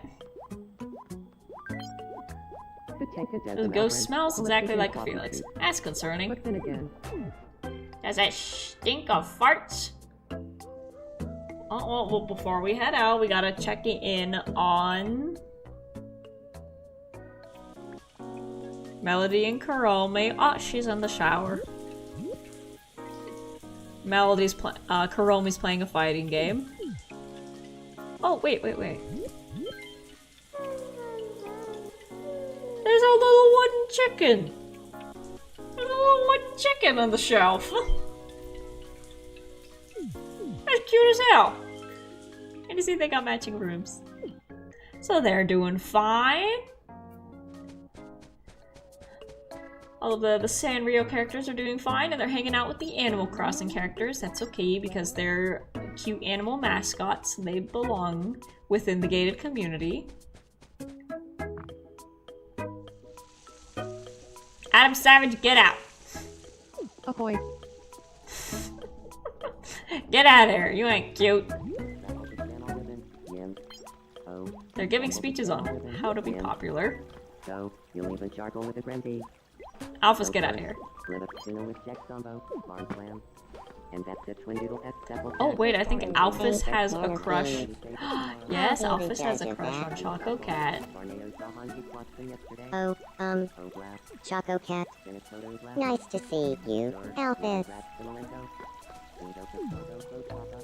come on. Whoa. Ah, now they're playing tag. They're getting along. They're getting along.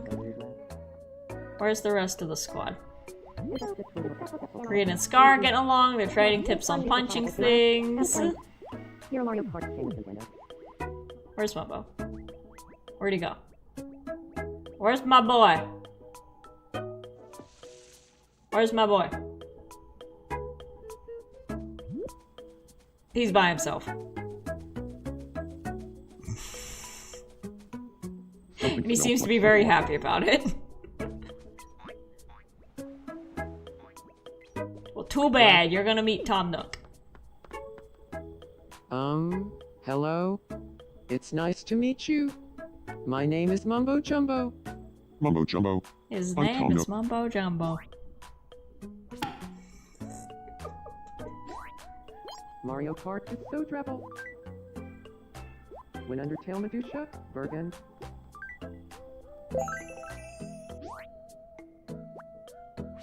Nice.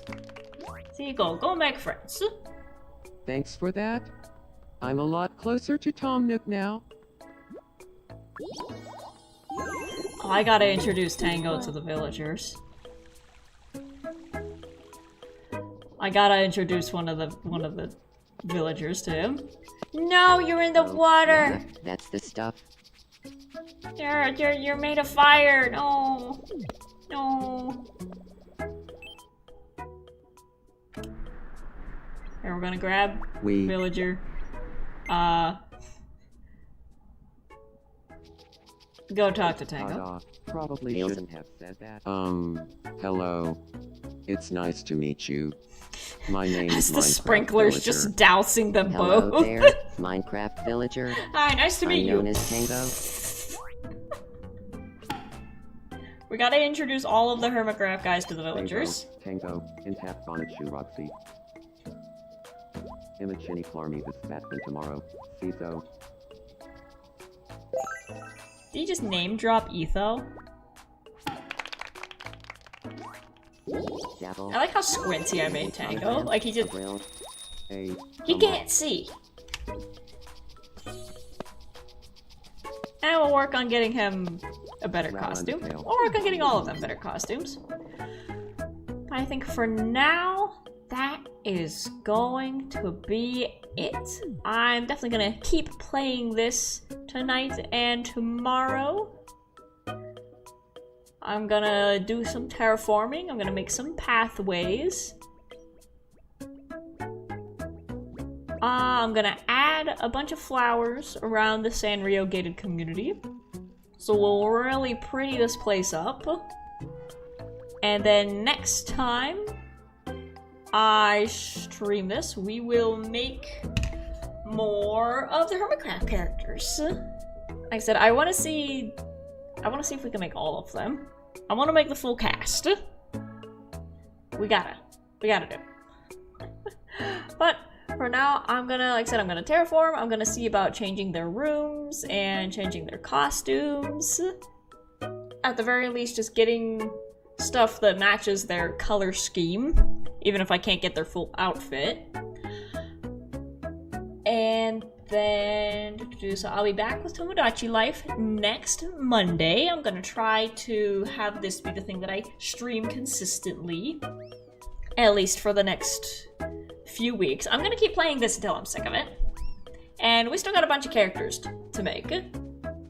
So I'll probably be playing this for the next few Mondays. And then this coming Wednesday, fingers crossed if everything goes well, it's either gonna be Wednesday or Thursday, maybe Friday, we'll see. But sometime this week, I will be firing up Hollow Knight, and I will be playing through for the very first time. I have no idea what to expect. I'm not sure how far I'm gonna make, how far I'm gonna make it.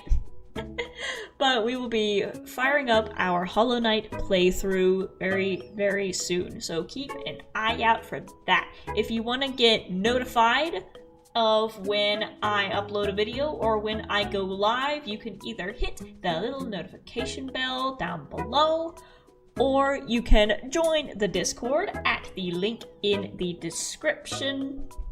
And you can set up the permissions so that you get notified of when a stream goes up or when an episode drops. If you also wanna head down below, I've got a Ko-Fi. I've got a Patreon, I've got a merch store where you can get stuff with the Being the Brave logo on it that I hand drew myself. There's something else down there. I think, is the link for my Redbubble down there? I don't know. But I've got a bunch of cool stuff. If you want to support me, if you want to commission me, if you want to buy some merchandise, if you just want to hang out on Patreon, or if you just want to join the Discord so that we can yap about TV shows and Hermitcraft and stuff like that, you go right ahead. But for now, I think that is going to be it for tonight. Thank you for joining. Thank you for watching. Remember, if you're enjoying the videos of the VODs or anything else that gets put up on this channel, make sure you leave a like, leave a comment, and make sure to subscribe so you don't miss a moment of my cute face. This is Being the Brave, out!